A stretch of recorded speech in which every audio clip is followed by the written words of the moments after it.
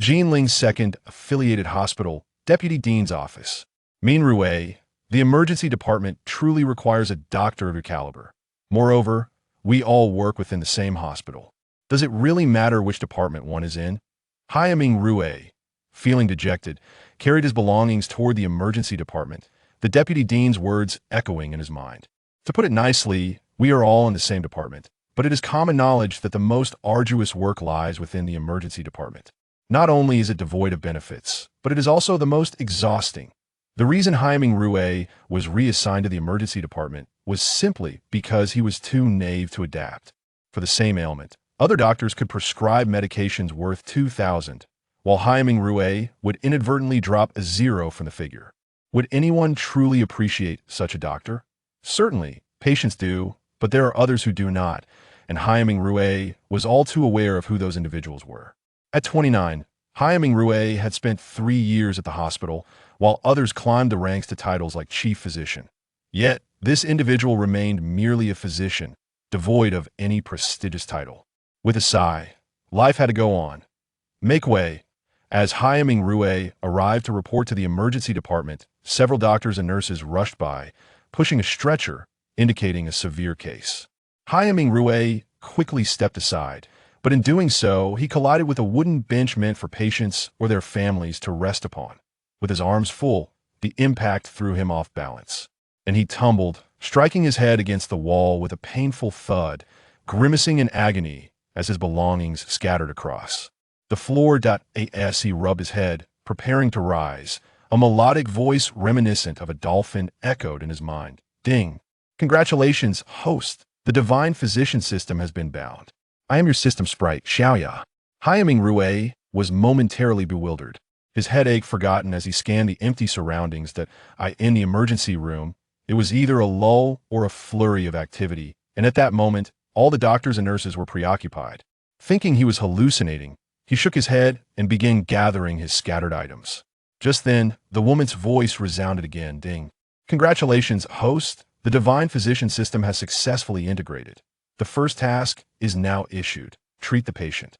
Task details: appendectomy. Task difficulty: a level. Task reward: 1 attribute point, a high-tech scalpel, and a top grade. Suture needle. Due to this being the host's first task, a beginner's gift pack is included. You may silently accept it or claim it in advance. Hyaming Rue was utterly confounded, not only bewildered but also petrified. A system? What on earth? Oh no, Dr. Chun is on leave today, and no one else can perform the appendectomy. What are we going to do? While Hyaming Rue was still processing the situation, the woman's voice reached him again. He turned to see a familiar Facian intern in the emergency department. Her surname was Yu, full name Yusikhan. How'd he know her? It was quite simple. She was beautiful. The other individual was a nurse, whom Hyaming Rue also recognized, though he did not know her name. Dr. Yu, is there anything I can assist you with? Yu Sikhan was about to consult the head of the emergency department when she heard someone greet her. Looking up, she was surprised to see Dr. Hyaming Rue from surgery. Oh, it's Dr. Hai. He raised the situation. Yu Sikhan briefly explained that they had a patient brought in by ambulance, diagnosed with appendicitis after suffering for several hours. The surgery needed to be performed urgently, but Dr. Chun was absent. With so few staff in the emergency department and one on leave, it was indeed a chaotic scenario. Upon hearing this, Hyaming Rue was startled, as it coincided perfectly with the task he had just received in his mind. Could it be? Well, I just came to report to the emergency department, so perhaps I could handle the surgery.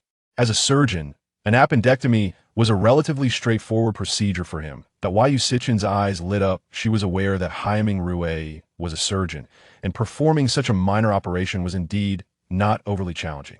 Moreover, she knew he had been reassigned to their department, as an internal notice had already been circulated. That's fantastic. Zhang Ping, they'll take Dr. Hai to the operating room. Please inform the head physician. Hyaming Rue realized that the other nurse was named Zhang Ping. Having worked at this hospital for 3 years, from intern to a full-fledged physician, he was quite familiar with the establishment, especially the emergency department, which he often frequented. At that moment, the voice in his mind chimed in again. Ding. Host, you have received a beginner's gift pack. Click confirm to claim it. Dr. Hai, are you all right? Yu Sikhan noticed Hyaming Rue seemed lost in thought while she was explaining the patient condition. Oh, I'm fine. I was just pondering why you aren't performing such a simple surgery. Yu Sichan's cheeks flushed, but she began to explain. Well, I've only been here for 3 months, and Director Lee advised me to observe and learn without performing procedures yet. Hyaming Rue understood Yu Sikhan was likely in a situation similar to his own. All right, please watch as I perform the surgery and appendectomy is quite simple. As he spoke, he donned the surgical attire with the nurse's assistance and put on a mask. Why Yu Sikhan felt a surge of gratitude and promptly thanked him. Once fully attired, Hyaming Rue entered the operating room. At that moment, he recalled the beginner's gift pack. With a spirit of experimentation, he chose to activate it, and the voice reappeared. Ding! Congratulations, host. You have acquired the beginner's gift pack. X-ray vision. Description: X-ray vision not only grants the ability to see through objects but also to assess and read patient conditions. Usable 3 times daily. Attribute points can be earned through tasks and subsequently upgraded. A plethora of information and instructions followed. But Hyaming Rue had no time to peruse it, as he had now reached the bedside of the patient. The anesthetist was in the process of administering anesthesia to the patient. He needed to meticulously verify the patient's medical history, an essential step in the process. After confirming the medical records, Hyaming Rue gazed at the patient on the bed. In a miraculous scene, unfolded the sheets, and clothing began to gradually become transparent. Then, he beheld a reddened object, the appendix. Chapter 2. The Attributes panel. Hyaming Rue quickly squeezed his eyes shut, and the previous illusion dissipated. However, within mere seconds, everything about the patient voluntarily vanished once more. After several repetitions of this phenomenon, Hyaming Rue finally confirmed that he indeed possessed the ability of X-ray vision. As a physician, he maintained an extraordinary composure, a habit cultivated over many years. As the surgery progressed, a sense of tranquility enveloped the room.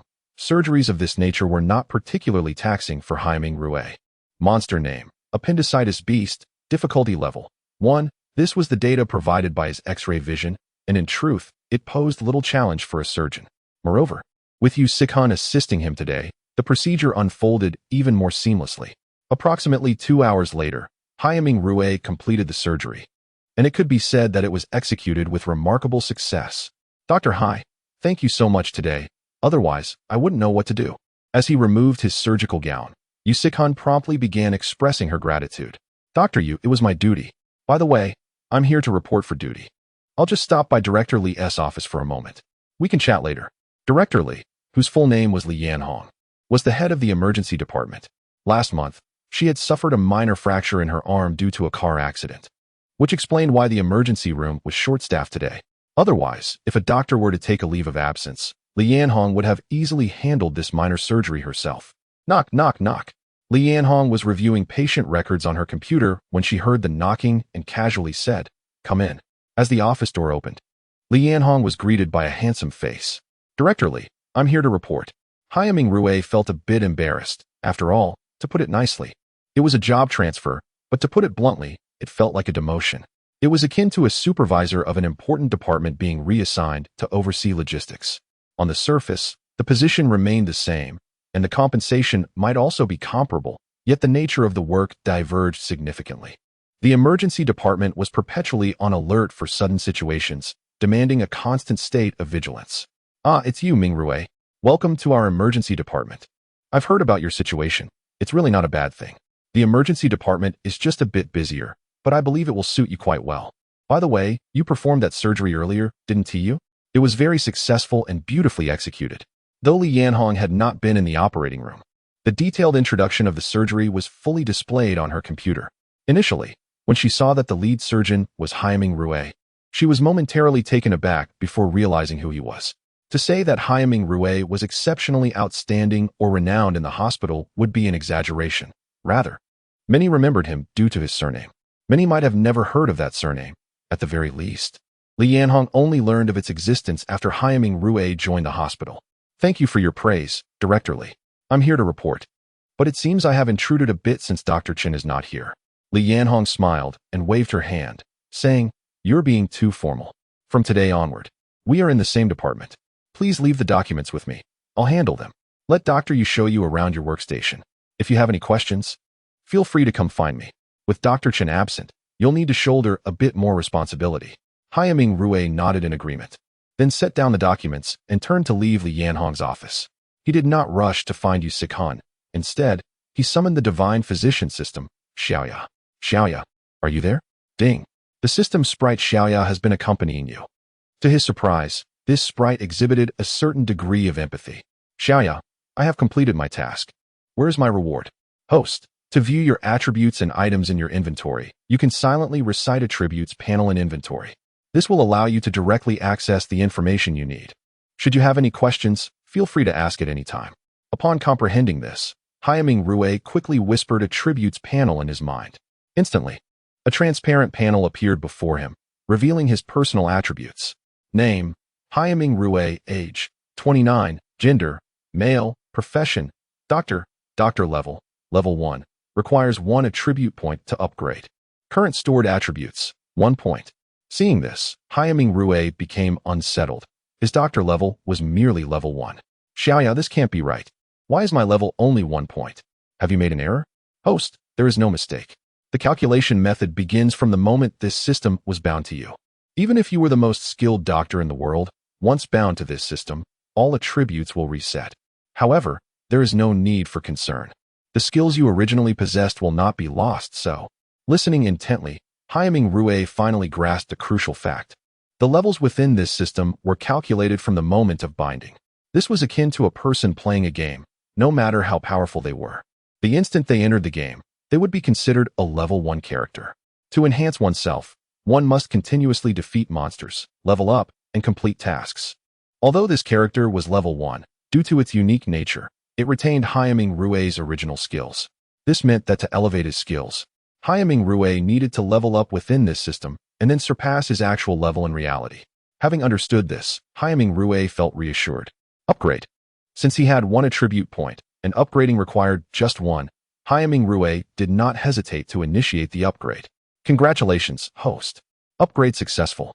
All physical attributes increased by 1 point. Next upgrade requires 2 attribute points. Current attributes, 0. At the moment of the upgrade, Haiming Rui distinctly felt a transformation within his body, an indescribable sensation. Congratulations, host. The personal physical attributes panel is now open. Additionally, task reward items have been placed in your inventory. Please check. Just as Haiming Rui was about to examine his personal physical attributes panel, the sound of an emergency 120 call echoed from outside. He immediately dismissed the attributes panel and proceeded directly to the doctor's office. He needed to don his uniform. The patients brought in by 120 would certainly be emergency cases, and at this moment, Haiming Rui was the only physician available. What is the situation with the patient? After putting on his attire, Haiming Rui quickly sought out Yu Sikhan to inquire. Dr. Hai, the patient has sustained a laceration from a cutting machine blade and requires suturing. It appears to be quite serious. Yu Sikhan's last statement was delivered in a hushed tone. In such circumstances, it typically indicated that the matter was indeed grave. Let us go take a look. Chapter 3. The Benefits of the Upgrade, Beep. A new task has been released. Task Details. Wound Suturing. Task Difficulty. Level D. Task Reward. 5 attribute points. A skill book on perfect tendon suturing. Haiming Rui's body visibly paused. He could comprehend the release of a new task and the elevation in difficulty, as this task was indeed significantly more challenging than an appendectomy. However, he did not anticipate the inclusion of a skill book. Dr. Hai, is everything all right? Upon noticing Haiming Rui lost in thought, Yu Sikhan promptly inquired. Everything's fine. Prepare for surgery. The term tendon suturing refers to the suturing of the human epidermis or muscle when subjected to trauma. Such cases are encountered routinely in hospitals, presenting a myriad of conditions. Some patients arrive with severed fingers, others with fractured arms or wounds on the face or body, necessitating sutures for proper healing. Upon entering the emergency room, Haiming Rui observed a man in his 30s, his body drenched in blood. A bandage had been applied to his left arm. However, it was evident that the wound continued to bleed profusely. The man was sweating cold beads from his forehead. Has the x-ray been taken? Haiming Rui inquired after a brief assessment of the situation. It has, but we need to wait for it to process, replied the nurse, Zhang Ping. Haiming Rui furrowed his brow. The injury appeared severe, and if the bone had been affected, complications could arise. Therefore, confirming this before suturing was essential. Typically, processing such images requires time. Suddenly, he recalled his ability to see through objects. With this power at his disposal, why rely on an X-ray? Had there been anyone nearby, Haiming Rue might have slapped himself for not realizing this sooner. Activating his X-ray vision, the patient's arm gradually became transparent until the bone was visible. Fortunately, the bone was intact. The wound was diagonal, indicating that the blade had not struck the arm head-on. Otherwise, the arm might have been irreparable.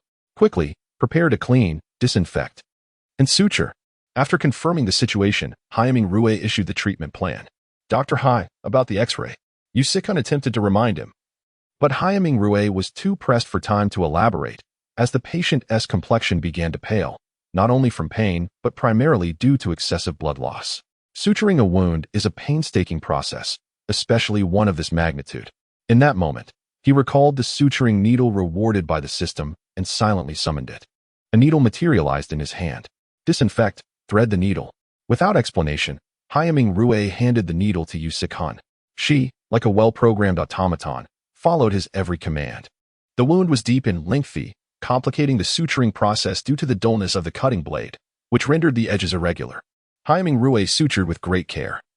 Perhaps due to the special needle, although the suturing was slow, the results were remarkably aesthetic. Even Yusikun regarded it as a work of art. Wipe the sweat. At that moment, Haiming Rue's voice broke the silence, prompting Yusikun and Nurse Zhang Ping to quickly help him wipe the perspiration from his brow. They had been momentarily entranced by the wound. Congratulations, host, for successfully completing the task. Reward, 5 attribute points, and a skill book on perfect tendon suturing. When this announcement echoed in Haiming Rue's mind, a smile broke across his face. The task had been accomplished. The physician's smile was a beautiful sight, providing reassurance to the patient and comfort to the family. Doctor, will there be any after effects? A woman in her 30s, presumably the injured man's spouse, spoke with evident concern. Rest assured, everything will be fine. However, for the next few days, avoid getting the wound wet while bathing and refrain from moving the arm too much. Return in a couple of days for a dressing change, and we will assess the situation a week later. If all is well, we will consider removing the stitches.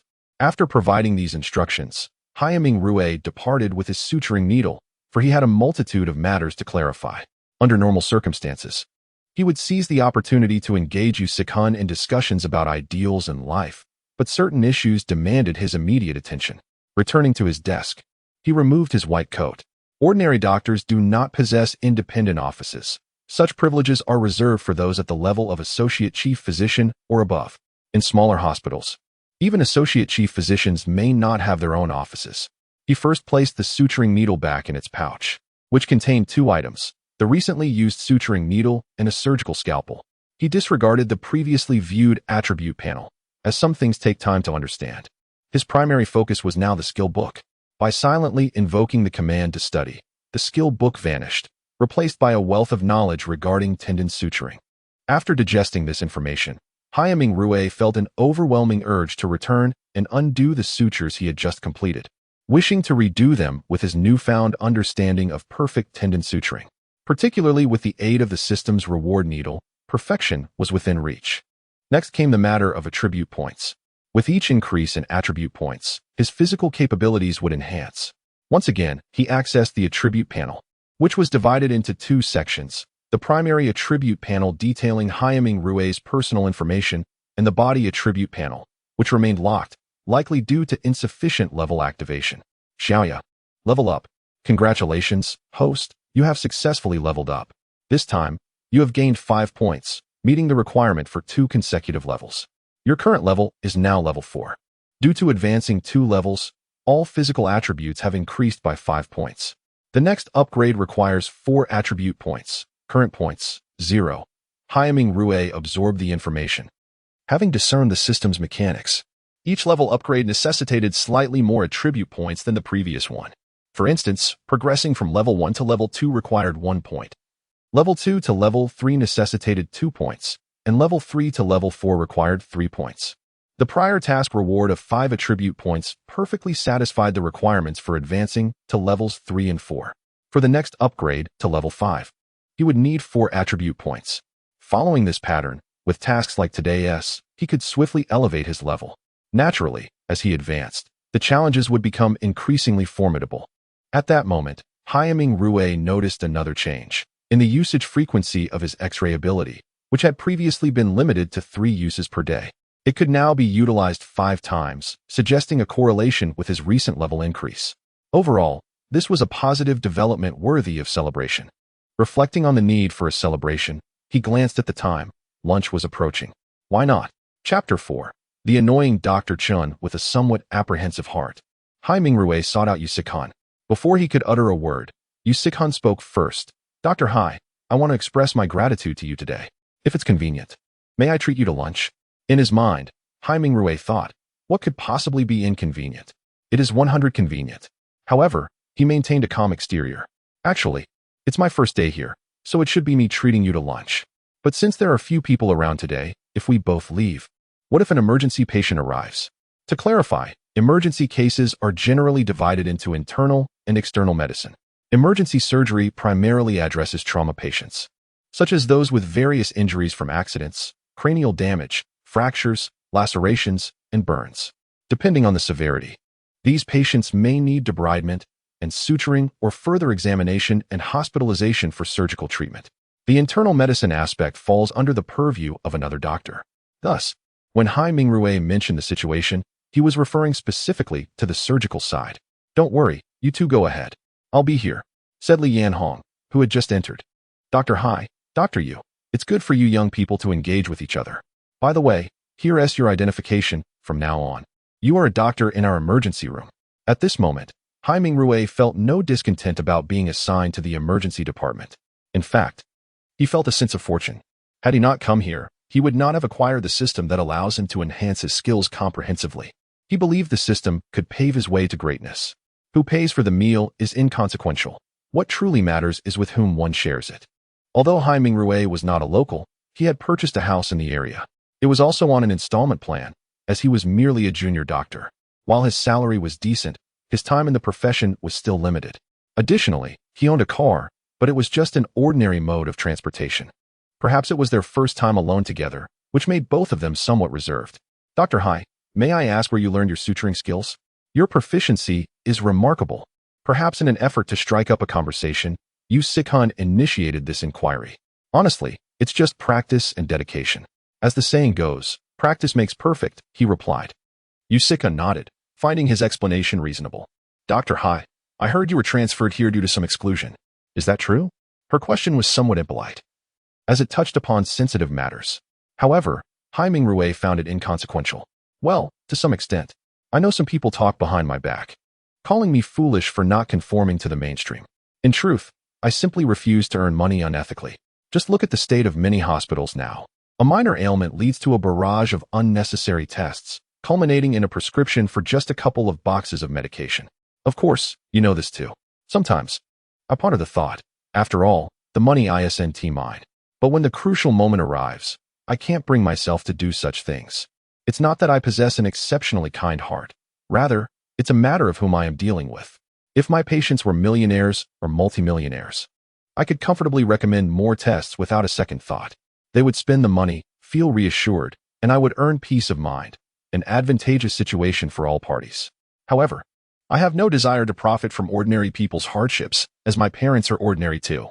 Thus, I cannot align myself with their interests, leading to my reassignment to the emergency department. Yet, I find it quite satisfactory here. At least the instances of overcharging are significantly reduced. Yu Sikhan listened attentively, absorbing what Haiming Rue shared.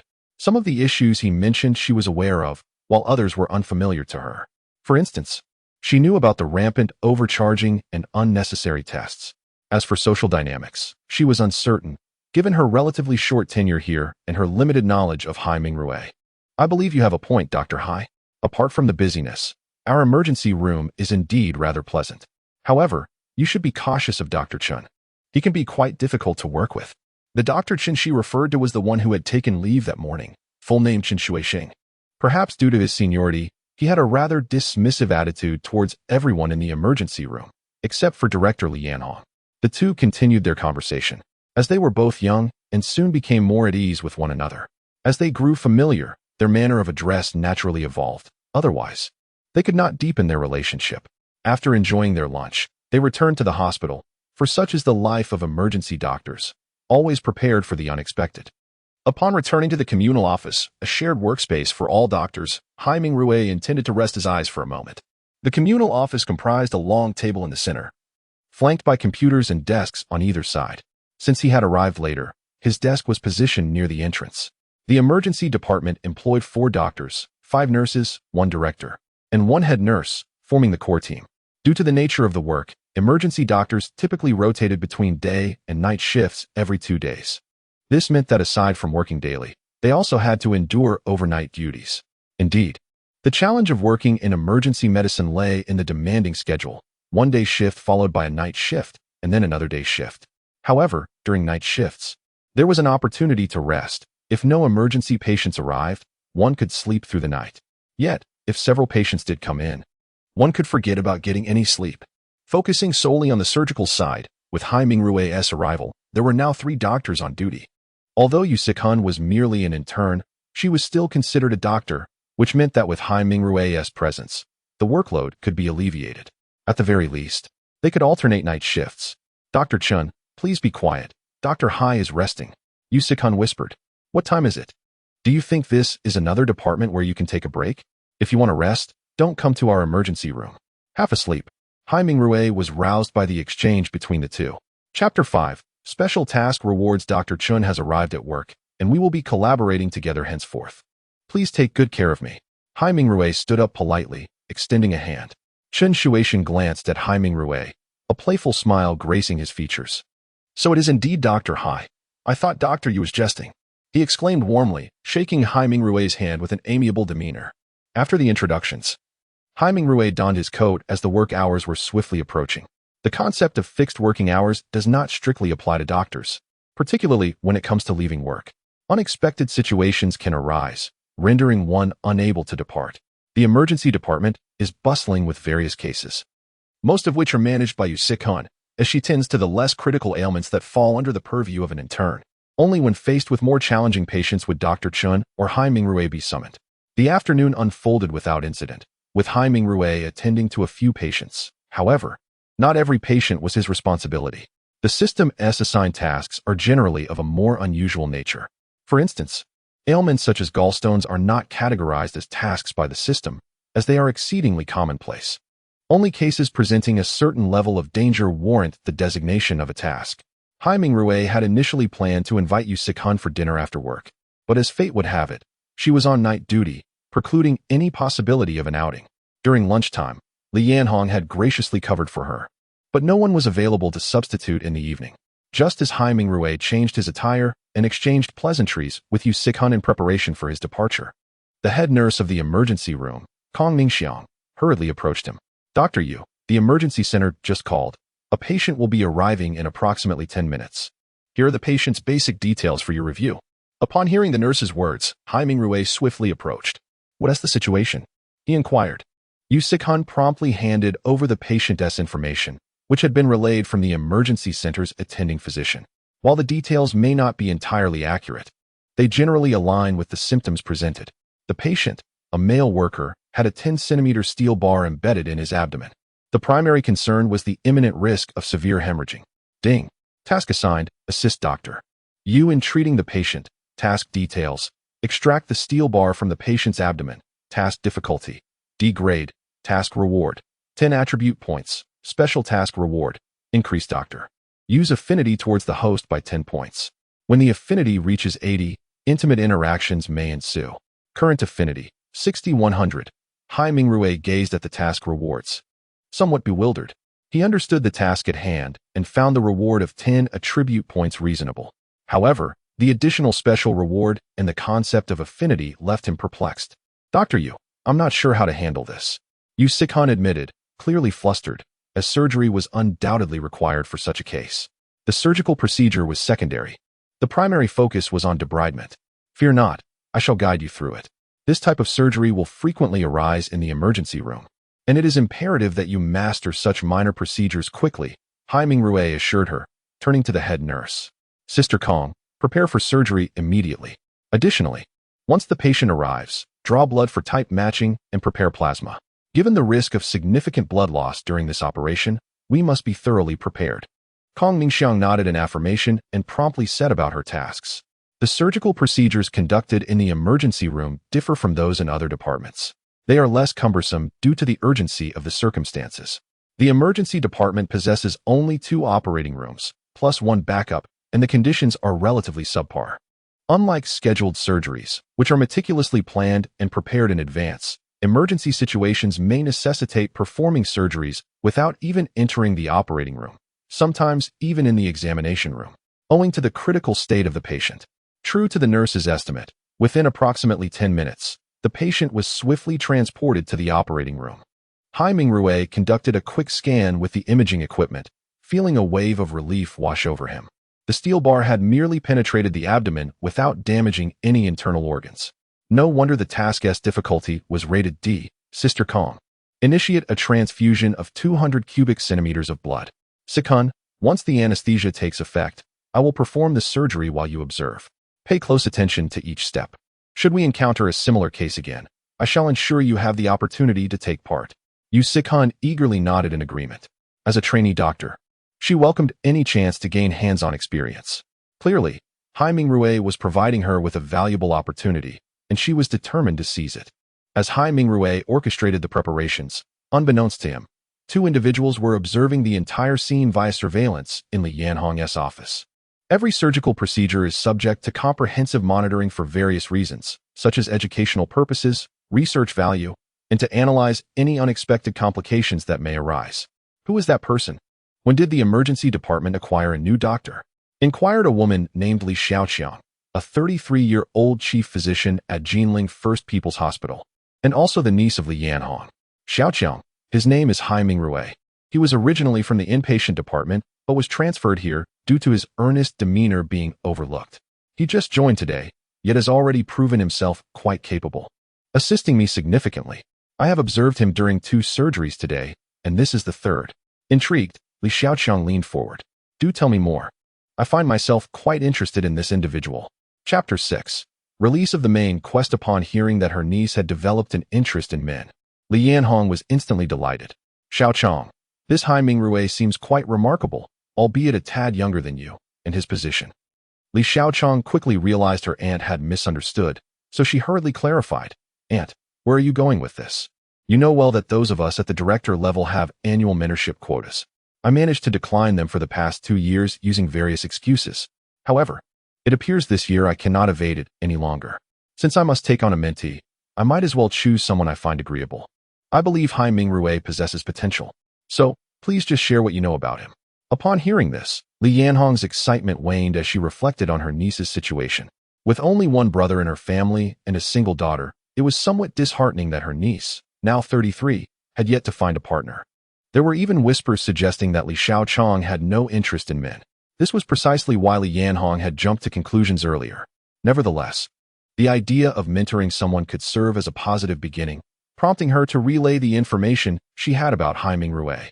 Meanwhile, Hai Mingrui diligently completed the surgery, explaining the key techniques to use Sikun as he worked. It wasn't until the suturing and bandaging were finished that the operation was deemed complete. At that moment, the system's voice chimed in once again. Ding. Congratulations, host. Task completed. Reward, 10 attribute points, and Dr. Yu's approval of the host increased by 10. Ding.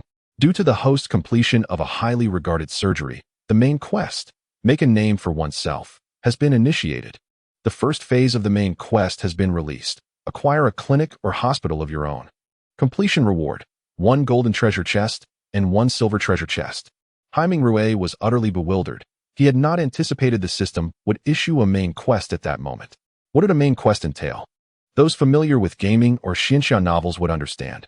Main quests represent the core theme of the game or narrative. Some quests revolve around spiritual cultivation. Others focus on revenge. In romantic tales, the main quest often involves winning the affection of a wealthy partner. Thus, every endeavor is intertwined with a central theme or purpose. Hai Mingrui had never contemplated altering his life. He simply aspired to be a good doctor and, when circumstances allowed, seek promotions and salary increases. However, the system now demanded he possess a hospital or clinic a daunting task indeed, as it required substantial funding. With a mortgage and car loan weighing on him, he hardly had any financial resources. Yet, a glance at the system's notification reminded him of the acclaim garnered from the recent surgery. Acclaimed?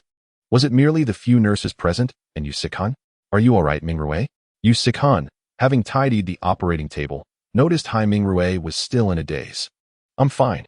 I was just thinking it's past mealtime. What would you like to eat? I'll go buy it. Yu Sikhan's cheeks flushed. She was no fool and could see Hai Mingrue's interest in her. She harbored no disdain for him, and there was a budding affection as well. Given their ages, it was certainly worth exploring a relationship. One must consider that doctors typically mature later in life. They first graduate, then pursue further studies before returning for internships. Take Yu Sikhan, for instance. She was already 26, balancing work and doctoral studies. Many nearing 30, without families was not unusual in the medical field, making it commonplace to encounter unmarried doctors in their 30s. You seem tired. Let me go buy something instead. With that, Yu Sikhan slipped off her coat and left the hospital. Hai Mingrue smiled faintly, preparing to check his attributes once more when a tall woman suddenly appeared before him. This woman, adorned with glasses, exuded an aura reminiscent of a corporate executive. Hai Mingrue? It was none other than Li Xiaochang. Her approach was direct, initiating conversation with a question about his identity. Yes, I am Hai Mingrue. May I ask who you are? Li Xiaochang presented her business card. I am the head of the surgery department at the First People's Hospital. Would you be interested in developing your career there? I happen to have an opening.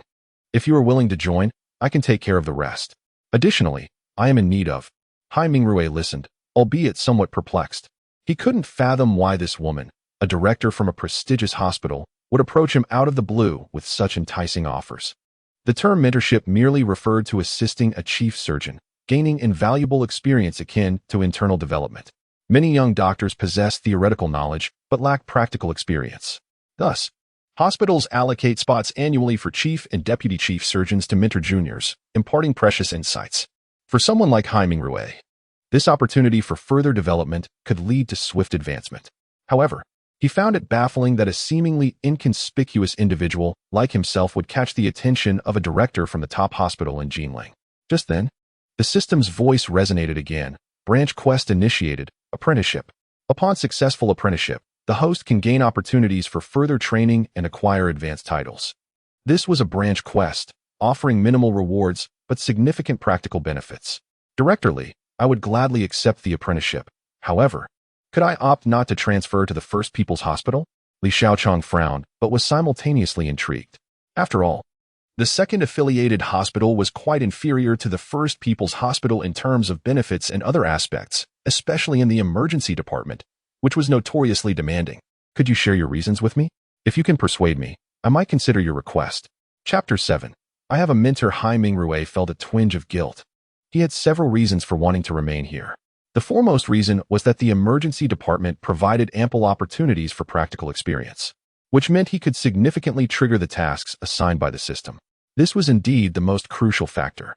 Unlike typical resident physicians, who have a slim chance of encountering tasks, many doctors find their workdays quite dull. However, the emergency department is an exception. Patients can appear at any moment, regardless of the season or time of day. The second reason was that Li Yanhong treated him well, particularly Yu Sikhan. As the saying goes, one can have both career and love, and Hai Mingrue aspired to possess both. Directorly, I feel a genuine affinity for the emergency department. The reason is quite simple. Here, I only need to focus on my responsibilities without the fear of being ostracized for prescribing fewer medications or opting for more affordable options. Furthermore, the emergency department is marked by unpredictability, constantly presenting a variety of patient cases, which serves as an excellent platform to hone our adaptability as medical practitioners. I wonder if these 2 points suffice. Li Xiaochang listened intently. She had heard about Hai Mingrue from Li Yanhong before. Initially, she had a hint of skepticism. After all, such phenomena exist even in their First People's Hospital. While it might be somewhat better, it was not far removed from the same issues. Given the current healthcare insurance system, it is not unusual for hospitals to seek profit, as doctors can earn substantial commissions by prescribing more medications. Over time, this has led to a habitual erosion of medical ethics. However, after their brief interaction, Li Xiaochang began to believe in the authenticity of Hai Mingrue's words. Within 3 days, bring your materials and find me at the First People's Hospital. Remember, do not be late. I have little patience for tardiness. After finishing her statement, Li Xiaoqiang turned and left, leaving Hai Mingrui momentarily astonished. Have I just acquired a mentor? Joy surged within Hai Mingrui. The distinction between having a mentor and not having one as a physician is profound. It is akin to the ancient practice of martial arts, where dozens or even hundreds of students would learn systematic techniques in a school. There would always be a select few who earned the recognition of an elder, becoming disciples under their wing. One can imagine that years later, those chosen disciples would excel far beyond their peers, as some specialized knowledge can only be acquired through direct teaching, underscoring the importance of mentorship. Hai Mingrui, wash your hands and prepare for dinner. At that moment, Yu Sikhan entered the office with takeout. Hai Mingrui quickly shook off his thoughts and went to wash his hands. Xiaoqiang, do you truly intend to be Hai Mingrui's mentor? In Li Yanhong's office, Li Xiaoqiang was reviewing the tendon suturing surgery Hai Mingrui performed during lunch. She had watched it no less than 3 times, focusing particularly on the suturing technique. And, with this level of suturing, he surpasses many physicians with over a decade of experience. I believe he has significant potential for growth, and his handling of wounds and understanding of conditions far exceeds that of an average person. Frankly, individuals like him are often overlooked at your second hospital. If he were at our first People's Hospital, he would likely already hold the position of Associate Chief Physician. It's baffling that your hospital's director fails to recognize and nurture such talent, instead relegating him to the emergency department. Oh well, I shall eventually lure him away. Aunt, you seem in high spirits today. Let's go shopping. Li Yanhong shook her head in amused resignation at her niece's exuberance. Meanwhile, after dinner, Hai Mingrui chose not to leave immediately, as if Yu Sikhan had also forgotten to remind him. The two began to engage in conversation, finding each other intriguing, and their dialogue seemed endless. However, as Yu Sikhan was a duty doctor, she still had minor emergencies to attend to. Seizing this opportunity, Hai Mingrui decided to elevate his own level. He had previously been at level 4, but now he possessed 10 attribute points, prompting him to choose an upgrade. A flash of white light enveloped him as he ascended to level 5, and then to level 6. Just as he had suspected, upgrading from level 4 to 5 consumed 4 attribute points, and advancing from 5 to 6 required 5 points. Congratulations to the host for consecutive successful upgrades. All physical attributes increased by 9 points. The next upgrade requires 6 attribute points. Current attributes, 1-6. The system, Xiaoya, remained as understanding as ever. Each upgrade brought with it a palpable transformation and a deeper comprehension of medicine for Hai Mingrui. However, the next upgrade would necessitate 6 attribute points, and he currently possessed only 1. As his level increased, so too would the difficulty of advancement. For instance, while 1 attribute point was sufficient to progress from level 1 to 2, how many would be required to ascend from level 10 to 11, or from 20 to 21? Such is the nature of these systems, akin to gaming mechanics. The further one progresses, the more challenging upgrades become, often accompanied by unforeseen complications. After spending over an hour in the office, Hai Mingrui realized he had no reason to linger further and finally clocked out. While he harbored a fondness for Yu Sikhan, he was not infatuated and would not act foolishly or cling to her, as that would be of little substance. The night passed quietly, and the following morning, Hai Mingrui arrived at the hospital half an hour early, only to find that Yu Sikhan was already freshened up. Good morning. Upon seeing Hai Mingrui, Yu Sikhan greeted him promptly. Good morning. I brought you breakfast. As he spoke, Hai Mingrui handed her the meal he had purchased. Yu Sikhan thanked him, subtly using a file to obscure another breakfast on the table. That breakfast was one she had bought earlier, and she shielded it simply to avoid any potential awkwardness with Hai Mingrui. Sometimes, people are like this. If one wishes to decline a gift, they can devise myriad ways to do so. Yet, if one is willing to accept a gift, even something as simple as an iced tea, they will do so with pleasure. Yu Sikhan was in such a position now. Did you have a quiet night? Observing Yu Sikhan enjoying the breakfast he had brought, Hai Mingrui initiated yet another conversation. Chapter 8. Gossip. As the two were engaged in conversation, Li Yanhong walked in. Nothing significant happened last night, did it? Was her first inquiry. Not much. Just a few patients with high fevers and 2 with stones, replied Mingrui. Li Yanhong nodded. Typically, emergency cases do not involve complex ailments, as most serious issues present themselves during daytime consultations. Emergencies, by their nature, encompass unexpected and urgent incidents, such as car accidents or worsening flu symptoms. alongside common conditions like gallstones, ureteral stones, appendicitis, etc. Major illnesses, even if they arrive at the emergency room, are often beyond the scope of immediate treatment. Well then, doctor. Hi. Please come to my office. I have something to discuss with you. Dr. Hai Mingrui promptly agreed and followed Li Yanhong to her office. Yu Sikan felt a twinge of concern. Summoning someone to an office rarely bodes well. Xiaoyu, I just saw Dr. Hai being called into the office by Director Li. Do you think something's amiss? In my opinion, individuals like him shouldn't even be here. Why should he be shoved into our emergency department when others didn't want him? Hearing Chen Shuixing's words ignited a surge of inexplicable anger within Yu Sikan. Since her internship began at this hospital, Chen Shuixing had consistently bullied her. She had endured it until now, but at this moment, her patience wore thin. She simply refused to tolerate it any longer, particularly as Chen Shuixing had never imparted any knowledge to her. Dr. Chen, is it truly appropriate for you to speak ill of others behind their backs? Doctor, Hai has done nothing to provoke you. So why do you sound as if you haven't brushed your teeth this morning? Chen Shuixing was taken aback.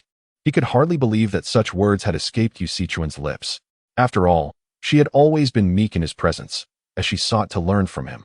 Over time, he had developed a habit of treating her with condescension.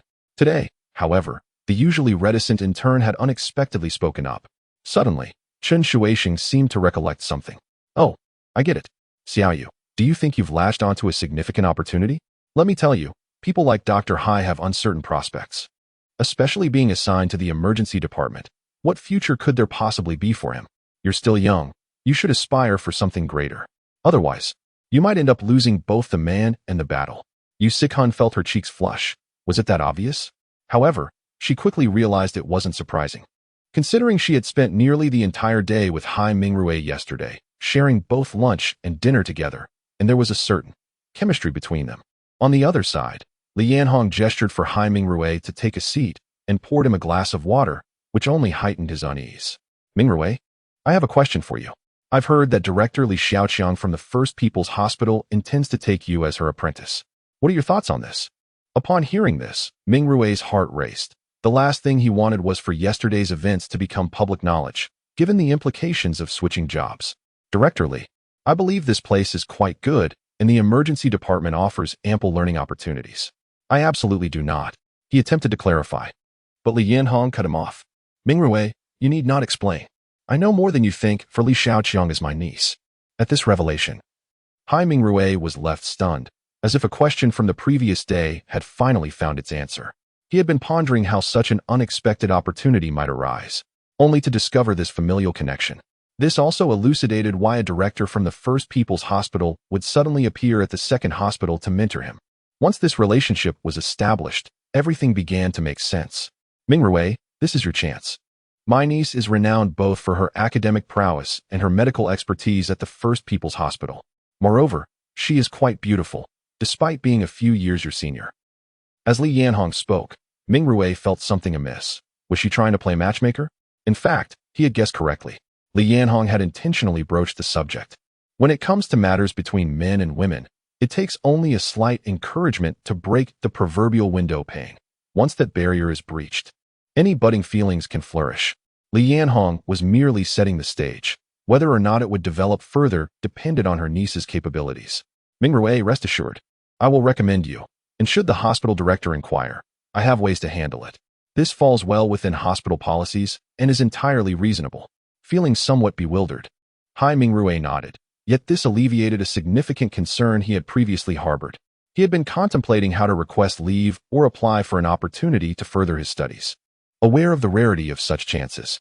However, with Li Yanhong's assurance and the connection to Li Xiaoqiang, the matter seemed almost settled. Once he exited Li Yanhong's office, Hai Mingrui felt a wave of joy. He resolved to share this good news with Yu Sikan, and then call Li Xiaoqiang to inform her of his night shift and to apply for a day off tomorrow. After all, pursuing further studies would inevitably require him to be away from the hospital frequently, as Li Yanhong had already indicated. Just as he prepared to head to the restroom, he overheard a conversation around the corner. Have you heard? The new Dr. Hai has struck up a romance with Dr. Yu. Of course I've heard. It seems that this news originated from Dr. Chen. Mingrui's brow furrowed. He sensed trouble brewing. The hospital was indeed a breeding ground for gossip, primarily fueled by the nurses, who, being predominantly female, often indulged in idle chatter during their downtime. Furthermore, nurses frequently rotated between departments, ensuring that gossip proliferated endlessly. What surprised Ming Rue was finding himself at the center of this gossip. This realization troubled him. He had only just begun to feel a connection with Yu Sikhan, and these rumors could jeopardize that burgeoning relationship. In any case, this was certainly not a favorable situation, and he needed to swiftly ascertain the circumstances. At that moment, a system notification echoed in his mind. Chapter 9, Mission Failed Ding. Due to special circumstances, Yu Sichuan's affection for the host has increased by 5 points. Please continue to make efforts, and may you soon embrace the beauty. Haiming Rue was taken aback. Is this even possible? Moreover, he too yearned for an early resolution. In truth, Yu Sikhan had overheard the whispers circulating outside. At that moment, she had completely developed a disdain for Chen Shuixing. While one could understand the gossip from a woman, it was incomprehensible that a man in his 50s would engage in such idle chatter. The rumors had spread so widely that even the cleaning staff in the emergency room were aware of them. However, some matters, once clarified, were not necessarily detrimental. After all, she harbored her own intentions. Seizing this opportunity to observe Haiming Rue's reaction could prove quite enlightening.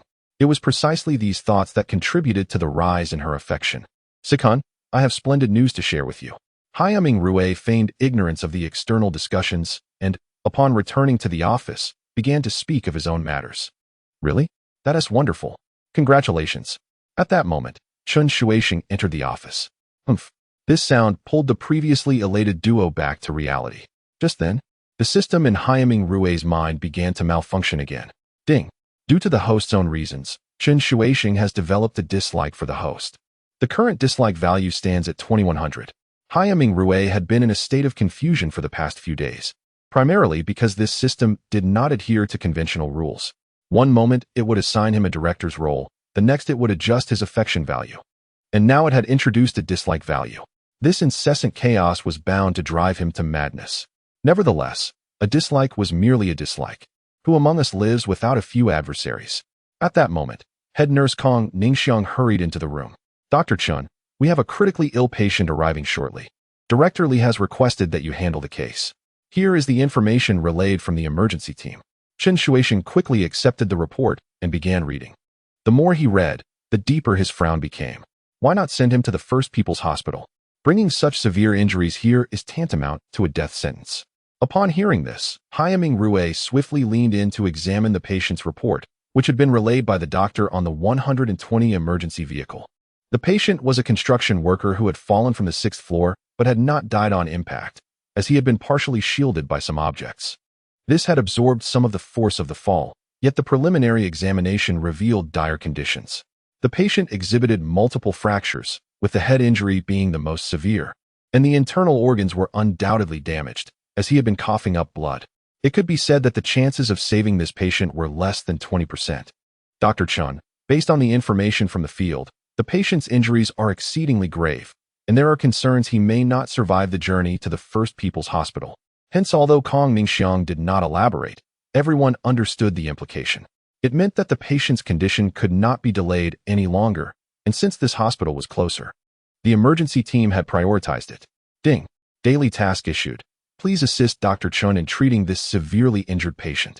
Successful completion will reward 100 attribute points. Failure incurs no penalties. Upon seeing this task, Haiming Rue's eyes brightened. 100 attribute points were indeed exhilarating. However, as he read that there would be no penalties for failure, his heart sank significantly. Typically, if a task had no penalties for failure, it implied that the likelihood of completion was nearly zero. Dr. Chun, prepare yourself. I will assist you. Haiming Rue spoke sincerely. Even without the system's task, he would not shy away from offering help. Yet, to Chen Shuixing, this seemed like a cruel mockery. Hence, the previous animosity began to resurface. Ding. Due to the host's own reasons, Chen Shuixing's dislike for the host has risen to 3100. As Haiming Rue walked toward the door, he heard the system's notification and couldn't help but smile wryly. Some people, it seemed, could neither appreciate his kindness nor tolerate his shortcomings. Simply put, they were utterly difficult to please. The ambulance soon arrived at the hospital, and the emergency room was fully prepared to receive the patient. The moment the patient was brought in, he was immediately taken to the operating room. A series of checks were underway when the patient lost all vital signs. Hyaming Rue attempted to resuscitate him, but to no avail. Don't waste your efforts. With such injuries, not even a deity could save him. What bad luck. After uttering this, Chen Shuixing exited the operating room. At that moment, Hyaming Rue felt an overwhelming urge to confront him. A life had been lost, yet this man spoke of bad luck as though it were trivial. Such a person was unworthy of being called a doctor. However, Hyaming Rue refrained from acting on his impulse. After all, the comment was not directed at him. It merely indicated that this individual lacked respect for the deceased.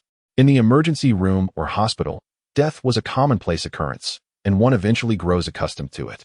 Are you all right, Ming Rue? Observing Hyaming Rue's lack of spirit, Yu Sikan offered him a cup of tea. I'm fine. Dr. Chun is correct. For a patient with such injuries to even reach the hospital is remarkable. I doubt even a deity could revive him. By the way, what would you like for lunch? I can go buy it. As he spoke, Hyaming Rue subtly reached out and grasped Yu Sichuan's small hand. This was, in fact, a test. If Yu Sikan had no feelings for him, she would certainly withdraw her hand decisively. Conversely, if she did harbor feelings, she would likely not refuse, or perhaps offer only a token resistance. To Yu Sichuan's surprise, Hyaming Rue would take such a bold action in the office. Though it was merely a hand-holding gesture, her heart raced inexplicably. Should she pretend to be unaware or simply consent? Sikan, just as Hyaming Rue was about to utter the most crucial words, the door to the office swung open, and Chen Shuixing walked in. After all, the emergency room lacked personal offices, so several doctors were assigned to the same space. This arrangement had its drawbacks. Doctors would not knock before entering. Consequently, upon entering, Chen Shuixing happened to catch sight of Hyaming Rue holding Yu Sichuan's hand. Wow, doctor. Hai is quite swift. After saying this, Chen Shuixing turned and exited the office, leaving no doubt that he would spread rumors again. It's all your fault. I won't talk to you anymore. Yu Sichuan's face flushed crimson as she uttered these words and hurriedly left the office. Yet, despite her protestations, her heart felt a delightful warmth. At that moment, Hyaming Rue wore a smile on his face as the system notified him that Yu Sichuan's affection for him had risen once more. Coincidentally, it had reached the 80 mark, indicating that, according to the system's previous hints, Hyaming Rue could now engage in slightly bolder actions with Yu Sikan. For instance, holding hands or even a gentle kiss. Or perhaps Chapter 10, Li Xiaoqiang seeks help perhaps due to the unfortunate outcome of the first emergency task this morning. The system remained silent throughout the day. Meanwhile, Hyaming Rue encountered no particularly challenging patients, allowing him to navigate the morning peacefully. Before lunch, he finally managed to reach Li Xiaoqiang on the phone, clarifying his intentions. Li Xiaoqiang spoke very little. After learning of Hyaming Rue's decision, she simply said, "Then come by tomorrow," and that was the end of it.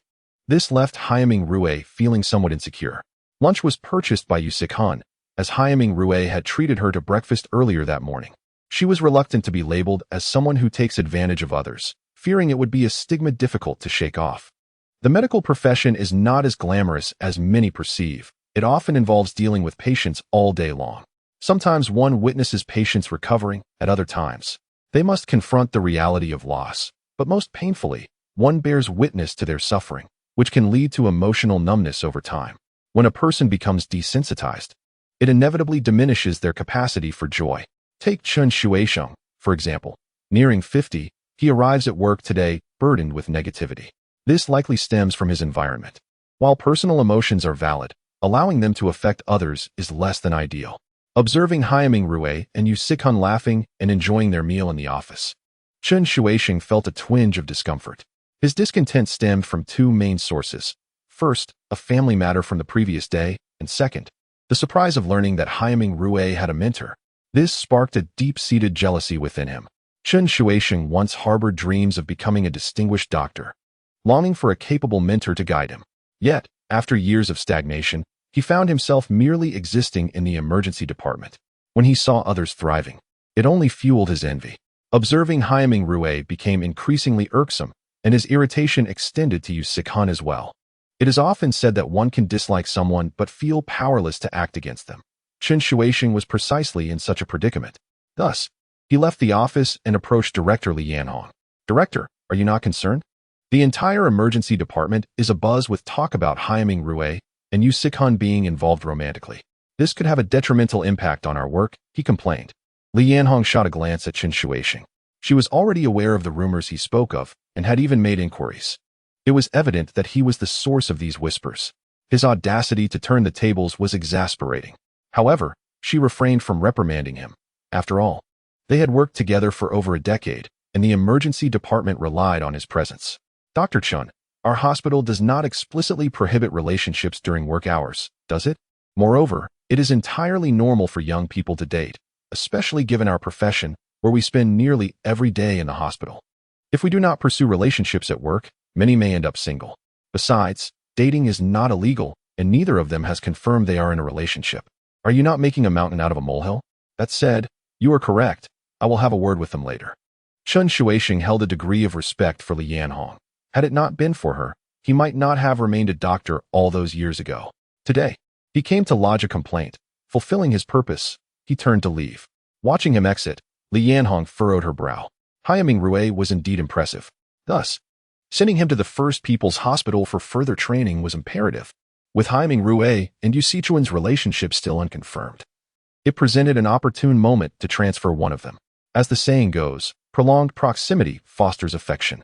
Given Li Xiaoqiang's remarkable attributes, both in appearance and maturity, it seemed only fair to consider her interests as well. Unbeknownst to Haiming Rui, he remained blissfully unaware of Chen Shuixing's petty schemes. At that moment, he was resting in the lounge, preparing for his night shift. Despite the transformation his body had undergone due to system enhancements, a brief respite after lunch was still necessary. Sleep eluded him, and his thoughts wandered to his main quest. The system's primary task was straightforward, albeit seemingly simple: to establish his own private clinic or hospital. While the concept of a private hospital is a dream for many doctors, including Haiming Rui, the question remained: how to achieve it? Without the system, his aspirations would likely amount to mere daydreams. But now, with the system, he possessed a proverbial golden key. Yet, he grappled with how to monetize this opportunity. Was he to approach influential figures with a medical case? Surely, they would regard him as delusional. Just then, the previously silent system interrupted his thoughts. Ding! New task issued. Assist Li Xiaoqiang in treating an injured patient. Completion reward: 10 attribute points and 1 golden treasure chest. Additionally, the personal affinity panel is now available, currently including Yu Sichuan and Li Xiaoqiang. This task was unexpected, primarily centered on aiding Li Xiaoqiang. What was the meaning of this? How could he, a mere novice, assist in cases she could not handle? At that moment, Haiming Rui's phone rang. It was none other than Li Xiaoqiang calling. Chapter 11. A time of urgency. An hour ago, the renowned piano maestro, Lang Yi, was performing when a cat inadvertently knocked over the piano's support stand. As a consequence, the piano lid fell upon his 4 fingers, inflicting not only pain but also rendering them a grotesque sight. The flesh and skin were severely damaged, necessitating immediate medical attention at the First People's Hospital of Jinling. Although the bones remained unscathed, the injuries to his fingers were grave. To put it bluntly, even if they were treated, they would undoubtedly leave deep scars, and it was highly probable that his ability to play the piano would be adversely affected. For a pianist, this was an unthinkable outcome, akin to a singer losing their voice. The First People's Hospital convened an urgent meeting, gathering the finest tendon repair specialists within the institution to deliberate on Lang Yi's case. However, a palpable air of trepidation filled the room, as none dared to guarantee success, with some even reluctant to take on the challenge. After all, the stakes were high. Lang Yi was not an ordinary patient, and any misstep could lead to dire consequences. In the midst of this tension, Li Xiaoqiang recalled a certain individual, Haiming Rui. Without delay, she proposed his name. Naturally, the assembled doctors vehemently opposed the idea, as they were esteemed experts in their own right. A few were specialists in tendon repair, and they voiced their dissent. Nevertheless, Li Xiaoqiang approached the hospital director and presented a video of Haiming Rui's recent tendon surgery, which she had on her phone. Coupled with her assurance and the patient's consent, the director ultimately acquiesced to the proposal. Thus, Haiming Rui received the call and the mission. After hanging up, he promptly contacted Li Yanhong, as time was of the essence, leaving him no opportunity to personally explain the situation. Fortunately, Li Yanhong was already apprised of the circumstances and readily agreed. Haiming Rui arrived at the First People's Hospital within 20 minutes. Upon his arrival, he immediately encountered the anxious visage of Li Xiaoqiang. as the patient's hand had been unattended for nearly an hour. Time was of the essence, and any further delay could result in complications. "Follow me," Li Xiaoqiang instructed, leading him to the operating room while detailing the patient's condition. As a physician, Hai Mingrui understood the gravity of the situation. In the past, he would have felt uncertain, even with the specialized needle he had acquired. However, he had mastered the art of perfect tendon suturing, granting him a confidence level of 90%, if not a complete assurance. Meanwhile, the operating room was fully prepared, and as soon as Hai Mingrui arrived, nurses assisted him in donning surgical attire. He began to examine Lang Yi's injured hand. "Are you confident?" Li Xiaoqiang felt a flutter of anxiety, given Hai Mingrui's youth and experience. "No worries, but I must use my own needle," he replied, producing a golden suture needle and requesting the nurses to assist with sterilization and threading. "Mr. Lang, do not fret. All will be well." Hai Mingrui offered a reassuring smile before tending to the injured tissues. The debridement had been completed. They were now poised for suturing. "Thank you. If my hand recovers, I will be forever grateful." Lang Yi expressed his appreciation, and Hai Mingrui was pleasantly surprised by the pianist's amiability. Without further ado, he commenced the delicate procedure.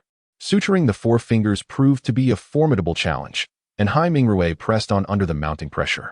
Li Xiaoqiang took over the nurse's duties, assisting Hai Mingrui while occasionally wiping the sweat from his brow. Meanwhile, in a conference room nearby, a gathering of doctors, including the hospital director, observed the surgery with skepticism, questioning its feasibility. "Impressive. He surpasses my skills," exclaimed a doctor in his 30s, genuinely impressed. "Is this Hai Mingrui truly from the second affiliated hospital? We should find a way to recruit him," chimed another voice, though dissenting opinions lingered, particularly from those specializing in tendon suturing, who cautioned that successful suturing was only part of the equation.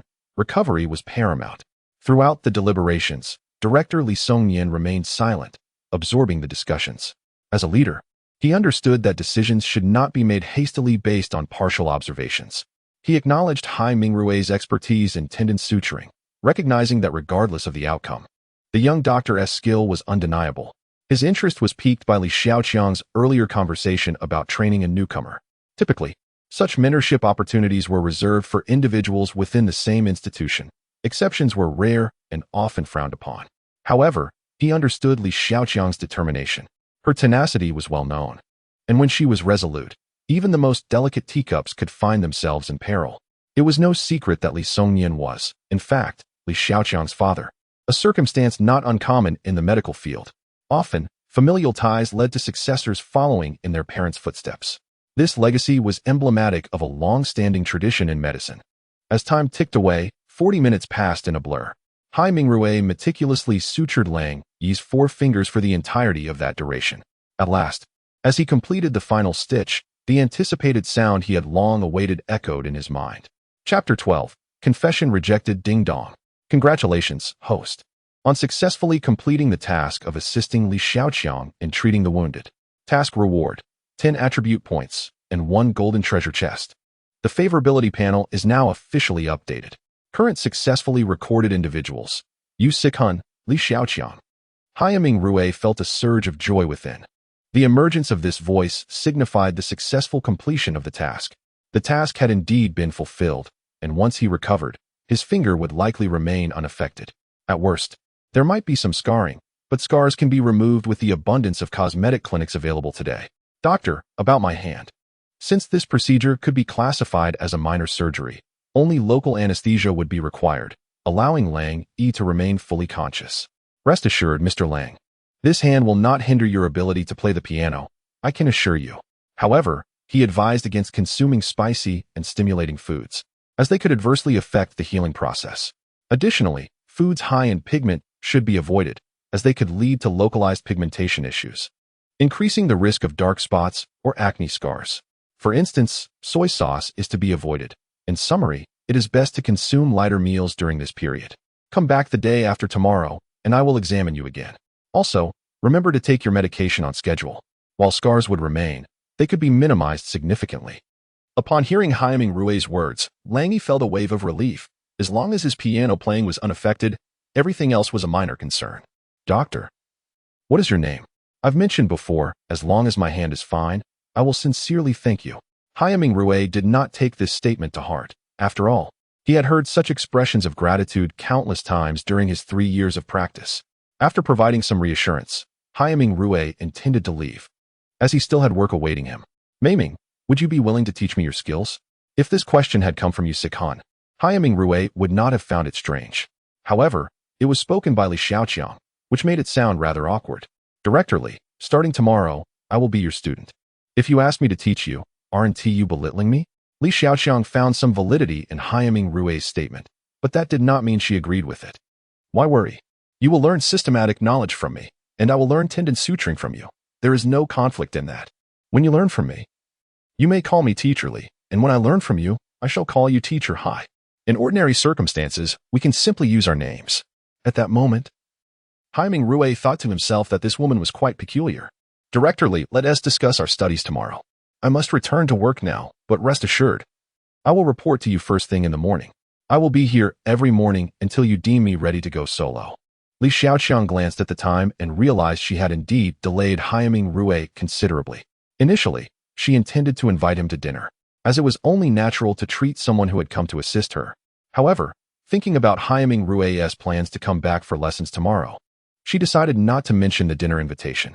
Very well, allow me to see you off. Thus, the two of them made their way toward the hospital exit, with Li Songyan observing from behind. He recalled a call he had received from his sister earlier that morning and observing their departing figures. He felt that perhaps this was indeed a positive development. Upon Haiming Rui's return to the emergency department of the second affiliated hospital, it was already past 4 in the afternoon.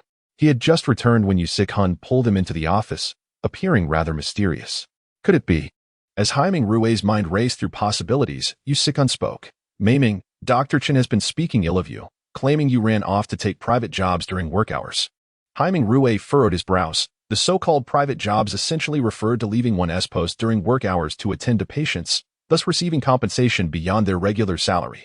Many doctors had engaged in this practice, including Chun Shuisheng, yet it was seldom brought to light. Don't worry, I informed Director Li before I left. You need not be concerned. At that moment, they stood quite close, and Yu Sikhan could even feel the warmth of Haiming Rui's breath as he spoke. Of course, this was merely her perception, as it was not physically present. Who else worried about you? You vain person. As soon as Yu Sikhan uttered those words, her face flushed, as they carried an undertone of intimacy. Regardless of whether it was Haiming Rui or Yu Sikhan, they were no longer young, and it was about time they considered romance. Otherwise, they might end up as perpetual singles. Haiming Rui felt it necessary to clarify their relationship. He was currently occupied and did not have the luxury of time to pursue a woman slowly. With his studies and the rigorous back and forth between hospitals, as well as the ongoing system tasks, he felt that he could not afford to invest excessive time in courting someone. Therefore, he decided to take a more proactive approach, especially since Yu Sikhan was both attractive and appealing. How about you be my girlfriend? Yu Sikhan had yet to recover from her earlier embarrassment when Haiming Rui made this bold statement. Truthfully, she would have been delighted to accept, but her shyness held her back. Maiming, isn't this a bit too swift? Perhaps we should spend more time getting to know each other first. Haiming Rui felt a twinge of disappointment, yet Yu Sikhan's reasoning seemed sound.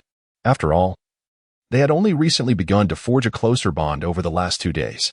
Perhaps he had indeed been too eager. Very well, then.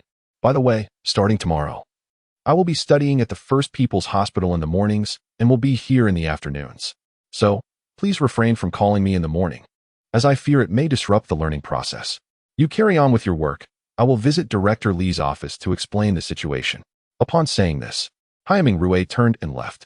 Now, it was Yu Sichuan's turn to be flabbergasted. She had merely intended to be a bit coy.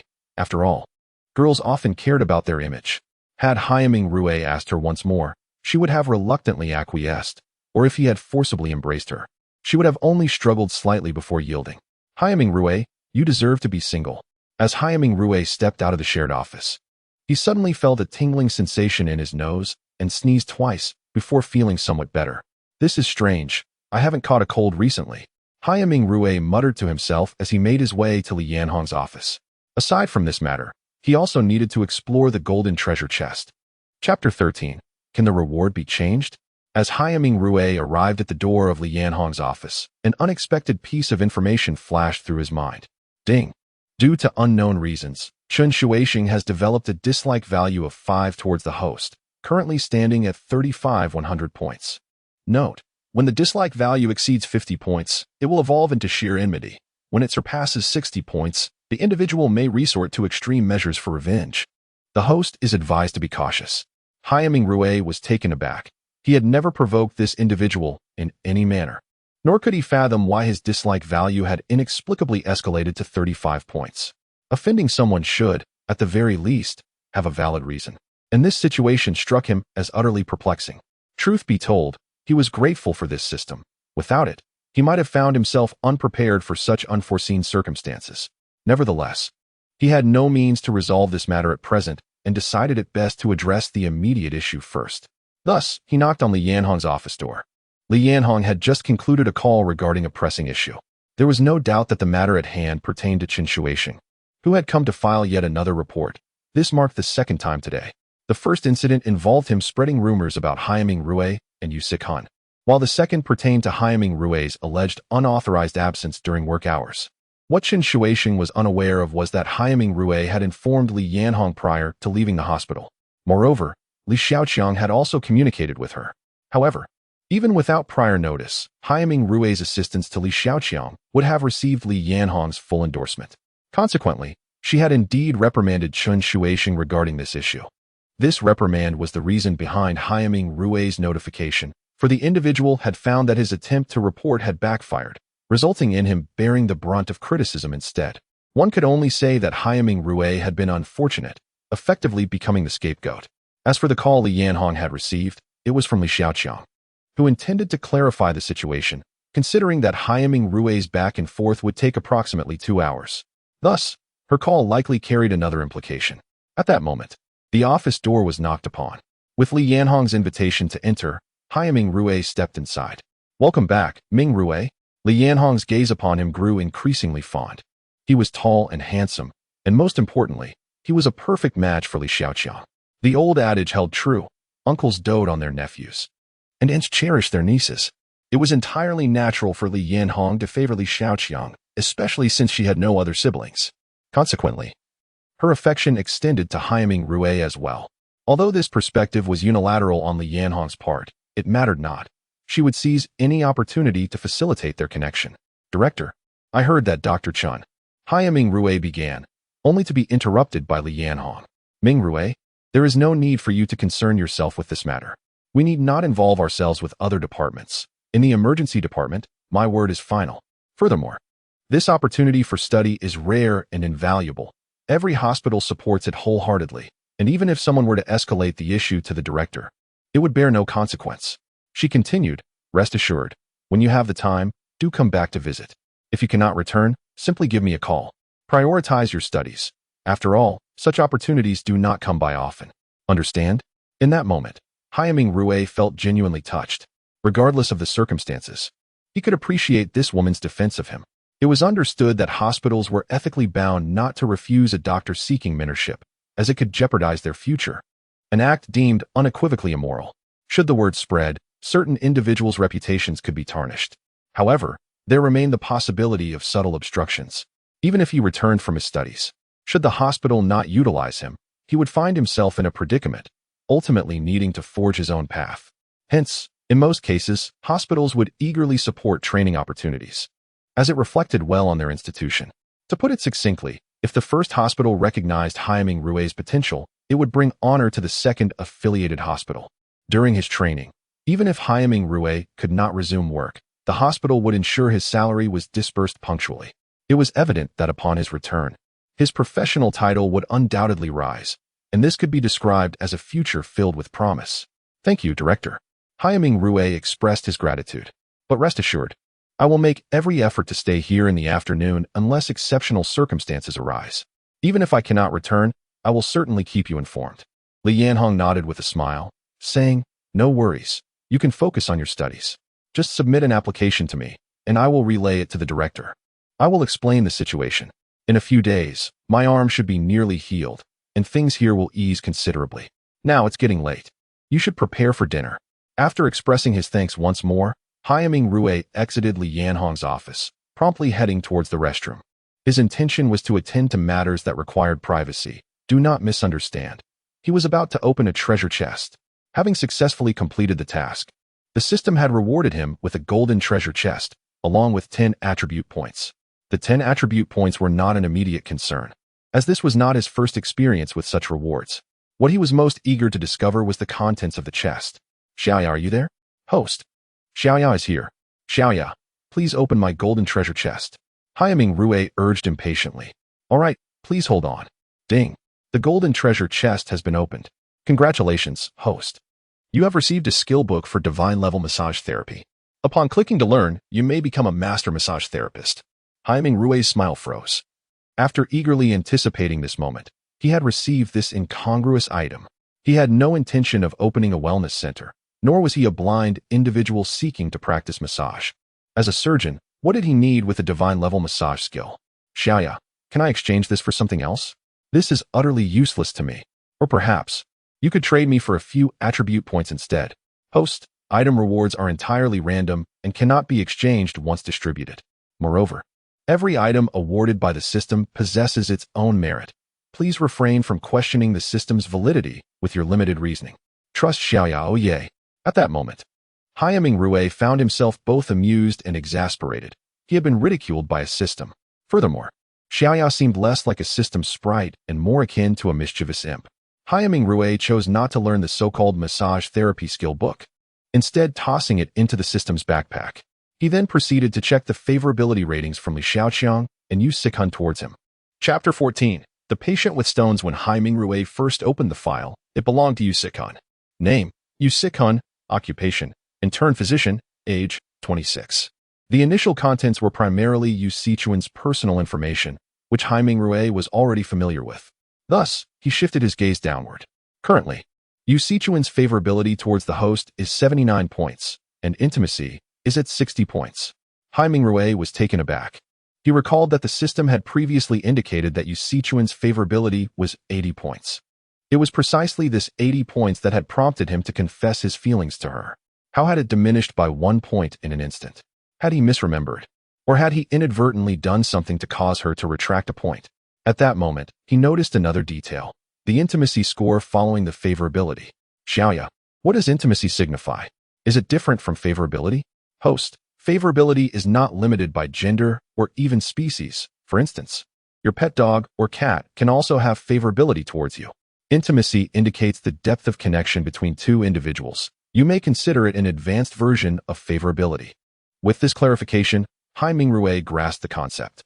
Xiaoya's explanation meant that favorability merely reflected one's impression of another person. For example, Li Yanhong might have an 80-point favorability towards Haiming Rui, just as Yu Sikhun does. However, there exists a distinction between the two.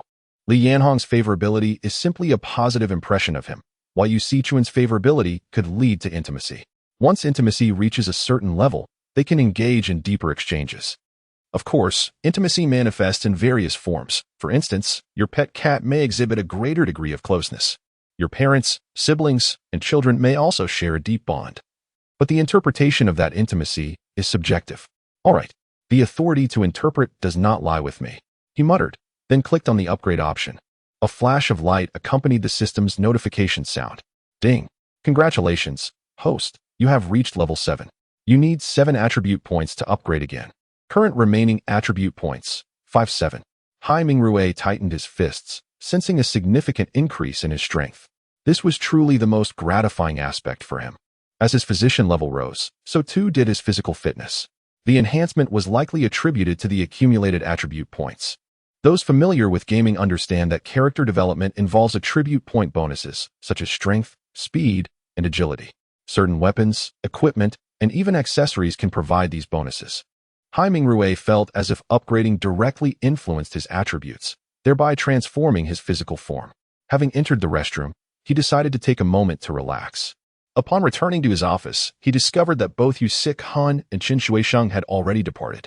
Checking his phone, he realized that it was past the end of the workday. A sense of disappointment washed over him. While he understood Yu Sikhun leaving after hours, it saddened him that she hadn't even said goodbye. Just as he was lost in his thoughts, the office door swung open, revealing none other than Yu Sikhun. What are you staring at? It's late. Why aren't you eating?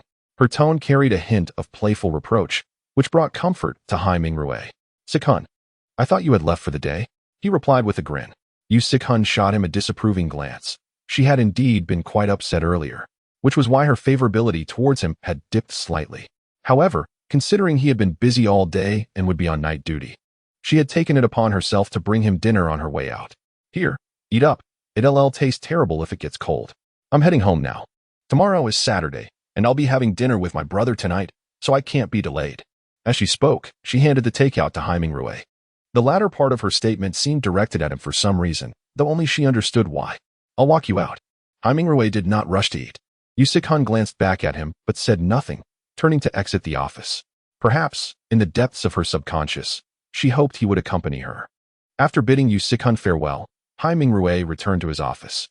He had barely taken a few bites of his meal when Nurse Zhang Ping rushed in. Dr. Hai, you need to check on a patient. An emergency case has arrived, and she looks unwell, seemingly in a lot of pain. Hai Mingrui quickly set down his chopsticks, closed the takeout box, and donned his white coat as he walked. What is the situation with the patient? He inquired. The patient was a 22-year-old woman who described a sudden, severe pain in her lower abdomen, leaving her restless. It appeared to be kidney stones, a condition that had become increasingly prevalent. Listening to Zhang Ping, Hai Mingrui deduced that the symptoms pointed towards kidney stones, which have been frequently diagnosed in recent years, possibly due to an increase in junk food consumption. Unlike rare diseases that have emerged, kidney stones are a common affliction. Experiencing kidney stones can be excruciating. The pain is not only sharp, but also accompanied by a dull ache. Zhang Ping's confident conjecture stemmed from her extensive experience with such cases. As they arrived at the examination area, Hai Mingrui spotted the patient. She was petite and appeared to be a working professional, still clad in her work attire. The woman was visibly distressed and restless. Doctor, it hurts so much. Upon seeing Hai Mingrui, she looked as if she had found her savior. Stay calm. Let me take a look, Hai Mingrui stated, and he truly meant it. With a swift motion, he activated his vision, and in mere moments, the fabric covering the painful area began to dissolve. Soon, the skin became translucent, revealing a small white speck the size of a grain of rice. Along with it, several smaller white dots emerged, confirming the presence of kidney stones. Understanding the condition significantly simplified the process. However, he still needed to ask the necessary questions. Otherwise, he would not be fulfilling his role as a physician. You have kidney stones. If my diagnosis is accurate, it appears to be bladder stones. Generally, the likelihood of women developing bladder stones is low, but that does not mean it is impossible. Based on your description, I can almost confirm it. Now, I will prescribe you 2 painkillers to take, and then you'll need to undergo imaging to confirm the diagnosis. If it is indeed bladder stones, I can assist in breaking them up right away, as I have some free time now. As he spoke, Hai Mingrui diligently recorded the details on the patient's chart. Chapter 15. Apologies, Dr. Hai. You are truly remarkable. Before the imaging has even been conducted, you boldly assert it to be a case of bladder stones. What if you are mistaken? Nurse Zhang Ping inquired after the patient had undergone examination. Naturally, Hai Mingrui could not disclose the truth, for even if he did, others would find it hard to believe. Who would trust that there exists a system, or that there is such a thing as radiography? In contemporary medicine, we heavily rely on mechanical devices, causing us to forget much of the simple and comprehensible knowledge we once possessed. In the past, before the advent of such technology, physicians relied on the 4 diagnostic methods: observation, listening, inquiry, and palpation, something you surely understand. Stones, such as gallstones, bladder stones, renal stones, and urethral stones, are all situated within the human body, each type causing pain in distinct locations and manners.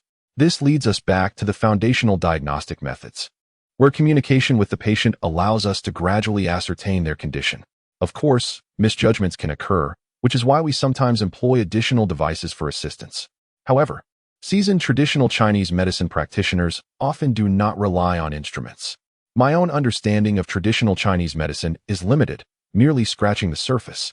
You will need to be present during the stone fragmentation process, especially since it is now evening and the designated physician has already clocked out. I will need to take their place. Zhang Ping nodded, fully comprehending this point. As a nurse, she was well aware of the bladder's location, which is, to put it bluntly, in a private area of the human body. The act of fragmenting stones in this region necessitates a degree of modesty, To a physician, there are only patients, devoid of gender. Yet, patients often do not share this perspective, making it essential for Zhang Ping to be present for assistance during the procedure. In fact, in numerous hospitals, positions involving ultrasound and stone fragmentation are predominantly held by women. This is largely to protect a segment of female patients, particularly in ultrasound and electrocardiogram procedures. It is not convenient for men to conduct such examinations, as not every woman is comfortable being seen undraped, even if the man is a physician. However, given the circumstances, since the female physician responsible for stone fragmentation has left for the day, the patient would have to wait until tomorrow unless she preferred immediate attention. Very well, I will take charge of this, said Haiming Rui. Dr. Hai, are you in a romantic relationship with Dr. Yu? Haiming Rui was taken aback. Zhang Ping had already caught wind of this gossip. The news had initially circulated that very morning, and since Zhang Ping had worked the day shift yesterday, she had just begun her night shift today. It was evident that she had only been on duty for a short while before hearing this rumor. Zhang Ping, I didn't realize you were so inquisitive. Zhang Ping chuckled lightly. Well, it's rather typical for women to be a bit nosy, but do take heed. Dr. Chun can be rather difficult to get along with. This gossip originated from him, and not many in our emergency department hold him in high regard. While the two conversed, the patient returned with her imaging results. Haiming Rui took the films and glanced at the report, knowing full well that this was merely a formality for others' benefit. Does it still hurt? He inquired, placing the films back into their envelope. Yes, it suddenly stopped hurting. The pain relief medication is quite effective. The female patient replied earnestly. What she experienced was not merely the efficacy of the analgesic. Rather, the cycle of pain had passed. Unlike other ailments, stone-related pain comes in waves, often excruciating. Yet once that phase subsides, it feels as if nothing had transpired. However, the recurrence of pain is inevitable, and each episode brings its own duration of discomfort. Moreover, stone-related episodes predominantly occur during the night, with a significantly lower likelihood during the day. Undoubtedly, you will require lithotripsy. The chances of passing the stones through medication are minimal, and it is simply unnecessary to endure such agony. The procedure will take approximately half an hour. If you have no objections, we can proceed immediately, or you may return tomorrow during the day. Clearly aware of the discomfort associated with the procedure, the female patient hesitated. Doctor, if I undergo lithotripsy tomorrow, will I experience pain again tonight? I am truly fearful of that agony. Haiming Rui could not provide a definitive response to her concern, for it was beyond anyone's control. Do not fret. To us physicians, there are only patients, devoid of gender distinctions. Should you feel uneasy, I can have Nurse Zhang accompany you. The female patient glanced between Haiming Rui and Zhang Ping, ultimately nodding in agreement. Perhaps it was the fear of pain, or perhaps due to Haiming Rui's good looks, but the lithotripsy proceeded as planned. The procedure itself was not particularly complex. Lithotripsy merely involves the application of extracorporeal shock wave lithotripsy to achieve the desired results. Upon returning home, ensure you rest. For the first few times you urinate, you may notice a slight reddish hue. However, there is no need for concern, as it will resolve after a few trips to the bathroom. Should you experience any discomfort, feel free to seek me out. Additionally, adhere to the prescribed medication regimen. 3 times daily, 2 tablets each time, and once the medication is completed, you should be well. As he spoke, he handed the prescription to the female patient. Thank you, doctor. Will I need to follow up in a couple of days? She asked, her cheeks still flushed, primarily from embarrassment at having been seen undraped by the male physician. No need for a follow-up. That would simply be a waste of money. Just maintain a regular schedule, as this is not a serious ailment. Drink plenty of water and stay active to help expel the fragmented stones. Haiming Rui's habitual tendency resurfaced. Had it been another physician, they would have undoubtedly recommended a follow-up to ensure everything was progressing well. Such a recommendation would incur registration fees, consultation fees, and fees for diagnostic tests, not to mention the potential for additional prescriptions. By the time the patient completed this process, they would have easily spent several hundred yuan. However, this was a flaw in Haiming Rui's character that he would likely never amend. Had he been capable of change, he would not have been marginalized to the emergency department. Thank you, doctor. You are truly handsome. The female patient exclaimed before hastily departing with her prescription, clearly flustered. Chapter 16. Emergencies. Haiming Rui shrugged, remarking that there were many who found him handsome, a notion he had grown accustomed to. After all, when one is confronted with others' shortcomings, Accepting them with equanimity is the only rational response. Suddenly, a wave of hunger washed over him. It dawned on Hyaming Rue that he had yet to dine, having only managed a couple of bites earlier. Upon returning to his office, he warmed his leftover boxed meal in the microwave, resigning himself to a hasty supper. As he ate, his mind wandered to the task of composing his report. With a visit to Jinling First People's Hospital scheduled for the following day to study with his mentor, the unfinished report weighed heavily on his conscience. However, crafting such a document posed little challenge for Hyaming Rue. He had penned far more complex papers in the past. After finishing his meal and finalizing the report, he took a brief stroll before preparing to rest. Yet, that night seemed to mock him, as the emergency room saw no major cases, but an incessant stream of minor ailments. From gastroenteritis to fevers, he found little reprieve throughout the first half of the night. It wasn't until after 1 a.m. that the chaos subsided, and fortunately, the remainder of the night passed without incident. Early the next morning, Hyaming Rue emerged from the break room and began his morning routine. As a doctor on duty, he had access to a resting area, which meant that as long as there were no patients, he could catch some sleep there. Should any emergencies arise, the nurses would naturally summon him. This sleeping arrangement was entirely legitimate, unlike some workers who covertly dozed off in factories. In the emergency department, the routine was nearly uniform, daytime shifts followed by night shifts, and the following day would see them returning to work again. The toll of sleepless nights was undeniable, particularly in the event of unforeseen surgeries. Just as Hyaming Rue completed his morning preparations, Yu Sikun arrived, placing a breakfast before him. "Sikun, why are you here so early?" he inquired, glancing at the clock, which read 7:15 a.m., more than an hour ahead of his shift. Yu Sikun shot him an incredulous look, clearly finding his question somewhat foolish. "Everything all right last night?" she asked after a moment's hesitation. "Nothing major, just some minor emergencies," he replied. "By the way, I have an application report here. Could you please submit it to directly for me?" As Hyaming Rue munched on his breakfast, he handed her the report he had written the night before. "After this training, you are likely to be promoted to a physician title, at least an associate chief physician. What are your plans after that? Will you stay in the emergency department or at the First People's Hospital?" Her inquiry seemed casual, yet it revealed a hint of concern. Hyaming Rue found himself momentarily taken aback by her unexpected question, as he had not contemplated this matter. After a few seconds, he replied slowly, "The future is uncertain, but I envision opening my own clinic. Of course, that is merely an aspiration. The feasibility and timeline remain ambiguous, as establishing a clinic is no simple task. It requires not only capital but also connections. It's quite a challenge." His final remark was more a self-reflection, prompted by the task assigned by the system. Yet, it's all within human capability.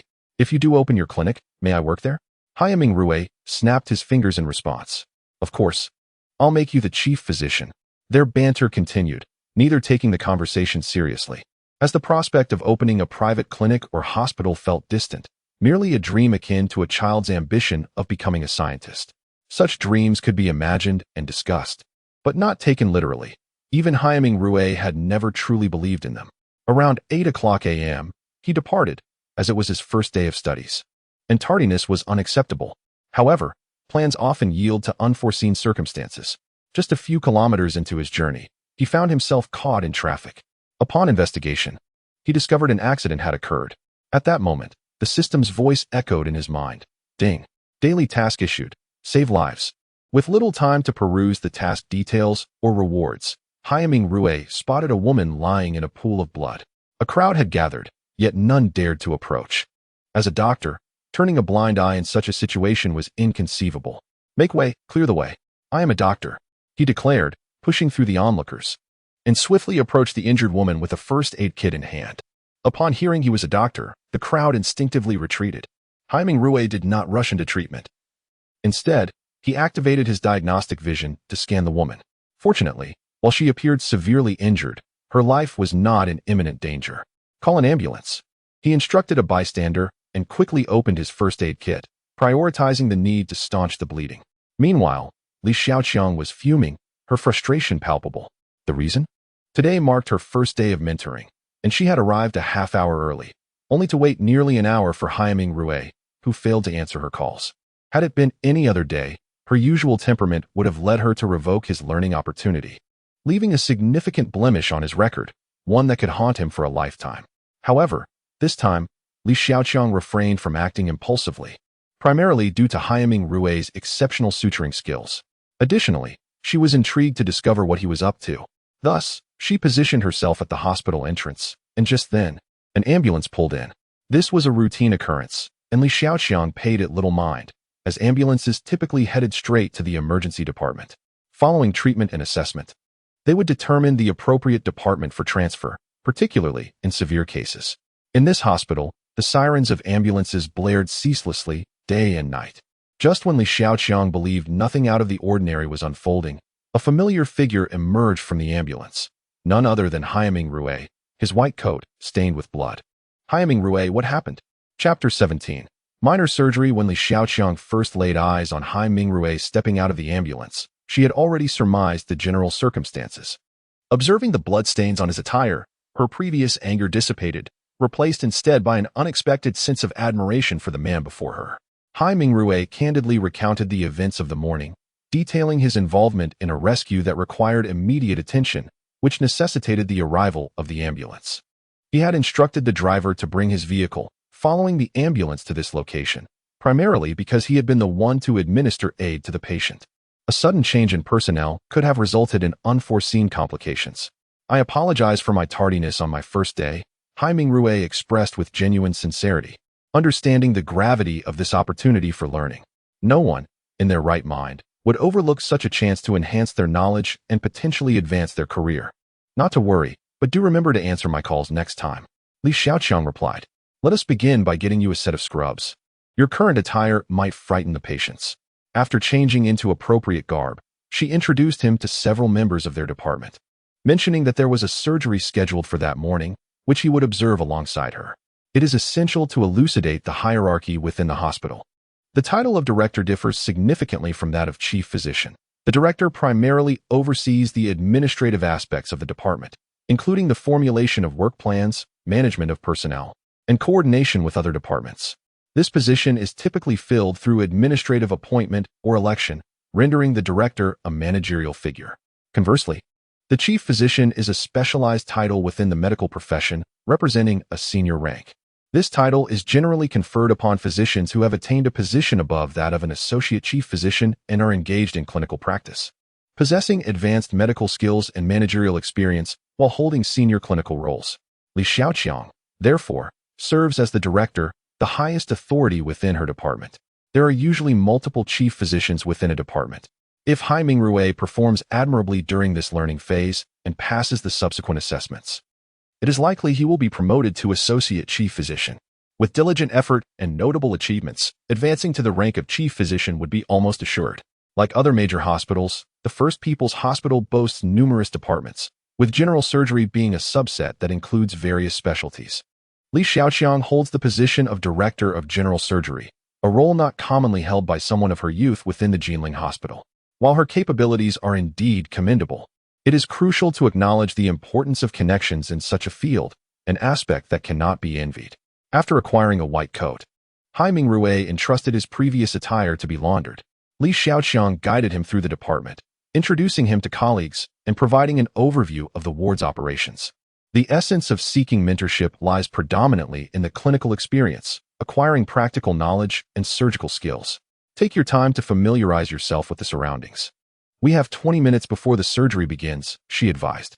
Today's procedure is relatively standard, but I wish to evaluate your surgical abilities. Your tendon suturing skills are impressive. I hope your surgical performance mirrors that excellence. Here is the patient's case for your review. As Li Xiaoqiang handed him the medical record, Haiming Rue scrutinized it attentively. The procedure outlined was a routine cholecystectomy, a surgery he had performed multiple times before, presenting no significant challenge. Typically, such a minor surgery would not necessitate Li Xiaoqiang's direct involvement, indicating that this operation had been arranged on short notice, as she had mentioned, to allow Haiming Rue to take the lead.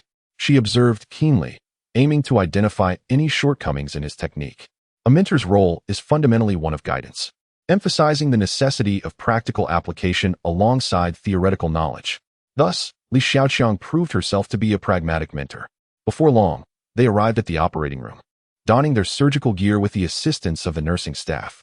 Haiming Rue understood the importance of performing well today, as it was his inaugural experience. He retrieved his surgical knife and suturing needle. "What do you have there?" Li Xiaoqiang inquired, noticing the gleaming surgical knife and silver needle. "Oh, these tools are what I find most comfortable to use, so I bring them with me for every surgery," he explained, albeit somewhat unconvincingly. Nevertheless, Li Xiaoqiang dismissed it, recognizing that many individuals prefer using familiar instruments. Following the standard protocols of sterilization, anesthesia was administered and the surgery commenced. Hai Mingrue's surgical technique was satisfactory, adhering to conventional standards without notable flaws. However, augmented by the advantages of a system-enhanced surgical knife, the procedure transformed into something remarkably proficient. Monster name, Gallbladder Creature. Difficulty Level 1. Facing this Level 1 creature, Hai Mingrue showed no hesitation, decisively excising the gallbladder.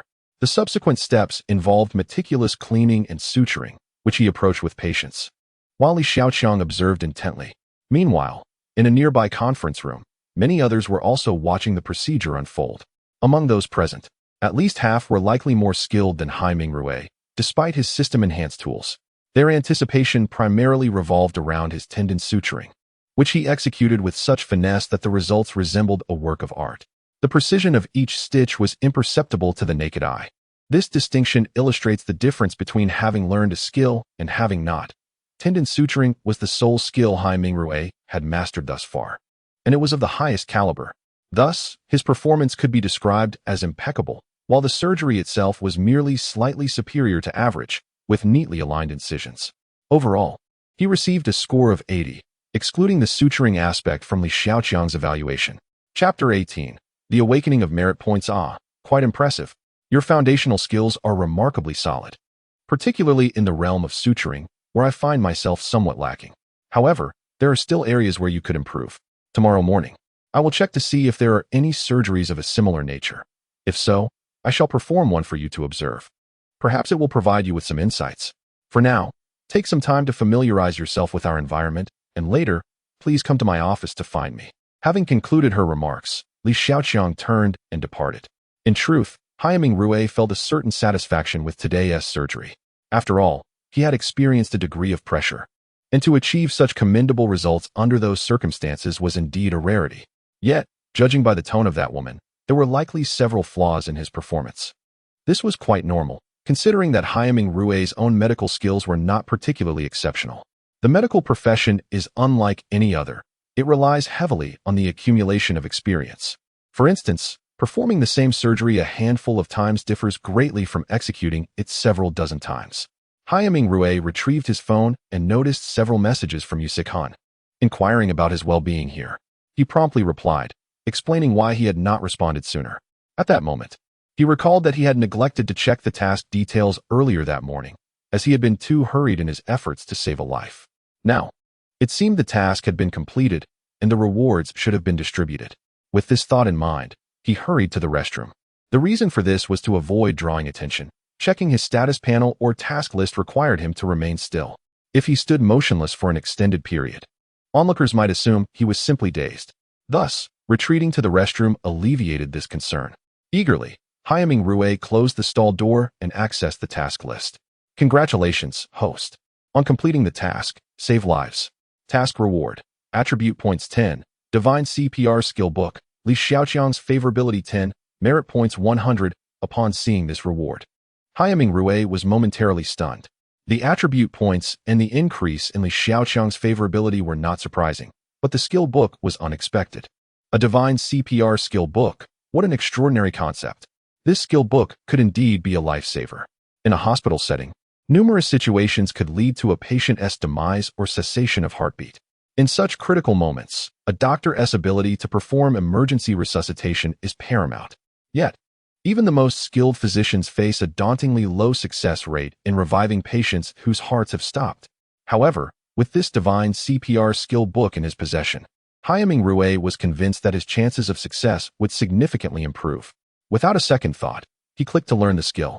A flash of light enveloped him, and the skill book vanished. The duration of his absorption was longer this time, primarily due to the overwhelming power of the CPR skill. It could be aptly described as a resurrection technique. As long as a person is not irreversibly lost, even the faintest flicker of consciousness may offer a chance at revival. This CPR skill is capable of restoring life. Admittedly, it does have its limitations. It can only be used once a day and cannot be upgraded. Moreover, it cannot revive just anyone. If a person has truly lost all vitality, there is little hope. Nevertheless, on the whole, the effectiveness of this skill was highly satisfactory. Next, he turned his attention to the merit points. Xiaoya, where are you? I'm here. Xiaoya is always present. Xiaoya, how are merit points acquired? What purpose do they serve? Host. As the saying goes, saving a life is worth more than building a 7-story pagoda. This illustrates the concept of merit. Whenever a person performs a good deed, they accrue merit, though the amount may vary. For instance, helping an elderly lady cross the street might earn you a small amount of merit. In a situation like this morning, even if the patient might not have perished without your intervention, your presence alleviated their suffering and increased their chances of being saved. Thus, the system rewards you with merit. As for the function of merit, I can only tell you 4 words: defy fate and change destiny. Currently, your merit is quite low, and you lack the authority to understand its true power. Please strive diligently to elevate your merit to 10,000 points. At that point, unexpected surprises await.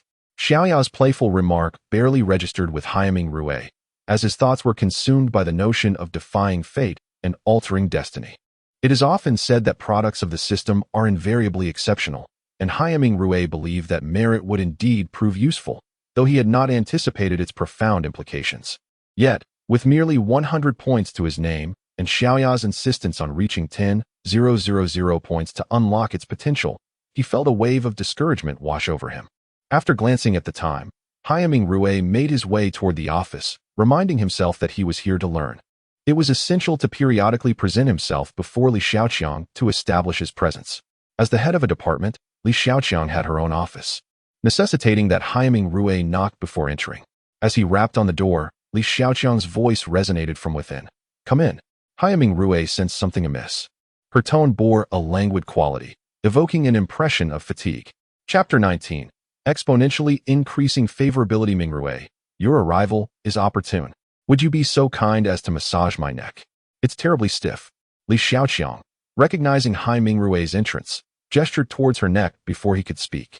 Li Xiaoqiang had been working late into the night to complete a thesis. This morning, she resumed her work, resulting in the discomfort in her neck. This explained the languid tone Haiming Rui had perceived earlier.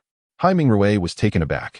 Acts like massage and acupressure typically required a certain level of familiarity. Given the intimate nature of physical contact between a man and a woman, it could be somewhat awkward. Moreover, they had only known each other for 3 days, a period even shorter if extraneous factors were considered. However, Haiming Rui recalled the system's addition of 10 favorability points, along with the previous 5 and the initial 60. This brought the woman's favorability towards him to 75 points. In the blink of an eye, Haiming Rui remembered the divine massage skill book he had acquired. As the system, Xiaoya, had stated, none of the system's rewards were without purpose. It seemed its purpose was to win over this woman. This woman possessed an impressive background, with her father being the president of the First People's Hospital and herself serving as the director of general surgery. By ingratiating himself with her, his future prospects would be significantly enhanced. Without dwelling on the appropriateness of the term ingratiating, Haiming Rui immediately chose to learn the skill. "Professor, I have some prior experience with massage. Would you mind lying down so I can try massaging you?" Li Xiaoqiang paused, refraining from an immediate response. A simple neck pinch differed significantly from a full massage. Given the distinction between men and women, misunderstandings could arise. However, considering their teacher-student relationship and the genuine discomfort in her neck, she acquiesced. Li Xiaoqiang's office was partitioned, with a section designated for her personal relaxation. "Very well. Thank you for your trouble." Li Xiaoqiang maintained a composed demeanor, in line with her personality. What followed was a remarkable scene. Haiming Rui, guided by the skill book's instructions, initiated the massage. Initially, his movements were somewhat clumsy, but within minutes, his technique became fluid and refined. His hands danced like butterflies, alternating between patting and kneading, showcasing his mastery of massage techniques. Li Xiaoqiang initially appeared tense, mindful of the boundaries between men and women. However, as Haiming Rui's massage progressed, she gradually relaxed and began to relish the experience.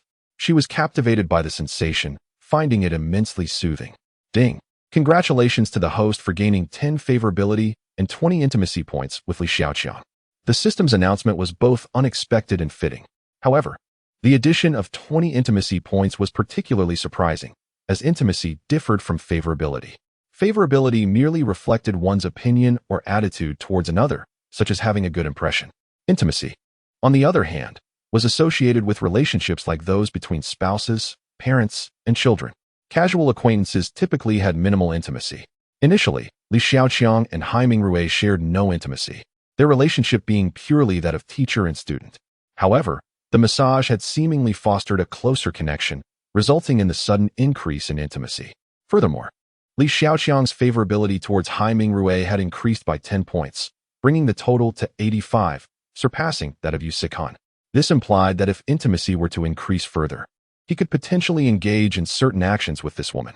Hai Mingrui quickly shook his head, dismissing such thoughts as immoral. His affections lay with Yu Sikan, whom he was actively pursuing. He could not allow himself to entertain such fantasies. A person's actions differed greatly when driven by ulterior motives.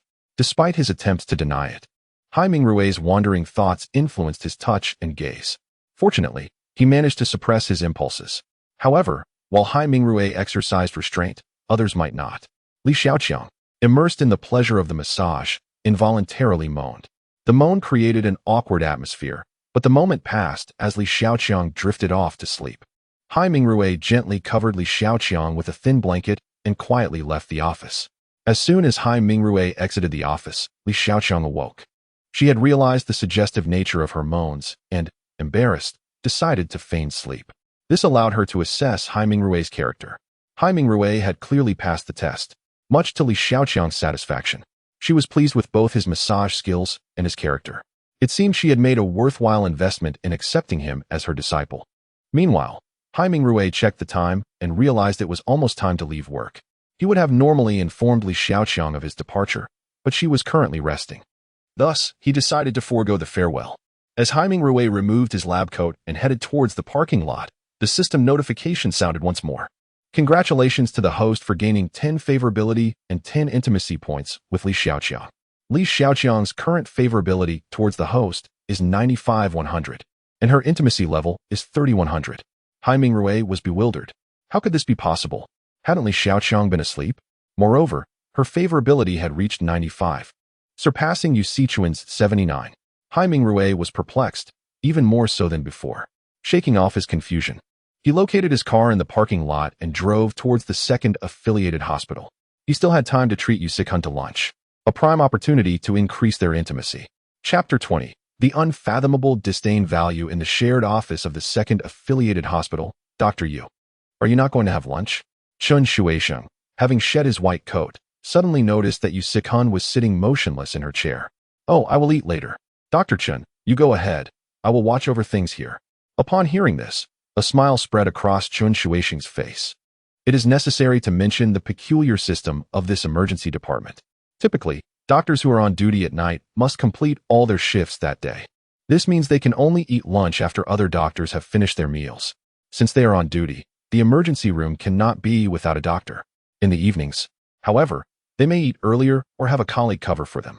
They could even order takeout to eat in the office, as was the case for Hai Mingrui yesterday, when Yu Sikan helped him buy fast food to consume in the office. By rights, Chen Shuisheng should not leave for lunch unless he had someone bring him takeout to eat in the office. If he wanted to eat outside or in the cafeteria, he would need someone to cover for him. Thus, when Yu Sikan urged him to go eat, Chen Shuisheng was naturally delighted. After all, who enjoys fast food? It is neither clean nor appetizing. Thank you, Chen Shuisheng exclaimed, quickly removing his white coat, eager to leave the office before Yu Sikan could change her mind. As he stepped out, he encountered Hai Mingrui approaching, arms laden with various bags that appeared to contain an abundance of delectable treats. Could it be that this fellow intended to treat him? Chen Shuisheng felt a surge of anticipation. Dr. Chen, are you heading out for lunch? No worries. I'll keep an eye on things. Go ahead and eat. With that, Hai Mingrui pushed open the office door and entered. Chen Shuisheng's mood soured instantly. He had just been elated that Yu Sikan was covering for him, allowing him to enjoy his meal, only to realize that this pair of scheming individuals wished to rid themselves of his presence. No wonder Yu Sikan had been so kind today. Due to personal reasons of the host, Chen Shuixing's disdain value for the host has increased by 5. Upon entering the office, Hai Mingrui was met with this disheartening revelation. He had done nothing wrong, merely greeted Chen Shuixing amicably. How could this be a fault? Unbeknownst to him, he had unwittingly become a target of disdain, with his score rising from 35 to over 40 in just 3 days since joining the department. Mingrui, what delicious food did you buy? I'm starving, let me see. As Yu Sikan approached him, she was entirely oblivious to the peculiar expression that had crossed Hai Mingrui's face moments before. There are sweet and sour ribs and braised chicken, he declared, unveiling the meal he had procured. Ding dong, congratulations to the host for gaining 5 affection points from Yu Sikan. Hai Mingrui raised an eyebrow, pleasantly surprised by this unexpected outcome. Now, Yu Sikan's affection for him had reached 85. If their intimacy increased further, who knows what could unfold. Mingrui, your smile is rather lewd. What are you thinking? Just as Hai Mingrui's mind began to wander into fantasy, Yu Sichuan's remark jolted him back to reality. Sikan, don't speak nonsense. I am not lewd. In truth, I was considering asking you to watch a movie after work tonight. You see, Dr. Chun is on duty this evening, and you and I are scheduled to work together tomorrow and the day after, which leaves us free only tonight. Yu Sichuan's heart leapt at this suggestion. It must be acknowledged that Hai Mingrui was indeed impressive in stature, physique, and profession. Moreover, with the opportunity for advancement before him, his future appeared promising. At 26, Yu Sikan was acutely aware that women her age rarely remain unattached. While some might have children already, the nature of their profession precluded early marriage and parenthood, yet the pressure from family was a persistent source of stress. Thus, deep down, Yu Sikan held a favorable view of Hai Mingrui. Had he not backed out at the last moment yesterday, they might have already solidified their relationship. Therefore, watching a movie tonight presented a splendid opportunity to deepen their connection, especially in the romantic ambience of a cinema. However, Hai Mingrui's earlier lewd expression instilled a hint of concern within Yu Sikan. What if he were to act inappropriately? Should she agree? Sikan, are you listening to me? Hai Mingrui's repeated calls finally drew her back from her reverie. Well, I am free tonight. Upon saying this, her cheeks flushed, leaving Hai Mingrui momentarily stunned. Mingrui, tell me about what you learned today. They began to converse while enjoying their meal. Apart from withholding details about the massage he had given Li Xiaoqiang, Hai Mingrui shared everything, including the incident of saving someone on the road. Congratulations to the host for receiving 5 affection points from Yu Sikan. Currently, Yu Sichuan's intimacy with the host has reached 65 points, and her affection has reached 84 points, allowing for some intimate actions. Hai Mingrui's heart soared with joy. Today had truly been fortuitous. First, his affection with Li Xiaoqiang had skyrocketed to 95 points, and now Yu Sichuan's affection had reached 84, with intimacy increasing by another 5 points. The only downside was the growing disdain value from Chen Shuixing. Just as Hai Mingrui prepared to utter some sweet nothings to Yu Sikan and initiate a more intimate gesture, the office door swung open. To his dismay, the detested Dr. Chen entered. Sikan, you should take a break. I will check in with Director Li. Hai Mingrui was eager to avoid further interaction with Dr. Chen, fearing the escalation of his disdain value. Upon leaving the office, he immediately began to search for films playing that evening, ultimately selecting a midnight horror film at 9 p.m. As for the reason behind his choice, well, those in the know would understand. Chapter 21. The disturbing nature of godly skills. Hai Mingrui had no intention of seeking out Li Yanhong. At this hour, she was undoubtedly indulging in a midday slumber. Of course, it was also possible that she was away from the office, given that it was the designated lunch break. As Hai Mingrui departed from his office, he embraced the philosophy of avoiding unnecessary confrontations. He made his way to the lounge, activated the air conditioning, and reclined upon the bed, summoning his personal attribute panel. He promptly selected the option to upgrade. Congratulations, host has reached level 8. 8 attribute points are required for the next upgrade, with a current balance of 7-8 points. Clenching his fists, Hai Mingrui reveled in the benefits of leveling up, experiencing an all-encompassing enhancement of his attributes. With each advancement, he sensed a transformation within his physique. He lifted his shirt to inspect himself, and to his astonishment, abdominal muscles had begun to manifest. Should he reach level 10, the possibility of a six-pack was within reach, which would surely captivate those around him, particularly Si Chun. As these thoughts traversed his mind, he began to examine his other attributes, and he found particular satisfaction in the 3 godly skills he possessed.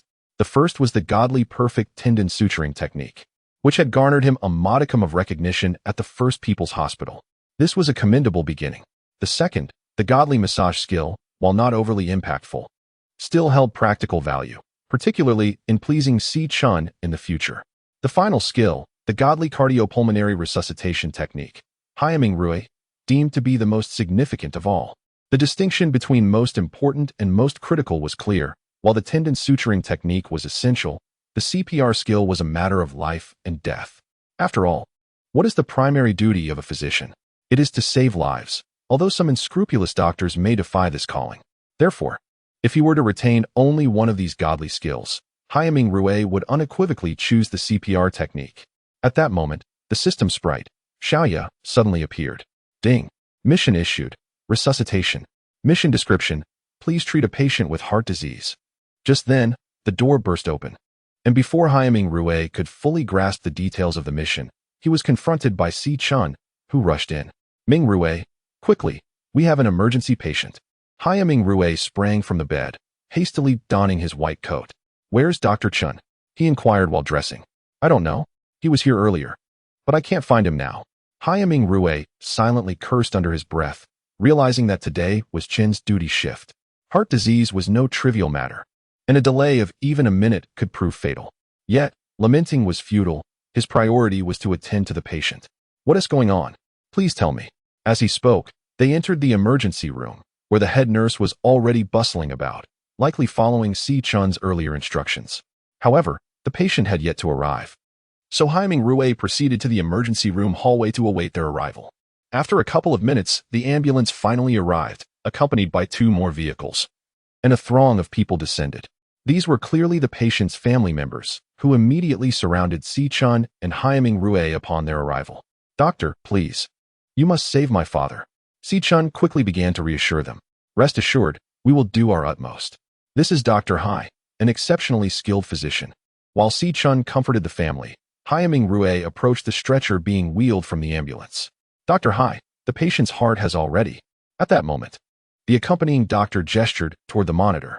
Haiming Rui squinted, for the monitor displayed a flat line, indicating that the patient's heart had ceased to beat. The family members, realizing the gravity of the situation, began to wail in despair. Silence. There may still be hope. Everyone stepped back. Haiming Rui's voice boomed, silencing the crowd. Without hesitation, he climbed onto the stretcher, positioning himself near the patient's thighs, and commenced vigorous chest compressions. This was a standard emergency procedure, regardless of the patient's chances of survival. He felt compelled to attempt resuscitation, as it was the ethical duty of a physician. Moreover, with his godly CPR skill, there was no time to waste. The seconds ticked away, yet Haiming Rui persisted, with the family members too stunned to utter a word. They understood that the likelihood of revival was slim. Yet they recognized the dedication of this doctor who pressed on.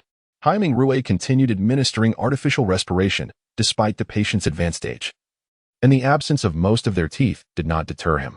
Perhaps this was what true medical ethics embodied. Godly cardiopulmonary resuscitation skill activated. 3, 2, 1 revive. As Xiaoya's countdown echoed in his mind, a melodic beeping suddenly resonated. The one straight line on the monitor began to oscillate, gradually increasing in speed. Li Yanhong, awakened by the commotion of the emergency vehicle, approached and witnessed the unfolding scene. To be candid, reviving a patient of such advanced age, particularly one suffering from heart disease, whose heart had already stopped, was an arduous, if not impossible, endeavor due to the physical limitations. Devices like defibrillators were often ineffective under these circumstances. Thus, in Li Yanhong's eyes, Haiming Rui's efforts were merely an attempt to do his best and leave the rest to fate. However, to her astonishment, Haiming Rui truly succeeded in reviving the patient. Chapter 22. The damnable system with the man revived, the subsequent course was significantly smoother. An hour later, a weary Haiming Rui returned to his office. Upon his arrival, the patient's family members surrounded him, some expressing their gratitude with kowtows, others attempting to offer monetary tokens of appreciation, all eager to convey their thankfulness. Haiming Rui steadfastly refused the red envelopes, a practice he had never engaged in, nor would he in the future. His unwavering commitment to saving the patient stemmed not only from his desire to validate his newly acquired skill, but also, and perhaps more significantly, From the nature of the task itself, the mission, aptly named Resurrection, implied the potential for such an extraordinary outcome, a possibility that warranted its issuance. As Haiming Rui prepared to examine the rewards for his accomplishment, he received an unexpected system notification. Due to circumstances involving the host, Dr. Chen's level of animosity towards the host has increased by 10. Warning: when an individual's animosity level reaches 50, it will automatically transform into a level of hatred. The host is urged to promptly mitigate the target's level of hatred. Failure to do so, and should the hatred level reach 60, may result in the target resorting to extreme measures of retaliation against the host. Haiming Rui was dumbfounded. He had done nothing to provoke such animosity. Yet he was now faced with the prospect of escalating hatred. After painstakingly saving a life, he was confronted with a surge of animosity before he could even assess the rewards or merits of his actions. The situation stemmed from events that had transpired half an hour earlier. Chen Shuisheng, aware that Yu Sikan and Haiming Rui were both on duty, had taken the liberty of leaving his post. While this was not an uncommon practice for him, he typically informed Yu Sikan, an intern, who was hesitant to refuse such requests. Moreover, it provided her with valuable experience, enabling her to handle routine cases. However, on this particular afternoon, a patient with a severe heart condition arrived, a situation that Yu Sikan was ill-equipped to manage independently. Compounding the matter, Chen Shuisheng had neglected to notify Haiming Rui or Yu Sikan of his departure, a consequence of his frustration earlier in the day. As fate would have it, Chen Shuisheng had barely been gone for a few minutes when the patient arrived and was subsequently saved by Haiming Rui. While this turn of events might have been inconsequential under different circumstances, Li Yanhong's thorough investigation of the incident had placed Chen Shuisheng in a precarious position. As the assigned doctor on duty, Chen Shuisheng was permitted to take lunch breaks or engage in personal activities, but he was strictly prohibited from abandoning his post. His actions constituted a serious dereliction of duty, resulting in a severe reprimand and a formal demerit from Li Yanhong. This demerit would result in a reduction in Chen Shuisheng's bonus, while Haiming Rui would receive commendation. The problem lay in Chen Shuisheng's inherent jealousy, exacerbated by the reprimand, fine, and public scolding he had endured. Conversely, Haiming Rui had emerged as a hero in the emergency department, earning both a bonus and accolades. The incident would undoubtedly become widely known within the hospital, with Haiming Rui held up as an exemplary figure and Chen Shuisheng as a cautionary tale. This stark contrast fueled Chen Shuisheng's resentment towards Haiming Rui, resulting in an immediate surge of 10 points in his animosity level. Crucially, the animosity had transformed into outright hatred. While animosity might be understood as a dislike for a person, action, or object, hatred represents an escalation of animosity, potentially manifesting as a desire for the target's demise. Haiming Rui felt unjustly targeted. Despite his efforts, he had inadvertently incurred the wrath of a colleague. Yet, such is the nature of human interaction, excellence often breeds envy. Upon observing Chen Shuisheng's sullen demeanor as he entered the office, Haiming Rui resolved to avoid further conflict. He reasoned that discretion was the better part of valor.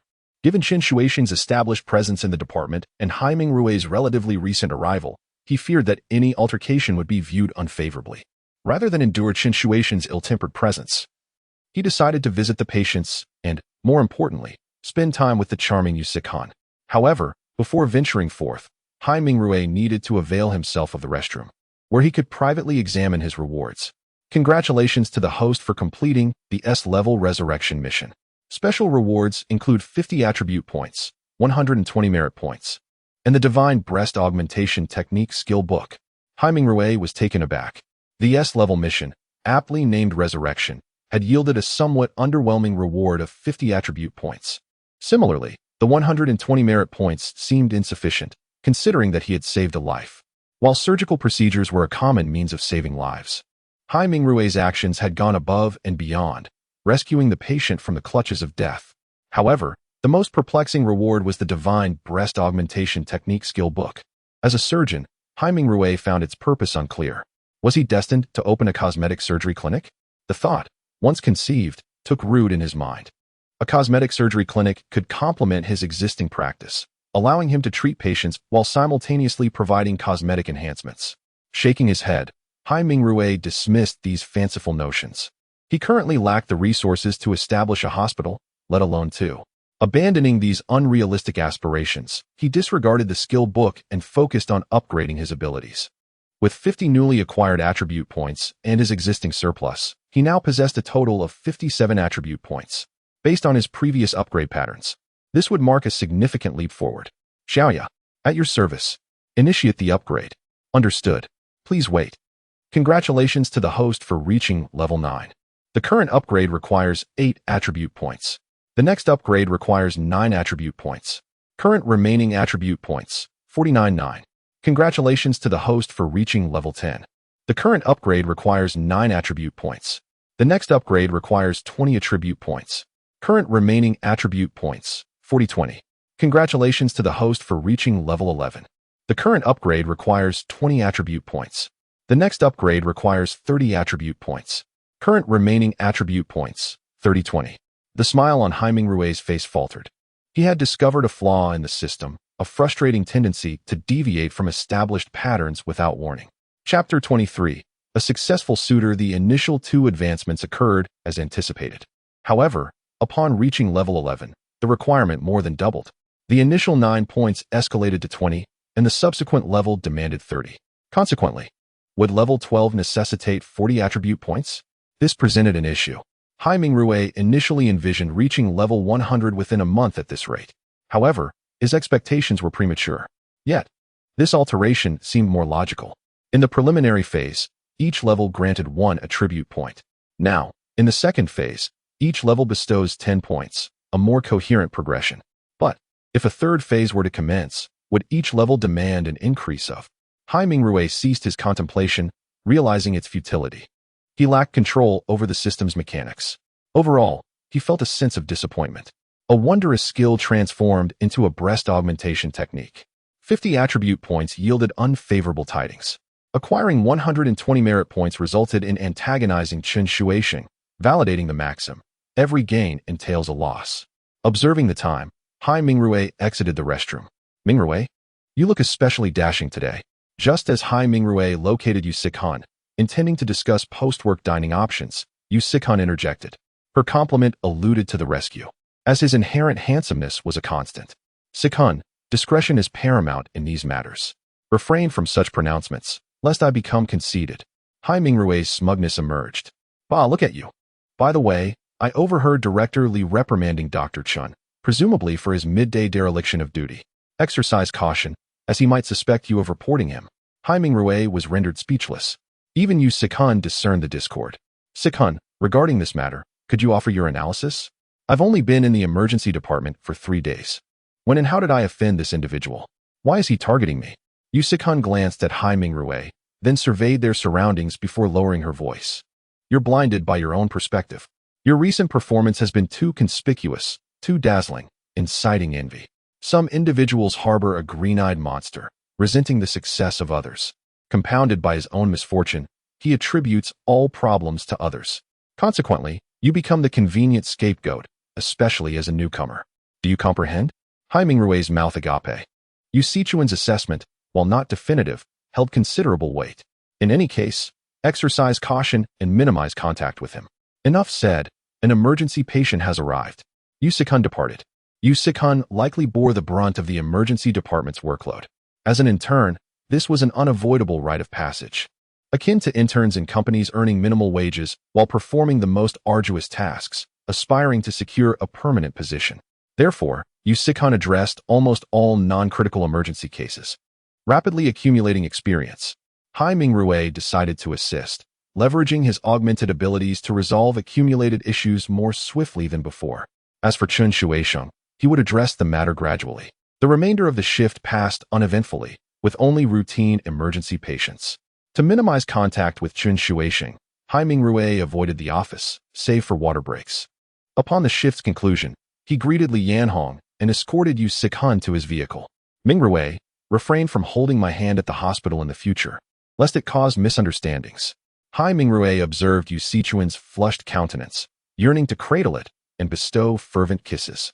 Sikhan, reframe your perspective. Who doesn't engage in romance?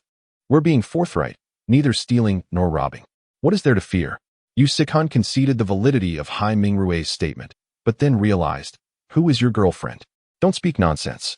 Hai Mingrui, poised to start the car, swiveled to face Yu Sikhan. What's wrong? Am I mistaken?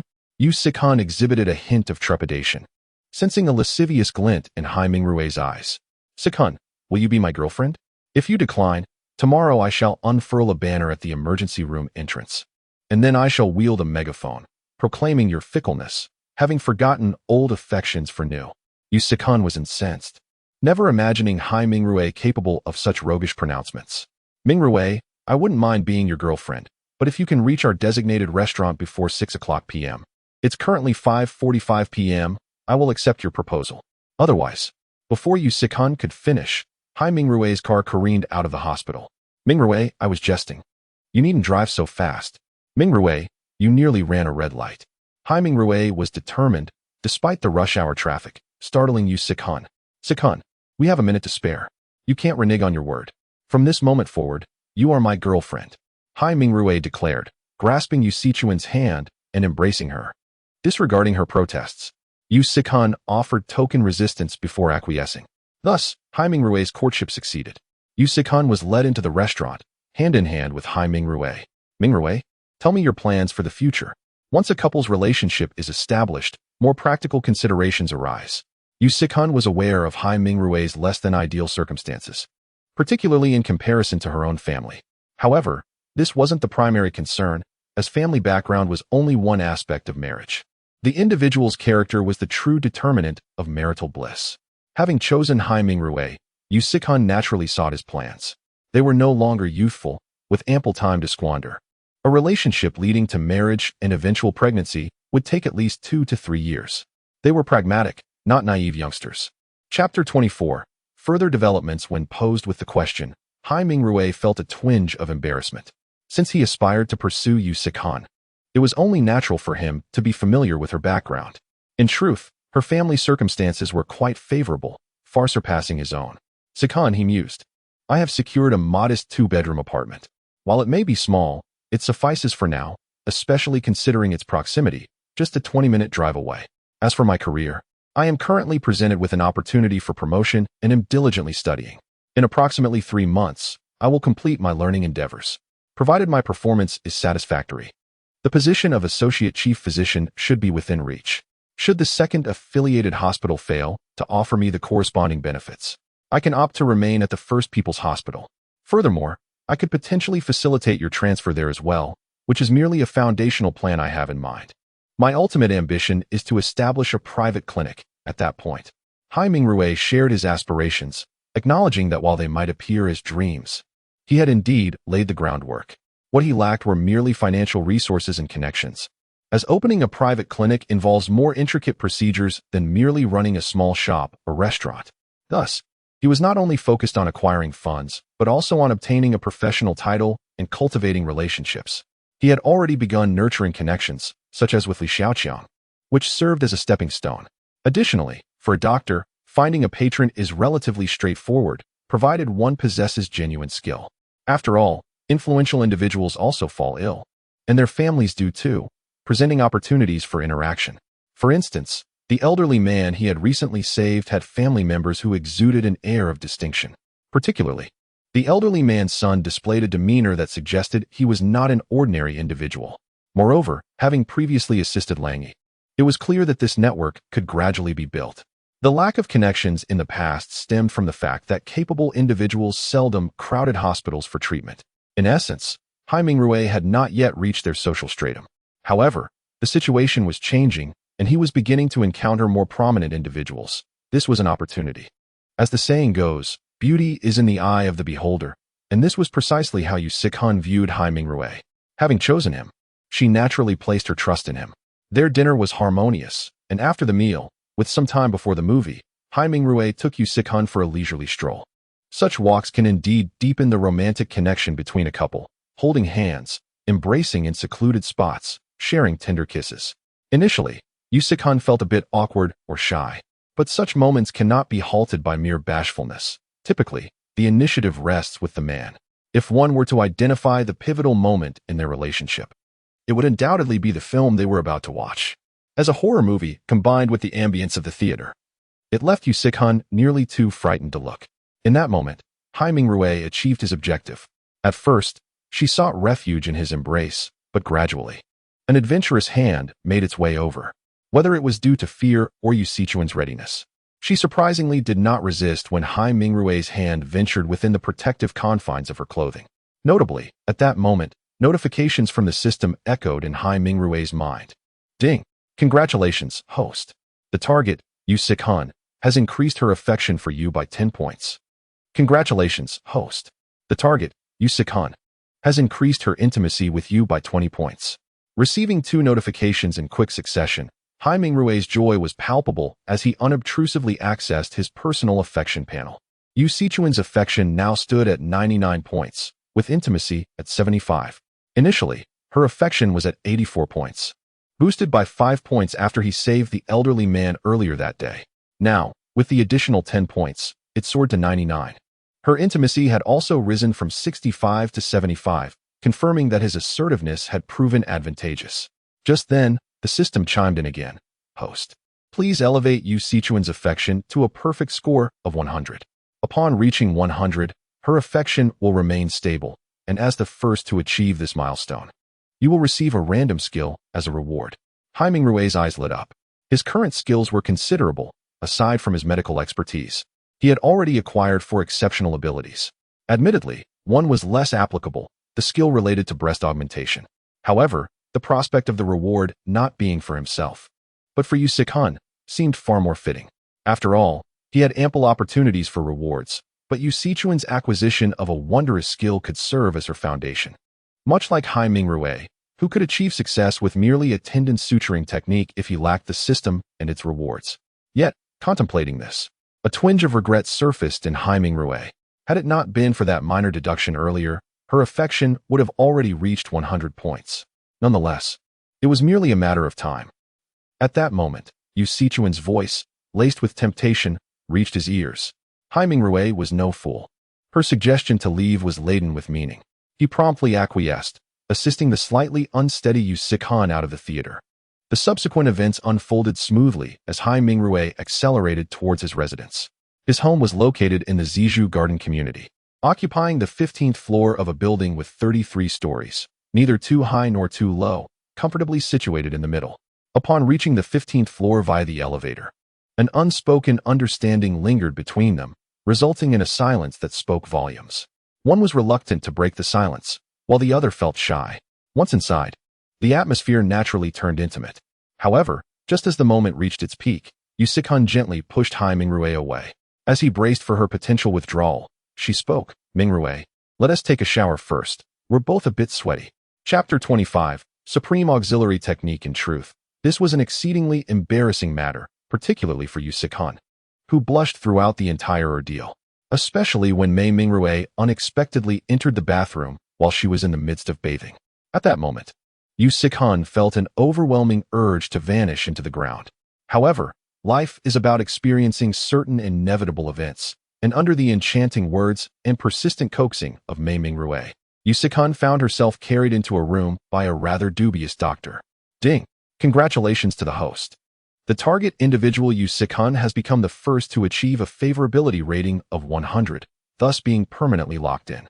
As Yu Sichuan is the first individual to reach a favorability rating of 100, the supreme skill, Supreme Auxiliary Technique, is awarded. Mei Mingrue felt a bit bewildered.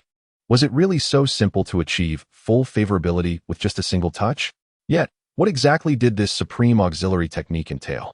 He dismissed such chaotic thoughts, for his mind was too preoccupied with the pivotal moment of leaving his virginity behind to contemplate anything else. Time seemed to melt away, and when Yu Sichuan finally lifted the covers, Mei Mingrue promptly embraced her. Sichuan, what's the matter?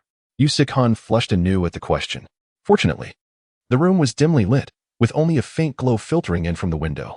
I didn't bring any clothes. I need to get up and wash them. Otherwise, I'll have nothing to wear in the morning.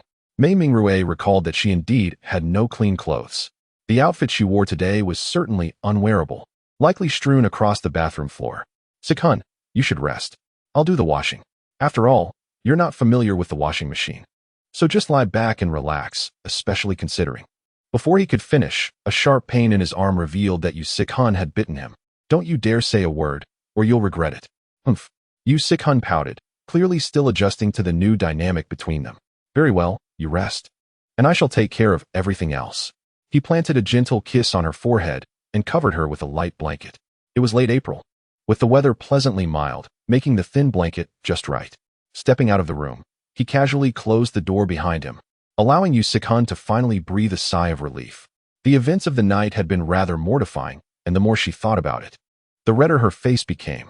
After a brief stretch, she noticed the pain had subsided somewhat and quietly climbed out of bed. She retrieved a fresh sheet from the cabinet, replacing the previous one, and found a t-shirt in the drawer. Upon putting it on, she found it was rather large, given Mei Mingrue's substantial frame. However, the advantage of such a size was that she could forego wearing pants, as she was fully covered from top to bottom. Just as Mei Mingrue placed the clothes into the washing machine and added detergent, he heard footsteps. Turning around, he saw Yu Sikhan approaching with the soiled sheet. Before he could react, she swiftly stuffed the sheet into the washing machine and darted back to the room. It was undeniably a shy moment. Xiaoya, come out. Xiaoya's here. Xiaoya, what exactly is the Supreme Auxiliary Technique? Host, the Supreme Auxiliary Technique, as the name suggests, is a skill for assistance. However, there is a prerequisite. It can only serve as auxiliary. For instance, if you were performing a surgery, would you not require an assistant? Thus explained, Mei Mingrue began to grasp the essence. A surgical procedure cannot solely rest on the shoulders of one lead surgeon, particularly in complex operations that may require multiple doctors to collaborate. At such times, the synchronization among individuals is paramount. As the saying goes, in a group of three, there must be a teacher among them. This applies equally to surgeries, where a team may consist of several members, the lead surgeon, assistants, nurses, and so forth. These individuals must have a designated leader, with the others providing support, which is the very essence of being auxiliary. Thus, assisting others necessitates a keen understanding of the lead surgeon's habits and adapting to the progression of the surgery, ensuring seamless cooperation. Therefore, an assistant can indeed be crucial. What a remarkable skill! It seems he must test its efficacy soon. If it proves effective, Yu Sikhan will undoubtedly become his most reliable aide. The night passed without incident, and the following morning, Mei Mingrue was startled awake by a sudden sneeze. Upon opening his eyes, he was met with a delicate face smiling at him, and he quickly realized that Yu Sikhan was playfully using her hair to tickle his nose. He seized her in his arms. "Oh dear, your breath is dreadful. Get up and freshen up." With no other option, he chuckled softly and proceeded to wash his face and brush his teeth, for after a night's slumber, anyone would find their morning breath less than pleasant. Mei Mingrue, we have to set some ground rules. When we go to the hospital, you must maintain your distance from me, at least for the time being. This is beneficial for both of us, especially since I am still in my internship. Do you understand my meaning? As he brushed his teeth, he nodded vigorously, grasping the implications. Being a girl, Yu Sikhan would certainly find it awkward to disclose their cohabitation to others. Furthermore, her status as an intern meant that any negative perceptions could affect her reputation. While the hospital does not interfere in personal matters, gossip can be detrimental. "Sikhan, when will you move in with me?" he asked after finishing his dental hygiene, causing her cheeks to flush crimson. It was indeed the first time he had encountered someone so easily embarrassed. I have a night shift tonight. Tomorrow evening. You can take me back to my place to fetch some things. I have my own house, you know, the one I referred to earlier." Though Yu Sikhan owned a home, it was situated farther away than Mei Mingrue's. His residence was still encumbered by a mortgage, whereas hers had been purchased outright by her parents. Furthermore, her home was significantly larger, comprising 3 bedrooms and a living room. To preserve Mei Mingrue's pride, she refrained from mentioning that she lived there, opting instead to move in with him. "Sikhan, from now on, you can leave the night shifts to me," Mei Mingrue began, but Yu Sikhan interrupted. "That's out of the question. You're human, not Iron Man. You can't go without rest." She continued, "Besides, night shifts aren't overly exhausting. Most of the time, we're just sleeping, as you well know. And if I don't take the shifts, who knows what others might say." Chapter 26. Replicating skills. Hyaming Rue dropped Si Chun off at the hospital entrance before driving away, as he still had to head to the First People's Hospital. His situation could be considered a unique case, for typically, mentors accompany their apprentices closely, arriving earlier and leaving later, akin to the apprentice system in factories. It was only due to Li Xiaochang's willingness to accept such an unusual arrangement that Hyaming Rue did not have to comply rigidly with the usual schedule at the First People's Hospital. Li Xiaochang was a person of punctuality. She disliked tardiness in others, and naturally, she was no fan of being late herself. Therefore, when Haiming Rui was late yesterday, she was quite upset. Though her anger dissipated once she learned the reason behind it. The standard working hours at the hospital were from 8 in the morning until noon, and then from 2:30 in the afternoon until 6. This refers to the regular schedule of medical staff, alongside which there were irregular hours, such as those in the emergency department. If patients sought care after hours, they would have to go through emergency services. Li Xiaochang usually began her day at 8 a.m., arriving around 15 minutes early. Doctors also had morning meetings to attend, followed by ward rounds. Li Xiaochang entered her office at 7:45 a.m. and was pleased to find Haiming Rui diligently cleaning the desks and chairs. "Ah, Haiming, you arrived quite early," she remarked, clearly satisfied with his industriousness. "Actually, I just got here as well. By the way, you haven't had breakfast yet, have you? I brought something for you." Haiming Rui replied, pulling out a breakfast covered by a magazine. Although Li Xiaochang had already eaten, she graciously accepted the food and took a bite of 2 buns. "Haiming, come with me to the morning meeting. Afterward, we will do ward rounds together. There is a minor surgery today that I will perform myself, and you can observe to grasp the surgical techniques," she instructed. Haiming Rui humbly agreed. The morning meeting involved the doctors summarizing previous matters and outlining the day's tasks. It was largely a routine gathering, as meetings were held daily, primarily focusing on reminders. The nurses held their meetings for a shorter duration and then proceeded to check on the wards. They typically arrived about 15 minutes earlier than the doctors for handover purposes, led by the head nurse. After the nurses completed their rounds, they would join the doctors, who checked on patients based on their assigned cases. Haiming Rui was responsible for several patients, so his inquiries were specifically directed at them. Once all procedures were concluded, the clock struck 9. Haiming Rui followed Li Xiaochang to the operating room for another gallbladder removal surgery. Typically, she would not perform such minor surgeries herself. Today was an exception, primarily to demonstrate for her apprentice. It was undeniable that Li Xiaochang's surgical skills and experience were exceptional, leaving Haiming Rui in awe and imparting much knowledge to him. Suddenly, the voice of the system, Xiaoya, echoed in his mind. Beep. Detected that Li Xiaochang's surgical skills surpassed the host's. Master replication initiated. Haiming Rui was utterly astonished. He had not anticipated that the system could function in this manner, meaning that he could replicate the skills of those who performed better than him. This was truly extraordinary. Without hesitation, he opted for replication. Beep. To replicate Li Xiaochang's gallbladder removal surgery, 100 merit points are required. Do you confirm? The system's notification left Haiming Rui bewildered. His total merit points amounted to 221. He had received 120 points as a reward the previous morning, earned 1 point from a minor task, and gained 100 points from resuscitating an elderly patient. He was uncertain about how to utilize these points until now. Confirmed. Haiming Rui felt no reluctance to spend the points. They could be earned again. The knowledge gained was invaluable. As the saying goes, once this village passes, this shop is no more. Congratulations, host. You have mastered expert-level gallbladder removal surgery. At that moment, Haiming Rui's comprehension of the procedure expanded significantly. It was impressive that this woman had honed such a surgery to an expert level. Achieving such proficiency in a specific operation within a hospital was rare. Unlike Haiming Rui, who possessed a system that granted him divine skills, he acknowledged that the most practical skills he had so far were tendon suturing and advanced cardiopulmonary resuscitation. Now, the suturing is in your capable hands. Li Xiaochang concluded the surgery and entrusted the final step to Haiming Rui. He rose to the occasion, for his remarkable tendon suturing was no mere jest. To Li Xiaochang, Haiming Rui's suturing was akin to art. Haiming, why not transfer to our First People's Hospital? You could join my department. I would assist in elevating your physician title and improving your benefits. After a few years, becoming an associate director of the department would be quite feasible. What do you think? Following the surgery, Li Xiaochang led Haiming Rui to her office and posed this question once more.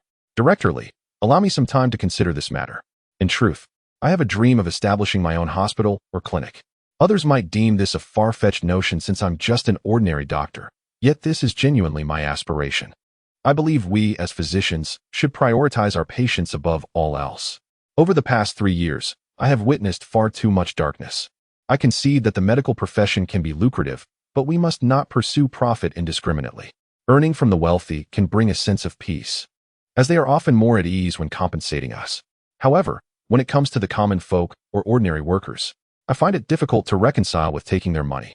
Li Xiaoqiang listened attentively, seemingly understanding the man's sentiments. Chapter 27. The favorability of Lang Yi. This man harbors grand ambitions. He aspires to establish his own private practice or clinic, dedicating himself wholeheartedly to treating patients. While this notion is commendable, its execution proves to be a formidable challenge. Of course, the level of difficulty varies depending on the individual. For someone like Li Xiaoqiang, such an endeavor would pose little trouble, given his extensive network. It is akin to a billionaire seeking a loan from the bank. The bank representatives would likely send agents to assist with the process. In contrast, an ordinary citizen applying for a loan faces a myriad of hurdles, from applications to approvals, often resulting in disappointment. Ming Rui, are you aware of the formidable obstacles that lie ahead in realizing this idea? Li Xiaoqiang intends to engage this man in a discussion, ideally dissuading him from his unrealistic aspirations. Director, I understand your perspective, which is precisely why I refer to this as merely a dream. Without dreams, what distinguishes a person from a mere fish out of water? Whether it materializes or not is contingent upon fortune. As I mentioned previously, I require time for contemplation. As you suggested, perhaps my thoughts will evolve over time. Thus, I am only expressing my current views. The future remains uncertain. Wouldn't you agree? Li Xiaoqiang did not dispute this statement. After all, who does not possess a dream? Some individuals yearn to play basketball and aspire to join the national team, while others dream of playing football, even to the extent of competing in the World Cup. The feasibility of these dreams does not negate their existence. Ming Rui, my neck is still a bit sore. Could you assist me with another massage? Li Xiaoqiang appeared to inquire, yet she was, in fact, stating a fact. At that moment, she lay on the rest area bed, much like the previous day. Ming Rui felt somewhat embarrassed at this juncture. The previous day's peculiar circumstances had not afforded him the luxury of contemplation. He had merely sought to validate his upgraded massage skills. However, the situation was now different. Naturally, he could not refuse her request. To do so would seem overly fastidious. Ding. Congratulations. The host has gained 1 favorability from Li Xiaoqiang, Intimacy 10. As anticipated, the favorability and intimacy levels surged once more, bringing Li Xiaoqiang's favorability to 96. This implies that her favorability towards Ming Rui would soon surpass 100. Additionally, the intimacy score had risen to 30 points. It remains uncertain whether growing closer to this woman is advantageous or detrimental. Like the previous day, Li Xiaoqiang quickly succumbed to slumber. However, unlike yesterday's feigned sleep, today's slumber was genuine, possibly due to the soothing effects of the massage. Dr. Mr. Lang Yi was looking for you the day before yesterday. Just as Ming Rui surveyed the area, a sweet-looking nurse approached him with this announcement. Where is he? Can you take me to him? The nurse promptly agreed and escorted Ming Rui to the treatment room. Dr. We meet again. The Lang Yi of today bore no resemblance to the disheveled figure from 2 days prior. Aside from the bandaged hand, he appeared entirely normal. Master Lang Yi, you've come for a dressing change today, haven't you? Lang Yi nodded, replying, Isn't today the 3rd day? According to your instructions, I should change the dressing every 3 days, so here I am. However, I only trust you, thus. Ming Rui smiled faintly. Gaining a patient's trust is indeed an honor. He nodded and proceeded to change Lang Yi's dressing. As he carefully unwrapped the bandage, the wound revealed itself. And upon inspection, it showed no signs of inflammation. After disinfecting with hydrogen peroxide and applying a new dressing, he meticulously completed the bandaging. Throughout the process, Ming Rui maintained a careful demeanor, as the injury was located on the finger. Mr. Lang Yi, the wound is healing well. Please return in a few days for another dressing change, and we will reassess in about a week. If all is well, we can remove the stitches, and then it will simply be a matter of allowing it to heal gradually. However, you must be mentally prepared. While the finger will not hinder your ability to eat or play the piano, it will leave some scarring. Though not overly conspicuous, it will still be noticeable. I hope you understand.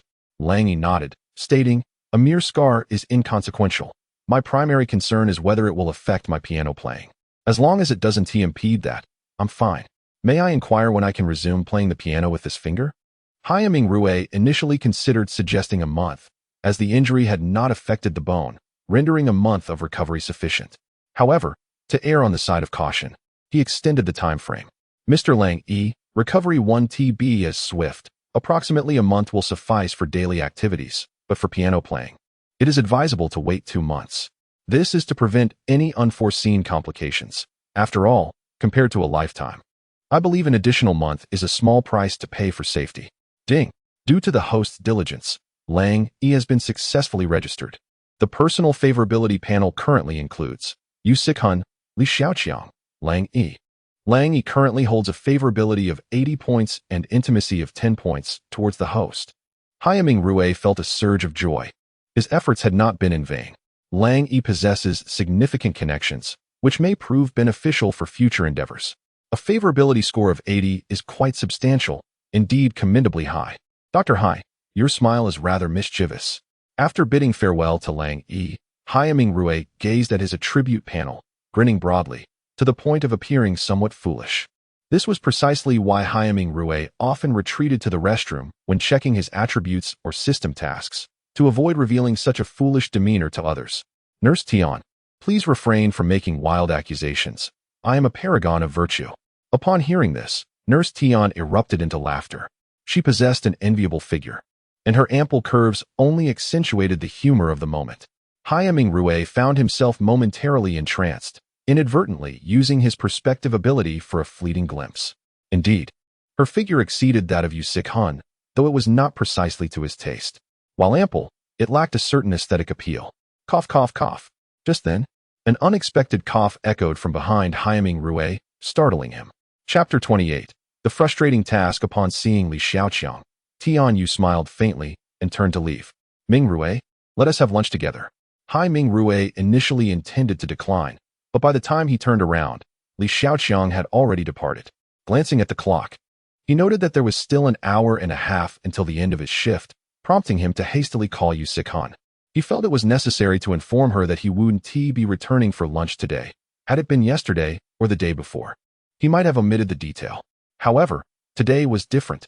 In light of their evolving relationship, transparency was paramount.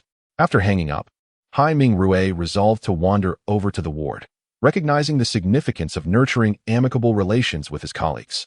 As he passed by the inpatient department, he was drawn in by a cacophony of noise. Curiosity piqued, he approached to investigate. There was a female patient, and after some inquiry, he learned her surname was Kong, with the given name Meng. Unlike other patients, Kong Meng was a self-harm case. She had survived an attempted suicide by wrist cutting. It is worth noting the hospital's admission protocols. Emergency patients are initially directed to the emergency department, where urgent interventions or surgeries are conducted. Upon stabilizing those patients, minor ailments may result in immediate discharge. However, for patients requiring prolonged hospitalization, they are transferred to the inpatient department, categorized by various specialties. The emergency department assigns patients to specific wards based on their conditions, with functional disorders typically directed to general surgery. Haiming Rui observed and listened for a while, grasping the essence of the situation. To be candid, Kong Ming's plight was not uncommon in society. After a breakup with her boyfriend, she had chosen to take such drastic action. In truth, women like her are becoming increasingly rare. Nowadays, it is often the women who initiate breakups, wielding the phrase "let's break up at the first sign of conflict," devoid of any notion of moral integrity. In the past, women were less inclined to engage in casual intimacy. If they did, they were unlikely to part ways easily. Yet, in contemporary society, the act of intimacy bears no correlation to marriage or separation. Although Kong Ming had been rescued and transferred from the emergency room, her vacant gaze and expressionless demeanor were ominous signs. Ding dong. Task released. Redemption. Task description. The patient Kong Ming's emotional turmoil has led to a will to live extinguished. Please assist her in rekindling her hope for existence. Task difficulty. C. Task reward. Attribute points 50, virtue points 200, and a hidden reward. Note: failure to complete the task will randomly remove one skill. Haiming Rui gazed at the task details and rewards, feeling a surge of anticipation. 50 attribute points aside, the prospect of 200 virtue points and an undisclosed bonus was tantalizing. Typically, hidden rewards are not to be scoffed at, as they often yield substantial benefits, a sentiment born from his past gaming experiences. In gaming, tasks are categorized into standard, main storyline, and hidden quests. with the latter generally offering the most lucrative rewards and experience. However, upon reading the note, Haiming Rui was taken aback. This was his first encounter with a punitive task. The possibility of losing a skill was a severe consequence. Currently, his skills encompassed those he had mastered and those granted by the system, including the first skill, X-ray vision, followed by massage technique and tendon suturing. If the latter proved ineffective, it might come down to the breast augmentation technique. The crux of the matter was that he had no idea how to approach this task, as he was unfamiliar with Kong Ming, having not exchanged a single word with her thus far. Contemplating his predicament, Haiming Rui decided to consult Li Xiaoqiang. Li Xiaoqiang was in her office, gazing into the mirror. It was undeniable that she possessed an air of elegance. Standing nearly 1.7 meters tall, she was not short among women. Her well-defined features, complemented by a pair of glasses, imparted a strikingly cold allure. The only drawback was that at 33, she remained single. This circumstance often complicates the romantic pursuits of female doctors. While male counterparts may fare better, female physicians face unique challenges. They typically graduate later, pursue further studies, and spend years in clinical training. Those like Li Xiaoqiang, who are both competent and well-connected, may find themselves in leadership roles by the age of 33, while peers of similar age with lesser skills and positions are scarce. In contrast, men who share similar professional standing are often in their 40s, a demographic less likely to be unmarried. Even among those who are single, many bear the marks of age, balding, or bespectacled, making them less appealing to Li Xiaoqiang. Moreover, the notion of dating a female doctor is often met with reluctance from men, as female doctors frequently encounter male patients in vulnerable situations, which can be a source of discomfort for some. In essence, it is a considerable challenge for female doctors to find a suitable partner. Even someone like Yu Sikhan, who comes from a respectable family and possesses beauty, finds herself unpursued. Nonetheless, Yu Sikhan, being in the emergency department, encounters fewer awkward scenarios, as the nature of emergencies seldom aligns with gender biases. In contrast, Li Xiaoqiang, as a general surgery chief, routinely examines male patients, making her situation markedly different. Consequently, it is not that Li Xiaoqiang is devoid of urgency. She is indeed feeling the pressure. Family members are urging her, colleagues are gossiping, and even her aunt, Li Yanhong, begins to nag upon their meetings. Yet, without a suitable candidate, she finds herself at a loss. Recently, however, a flicker of anticipation has emerged within her. As she pondered this, there came a knock at the office door. Chapter 29, Misunderstandings. Please, come in. With Li Xiaoqiang's invitation, Haiming Rui entered. Ming Rui, there's still some time before the end of your shift. Please, wait a moment. Li Xiaoqiang assumed he was waiting to have dinner with her. Director, I have a question I'd like to discuss with you. I hope it's not an inconvenience. Haiming Rui accepted the water Li Xiaoqiang offered, took a sip, and then began to articulate his thoughts. Director, it's about Kong Ming, who was transferred to our general surgery department today. What were the circumstances surrounding her suicide attempt? They say it was because her boyfriend wanted to break up with her, but something seems amiss to me. In this day and age, such a scenario seems improbable. Moreover, in Kong Ming's eyes, I perceived a profound despair, the kind that stems from a complete loss of faith in life. Therefore, I'm genuinely perplexed. Li Xiaoqiang listened intently, her brow furrowing. She wondered if Haiming Rui was developing feelings for Kong Ming, but it seemed illogical. Kong Ming's appearance was merely passable, perhaps a 6 or 7 out of 10. Li Xiaoqiang, on the other hand, considered herself a 9 or higher, making the notion implausible. Ming Rui, why are you inquiring about this? You should be concentrating on your studies, Li Xiaoqiang said. Haiming Rui responded, Director, I believe that as physicians, we should not only treat physical ailments, but also provide psychological guidance to our patients. I couldn't discern any vitality in that woman's eyes, which aligns with suicidal tendencies. If we don't address her underlying issues, she may attempt suicide again, even if her physical wounds heal. If we lack the ability or knowledge, that would be one thing. However, knowing that such an outcome is possible and failing to provide guidance or treatment would be irresponsible. Therefore, I wish to understand the true reason behind her suicide attempt so that I can guide her out of the shadows. This would be an act of compassion. Li Xiaoqiang adjusted her glasses and gazed intently at Haiming Rui. She was moved by his words. Ming Rui, Kong Ming's issues are indeed more complex than they appear on the surface. I'm not entirely certain of the specifics, but I overheard some gossip from the emergency room staff. Apparently, Kong Ming has a physical imperfection that her boyfriend found objectionable, so Li Xiaoqiang trailed off. What imperfection! Li Xiaoqiang blushed slightly, but, as a doctor, revealed that Kong Ming's chest was unusually flat, which led to her boyfriend ending their relationship. He had also publicly humiliated her, causing her immense distress. Hai Mingrui now understood. He recalled a joke about a woman whose family members' names formed a sentence describing her lack of breasts. Kong Ming had become despondent and self-conscious, believing that everyone was scrutinizing her. Hai Mingrui realized that to heal her emotional wounds, he needed to address this issue.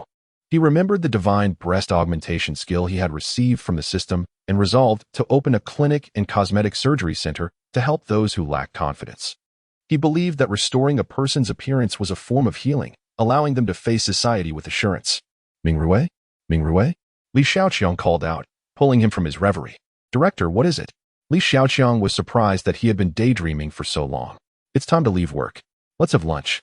I need to go to the second affiliated hospital afterward, so we can go together.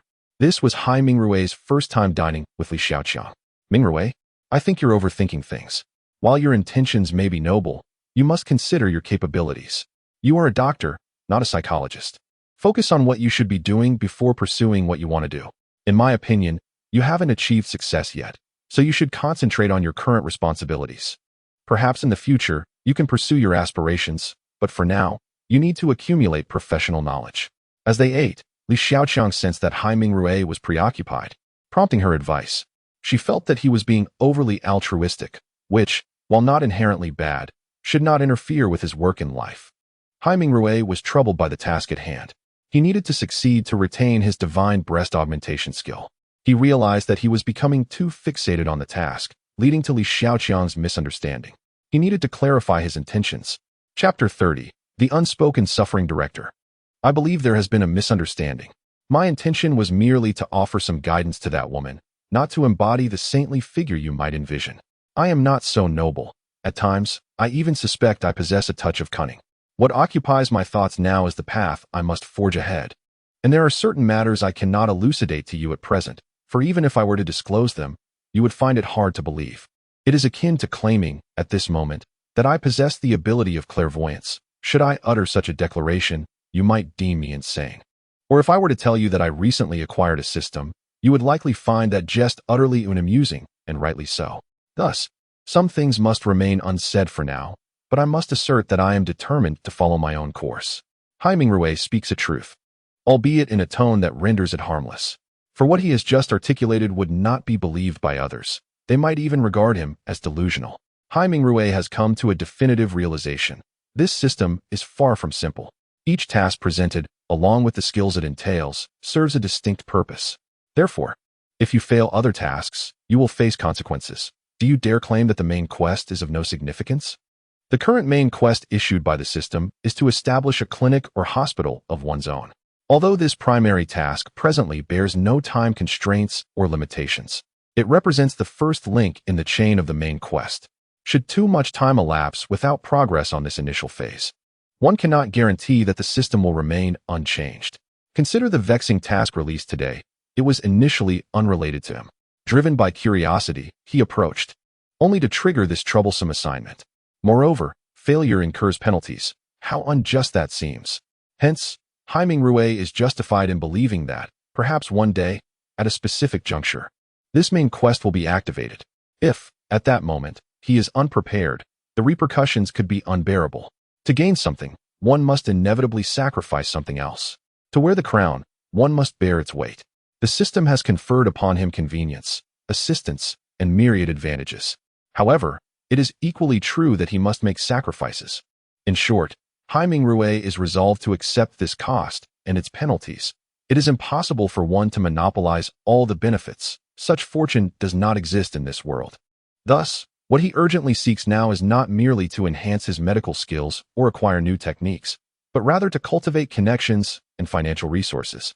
The aim is to establish a hospital or clinic, and fostering relationships serves that same purpose. Presently, the only person who can assist him is the one before him, Li Xiaoqiang. Mind you, I'm not entirely privy to your thoughts, but I truly believe that coming to our hospital was the best choice for you. After all, it is the finest hospital in the province, and it ranks among the best nationwide. With your talents, coupled with the groundwork I can provide, your future prospects could be boundless. or at the very least, satisfactory. As for your intention to open a hospital or clinic, I genuinely think that's unnecessary. It is an exceedingly challenging endeavor, and you need not gamble your future on this. What do you think? Hai Mingrui's heart ached. He finally grasped the meaning of unexpressed suffering. He could not reveal to this woman that he had no desire to open a clinic, nor to establish a private hospital. Working within the hospital was perfectly agreeable. However, this was the main quest issued by the system. Unlike today's arbitrary task, which could simply result in the random cancellation of a divine skill. While painful, it was not insurmountable. Yet the main quest is inescapable. Abandoning it would lead to a standstill in all other tasks. Thus, the system's gifts, if not pursued, would be rendered meaningless. Consequently, Hai Mingrui found himself at a loss. After lunch, he drove directly back to the second affiliated hospital, with Li Xiaoqiang accompanying him. Yet, upon entering the hospital, they parted ways. Hai Mingrui sought out Yu Sikan, while Li Xiaoqiang headed towards Li Yanhong. Yu Sikan had just finished attending to an emergency patient and was about to return to her office for a brief respite, as there were 2 hours of break time during lunchtime, allowing her to rest if there were no patients. Just as she prepared to make her way back, she spotted Hai Mingrui leaning against the corridor wall, engrossed in his phone, clearly awaiting her arrival. A surge of joy filled her. After all, they were now in a romantic relationship, and the events of the previous evening had unfolded as one might expect. Thus, once a certain rapport is established between a man and a woman, their demeanor shifts significantly. Although Yu Sikan had advised against overt displays of affection within the hospital, her heart whispered a different narrative altogether. "Mingrui, you're back," she exclaimed. Hai Mingrui smiled, stowing his phone, and reached for her hand. "Sikan, did you miss me?" Yu Sikan rolled her eyes at him, as if to say, "We've been apart for merely half a day. What are you on about?" "Perhaps I did miss you a little," he replied playfully. "What are you doing here? Why not head inside? I'd rather not go to the office. To avoid incurring the ire of others. Why not rest in the lounge for a while? Your shift doesn't start for a while yet, and I'll keep an eye on things. Remember, you have night duty tonight." Warmth enveloped Yu Sichuan's heart. Truth be told, she indeed needed a break. Last night had been filled with curiosity and exploration, resulting in little rest for both of them, and with another night shift looming, Hai Mingrui's thoughtfulness was endearing. "All right. I'll take a quick break. Just call me when it's time." Hai Mingrui nodded in agreement and, when the surroundings were clear, stealthily planted a kiss on her lips. "Take care. I'll see you later." "How annoying. I'm off to rest now. We'll talk later." With that, Yu Sikan bounded away to her designated lounge. Meanwhile, Li Xiaoqiang arrived at Li Yanhong's office, where Li Yanhong was preparing to take a nap. However, with Li Xiaoqiang's arrival, the prospect of a peaceful slumber was dashed. "Xiaoqiang, what brings you here at such an inopportune time?" Li Xiaoqiang was displeased with Li Yanhong's tone and retorted, "Aunt, is it so wrong for me to come to see you? I didn't realize my presence would be unwelcome. Had I known, I wouldn't have bothered." Chapter 31. Zhou Qingfu presents a banner. What is it? Li Yanhong knew her niece well. She was not one to visit without cause. "Aunt, I believe that Hai Mingrui is quite remarkable, possessing strong learning capabilities and solid professional knowledge. To be honest, it would be a waste for someone like him to remain at your second affiliated hospital, especially in the emergency department." Li Xiaoqiang paused, realizing she had veered off topic and that it might not concern her. "Aunt, to speak candidly, I wish to recruit Hai Mingrui to our hospital. However, he is currently reluctant to agree. His hesitation may stem from various reasons. Therefore, my suggestion is to have him spend time at our facility for continuous learning. In due course, he will recognize the merits of our first hospital." Li Yanhong understood. Li Xiaoqiang's intention was to bring Hai Mingrui to her side. This could be beneficial, as his departure would allow her to request another surgeon without significant impact. Furthermore, it would create daily opportunities for Hai Mingrui and Li Xiaoqiang to interact, fostering the growth of affection over time. "Xiaoqiang, tell me the truth. Have you developed feelings for Hai Mingrui?" Upon hearing this, Li Xiaoqiang's face flushed for a fleeting moment. "Aunt, please refrain from such nonsense. Hai Mingrui is only 29, while I am 33. It is simply impossible. Moreover, I am still his mentor. So do not indulge in wild speculation." Li Yanhong was uncertain whether Li Xiaoqiang's words held any truth, but for both personal and professional reasons, she had no grounds to decline. "Xiaoqiang, this matter is not insurmountable. As long as Hai Mingrui is willing, I am confident that the second affiliated hospital will grant permission.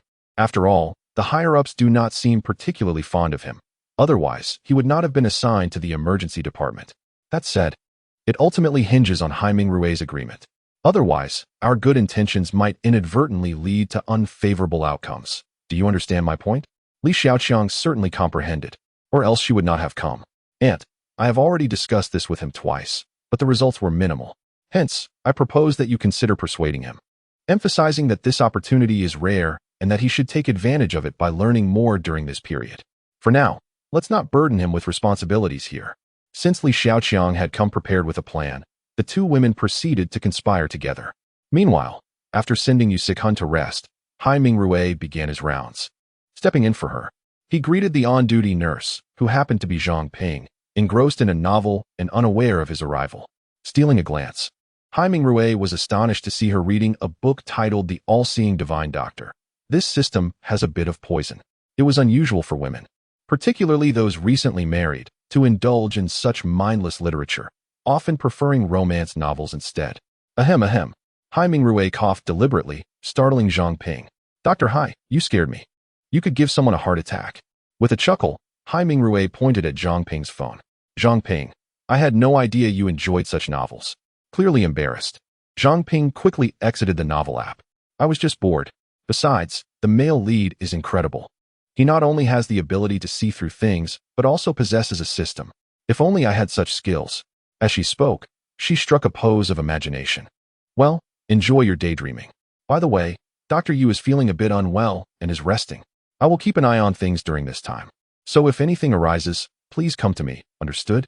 Just as he was about to leave, Zhang Ping caught his arm. Dr. Hai, are you really dating? Please tell me. Have you made any progress? You know, when pursuing a woman, you cannot be too rigid. You must interpret their words inversely. If a girl says no, it often means yes. As long as she doesn't turn hostile, that implies consent. Zhang Ping's insights, derived from her apparent familiarity with such tales, were astute, leaving Haiming Rui momentarily speechless. However, he was not in need of her advice, as he had already resolved his situation. Checking the time, Haiming Rui intended to sit in the office for a while when he encountered a familiar face, Zhou Qingfu, the son of the elderly patient he had rescued the day before. Dr. Hai, I sincerely appreciate your help yesterday. Due to the urgency of the situation, I didn't have the chance to express my gratitude. Today, Haiming Rui realized this was a family member come to extend thanks, and Zhou Qingfu held a few items in hand, a banner and some fruit. Mr. Zhou, you are too kind. I am merely doing my duty as a physician. Your father was the patient, and I was simply fulfilling my responsibilities. Ultimately, it was your father's resilience that played a crucial role. You are aware that had we delayed even a few minutes, not even a deity could have saved him. I understand, but I must still thank you. In all honesty, during that critical moment, our family had given up hope, yet you persisted. Thus, I have brought you this banner and some fruit, hoping that Dr. Hai will accept them. Though Haiming Rui hesitated to accept at first, he ultimately relented, recognizing the importance of the gesture. After exchanging a few words, Zhou Qingfu took his leave. Opening the banner, Haiming Rui read the words, "Skilled hands revive." Medical virtue is noble, like Hua Tuo in the world, saving lives and healing the wounded, followed by a few lines of thanks and pleasantries. In truth, Haiming Rui held a fondness for this banner, as it marked the first gift he had received in his 3 years of practice, an acknowledgement from a patient. He hung it on the wall and began to inspect the fruit basket. Among various fruits, he decided to keep 2 large apples for Yu Sikhun and intended to give the rest to Zhang Ping, as Zhou Qingfu's gesture had not gone unnoticed by others. As he considered sharing, he suddenly spotted an envelope. Chapter 32. Suspension. The envelope rested amidst the fruit, weighed down by the very fruits that had been selected by Haiming Rui moments earlier. Otherwise, he might have overlooked it entirely. As he casually picked up the envelope, he could discern its contents, a bank card, without the need for enhanced vision. In such a scenario, if Haiming Rui were oblivious, he would be a fool. While he could accept the banner and the fruit, he certainly could not accept this money. It would be inappropriate to deliver it directly. So he resolved to purchase another fruit basket and present it in the same manner, allowing him the opportunity to visit the patient. It was not that he was averse to money. After all, everyone appreciates wealth. However, Haiming Rui adhered to his principles. He could earn a living through his skills, whether treating wealthy clients privately or otherwise, and regardless of whether the remuneration was 1,000 or 10,000, he was well within his rights to accept it. Yet this situation was different. When patients visited the hospital, it was simply his duty to save lives. Accepting money in this context would entirely alter its significance. He tucked the envelope away and departed the office with the fruit basket in hand. Zhongping, I have brought you some fruit, Haiming Rui announced as he placed the basket at the nurse's station. Dr. Hai, this fruit basket was sent by the family of that patient, wasn't it? One nurse inquired. I told you, Dr. Hai, this should be treated as if the doctor has awakened. Haiming Rui was taken aback by the unexpected warmth from this woman. All right, I've saved 2 apples for the doctor. Please share the rest, he replied before turning to leave. At that moment, a system notification chimed. Ding. Due to the host's personal reasons, Chen Shuixing's hatred towards you has increased by 5 points. Haiming Rui felt an overwhelming sense of despair. What had he done to incur such animosity from Chen Shuixing? Could it be related to the banner? Remarkably, he had indeed guessed correctly. Chen Shuixing had worked at the hospital for over 20 years without ever receiving a banner. Upon waking from his nap, he had entered the office to find the glaring banner, which explained the subsequent events. Just then, Haiming Rui's phone rang. It was Li Yanhong. He promptly answered. Hello. Director Li. Yes, I will be there shortly. After ending the call, he intended to head to Li Yanhong's office. However, he recalled that Yu Sikhun was still resting in the lounge. With the workday approaching, it was time to wake her. He knocked on her door. Sikhun, it's almost time to start work. You should get up. By the way, I saved 2 large apples in my drawer for you. Remember to eat them. After receiving a response from Yu Sikhun, Haiming Rui made his way to Li Yanhong's office. Min Rui, what is your impression of the First People's Hospital? I mean, the atmosphere? Haiming Rui, without hesitation, shared his thoughts. It's quite pleasant. My mentor takes good care of me, and my colleagues are easy to get along with. Li Yanhong nodded, then gently steered the conversation in another direction. Min Rui, I believe you should consider studying there full-time. Honestly, running back and forth like this is quite inefficient. You really don't need to juggle both. So I suggest you temporarily suspend your position here and focus entirely on your studies. Only then can you truly grasp the essence of what you are learning. What do you think? Haiming Rui hesitated before responding. In the past, he might have rejected such an idea. Although the emergency department presented a wealth of opportunities for learning, he now found himself in a position where leaving was imperative. Chen Shuixing's hatred had escalated to 55 points, and the system had made it abundantly clear, once it reached 60 points, extreme actions could ensue. Haiming Rui was a healer, not a combatant. Furthermore, he recognized that Chen Shuixing was a volatile individual. Li Xiaoqiang had also mentioned this matter several times in recent days, with Li Yanhong echoing those sentiments.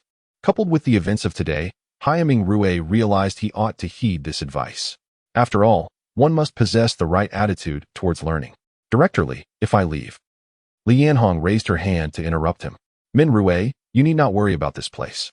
My arm is nearly healed, and I can request another person to assist. If necessary, I can even apply for another intern soon. You are exceptional, so I hope for your bright future. To be frank, you are underutilized in the emergency department. Moreover, you should understand that even if you return with extensive knowledge, you may not receive the recognition you deserve here. I trust you grasp my meaning. Should you wish to come back in the future, you would always be welcome. Haiming Rui understood Li Yanhong's intentions. He was aware that even without the system, he might have been destined to remain in the emergency department indefinitely, much like Chen Shuixing. In a decade or two, he could easily become the next Chen Shuixing. He realized he lacked the power to alter his fate, but with the system, he now had the means to defy destiny. Moreover, he could not linger at this hospital for long. Even at the First People's Hospital, he was merely passing through. The main quest of the system was a responsibility he could not neglect. Very well, I will comply with the director's arrangement. If there is nothing further, I shall resume my duties. Please take care of the suspension process. Li Yanhong smiled and nodded in agreement. Deep down, she was reluctant to see Haiming Rui leave. After all, he was a skilled and dedicated physician. The emergency department desperately needed professionals like him. Yet, Li Xiaoqiang's perspective held merit. The second affiliated hospital did not deserve a doctor of Haiming Rui's caliber. Therefore, facilitating his departure was, in some respects, a noble act. Having exited Li Yanhong's office, Haiming Rui had 2 tasks ahead of him. The first was to inform Yu Sikhun about his decision. The second was to gather his belongings, as a suspension would last at least 2 or 3 months, making it uncertain when he might return. Lastly, he planned to buy another fruit basket to visit the patient he had seen yesterday. Most importantly, he needed to avoid any further interaction with Chen Shuixing After all, it was wise to steer clear of unnecessary conflict. Chapter 33. A substantial reward. What? You're transferring to the First People's Hospital? Yu Sikhan voiced her astonishment upon receiving the news. Sikhan, if you're not amenable to it, I can still retract my acceptance with the director. Hai Mingrui, now regretting his hasty agreement, had overlooked Yu Sichuan's potential reaction. He acknowledged that his oversight stemmed from the recent transition out of bachelorhood. Come back here. Are you daft? Securing a position at the First People's Hospital is the aspiration of countless individuals. The professional advancement and benefits alone far surpass those here. Dr. Chen would likely be consumed by envy if he knew. Hai Mingrui felt a pang of apprehension, realizing the need for a swift departure. Aren't you upset? He inquired tentatively. Why would I be upset? I'm elated that my man has an opportunity for advancement. Only a fool would be displeased. In her exuberance, Yu Sikhan inadvertently referred to Hai Mingrui as my man. Very well, I feared you might disapprove. By the way, let's keep this confidential for now, as I dread Dr. Chen's potential reaction. Also, I need to step out for a moment. Hai Mingrui briefly explained his errand before leaving the hospital. The vicinity of a hospital invariably hosts a few essential businesses: fast food outlets, florists, and fruit vendors. These establishments thrive on the needs generated by the hospital, enjoying robust trade.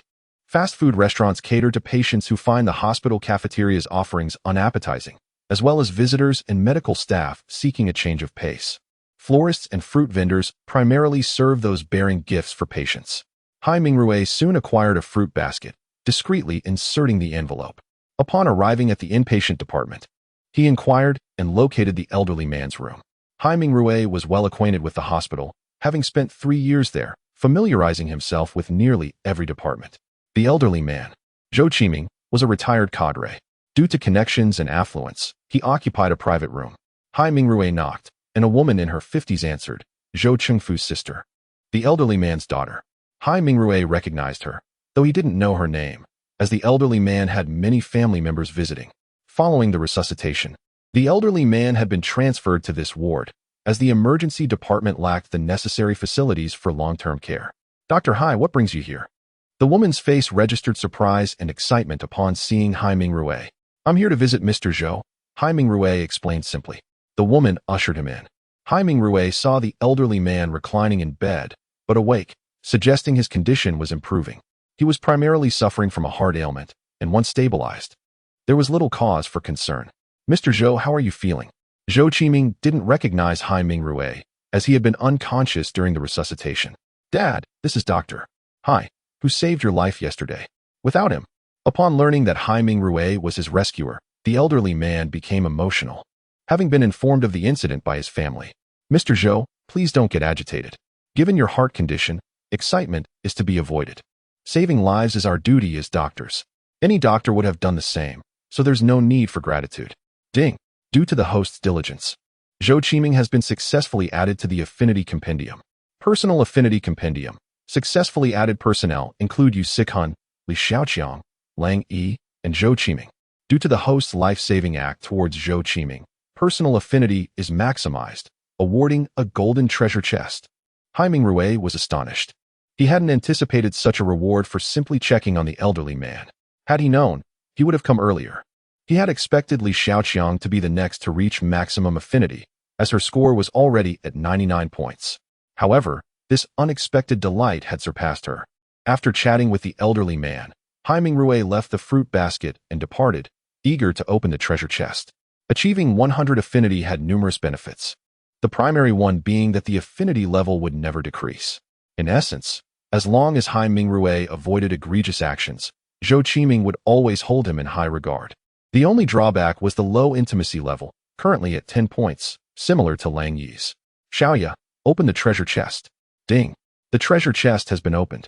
Congratulations, host, for obtaining a building suitable for opening a clinic or private hospital. Note, considering the host's impoverished state, the system has meticulously selected this prize. Default activation grants related rewards. The system encourages the host to persevere. Hai Mingrui was flabbergasted. He had been fretting over completing the main mission, but now a solution had materialized.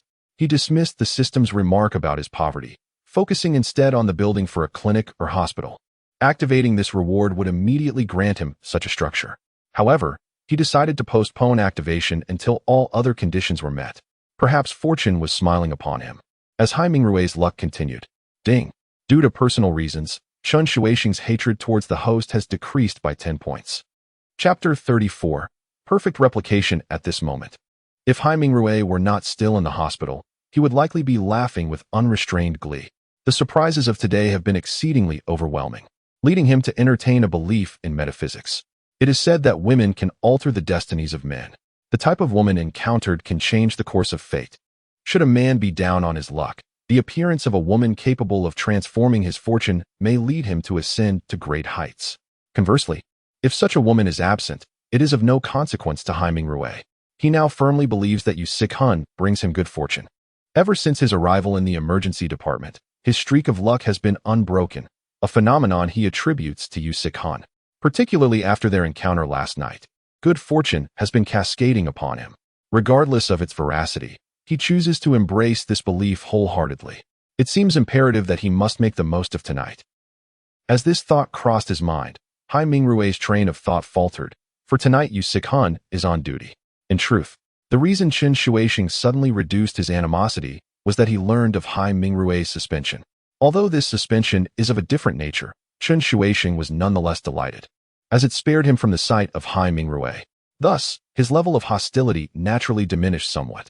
By the time Hai Mingrui returned to the emergency department, it was already past 3 in the afternoon. As the saying goes, one must ring the bell each day as a monk. He may not be required to come in tomorrow, but today he must fulfill his final shift. Fortunately, the afternoon passed without any troublesome patients, predominantly consisting of those suffering from colds and fevers, along with a few individuals with work-related injuries, none of which posed significant concerns. Dr. Hai, are you not taking this banner with you? While organizing his belongings in the office, merely a few teacups, he overheard this remark. The speaker, of course, was Chen Shuixing, whose tone was unmistakably laced with mockery. Initially, Hai Mingrui intended to respond that he would not be taking it, but he ultimately changed his mind. Logically, there was no need to take it. However, he could envision the fate that awaited the banner if left behind. Chen Shuixing would undoubtedly mistreat it. Regardless, this banner represented the heartfelt gratitude of a patient's family, and allowing it to be maliciously mishandled felt inherently wrong. Thank you for the reminder, Dr. Chen. I shall take it with me when I leave, as this is my very first banner. It holds significant sentimental value. By the way, I appreciate your care over these past few days. I shall visit you often. Hai Mingrui was indeed reluctant to offend this individual. There is a saying that one should prefer to offend a gentleman rather than a petty person. Chen Shuixing certainly fell into the latter category. While leaving without a second thought would pose no issue, especially since they would not have much interaction in the future, he was mindful of Yu Sikhun still working here. Their relationship would likely become public knowledge soon. At that time, should Chen Shuixing redirect his animosity toward Yu Sikhun, it could spell trouble, particularly as she is merely an intern. Chen Shuixing remained silent, and Hai Mingrui certainly would not press his face against cold shoulders. After packing his belongings, he departed the office with the banner in hand. These personal items were now stowed in his car's trunk for convenience later. As time swiftly passed, and the end of the workday approached, Hai Mingrui did not leave immediately. Instead, he procured dinner for himself and Yu Sikhun, and they conversed in the office while they dined. After a long day, this brief moment was their only opportunity to engage in meaningful dialogue. After all, during the day, both were preoccupied with numerous tasks. The emergency department operates in such a manner. A child with a cold and fever requires immediate attention. A laceration from a knife demands urgent care. A fall resulting in a head injury similarly necessitates swift action. Though these ailments may not be severe, the workload is substantial, averaging one patient every half hour. Of course, some cases are resolved in mere minutes, yet the unpredictability of patient arrivals keeps one on their toes. Dinner time is typically the quietest period of the day, as most patients have already been seen, and any remaining cases are unlikely to emerge unless a particularly urgent situation arises. Hai Mingrui accompanied Yu Sikhun through dinner and assisted with a few more patients until it was past 9 in the evening, at which point Yu Sikhun gently ushered him out of the hospital. In truth, she also wished for Hai Mingrui to stay with her, but she understood the importance of his studies. He must attain a good night's sleep, otherwise he would struggle to maintain his energy during the day, prompting her to send him home early.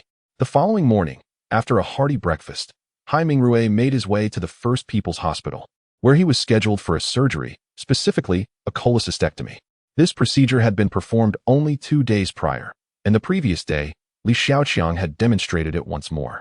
Thus, today's surgery held great significance, serving as a testament to his learning.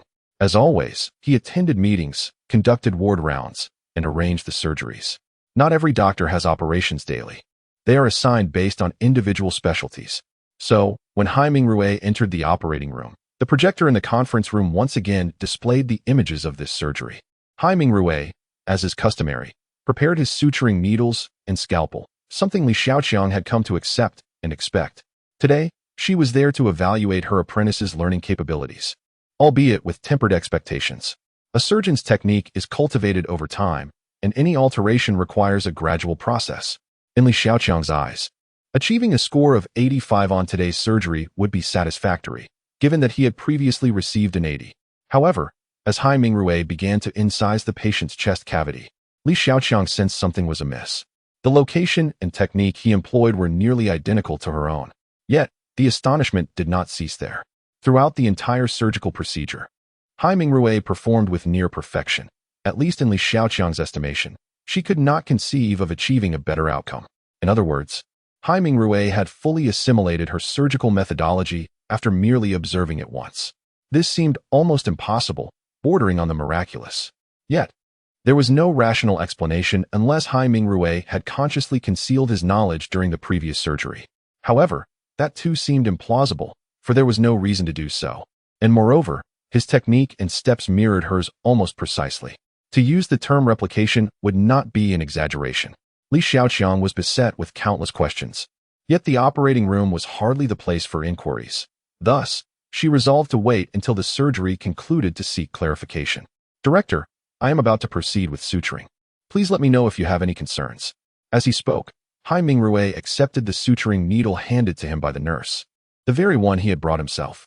The reason for his statement was that Li Xiaoqiang wished to learn the intricacies of suturing. Yet, Hai Mingrui was reluctant to overtly remind her, so he opted for this indirect approach instead. Li Xiaoqiang nodded eagerly, her desire to learn Hai Mingrui's tendon suturing technique evident. Chapter 35. Encountering Kong Meng. Hai Mingrui decelerated his suturing pace this time, yet his execution remained flawless. He was acutely aware that even repeated demonstrations for Li Xiaoqiang would not enable her to replicate his level of perfection, given his mastery of divine-level tendon suture technique. An art devoid of imperfections, allowing others only to emulate it. Nonetheless, he conceded that observation and learning were undeniably beneficial, at least in augmenting one's own tendon suturing skills. The surgery was an unequivocal triumph. Whether acknowledged or not, everyone present inwardly recognized the impossibility of achieving such flawless results themselves. Following the operation, Hai Mingrui was summoned to Li Xiaoqiang's office, primarily to discuss the procedure. "Mingrui, how were you able to flawlessly replicate my surgical methods after only observing them once?" Anticipating this inquiry, Hai Mingrui swiftly formulated his response. "Director Li, I possess an exceptional aptitude for learning. After witnessing a surgery once or twice, I can generally grasp it. As for the speed of my learning, I attribute it to my innate talent." Li Xiaoqiang scrutinized him with suspicion, yet could not pinpoint any inconsistencies. "Well, if there's nothing else, I'll get back to work." Hai Mingrui seized the opportunity to depart while Li Xiaoqiang was still pondering. By the time she recollected herself, he had vanished. Kong Meng. The name surfaced in Hai Mingrui's thoughts. Indeed, he intended to seek out Kong Meng, as completing this task was his objective. Frankly, Hai Mingrui lacked confidence in accomplishing this mission, given its C rating. Currently, aside from the previous rescue mission, this task was the highest ranked. Moreover, this task differed from any previous one, which primarily involved healing and saving lives. This task centered on psychological counseling, a domain in which he, not being a psychologist, possessed limited expertise. Initially contemplating purchasing fruits and a floral basket, he reconsidered, realizing that such gifts required a justification.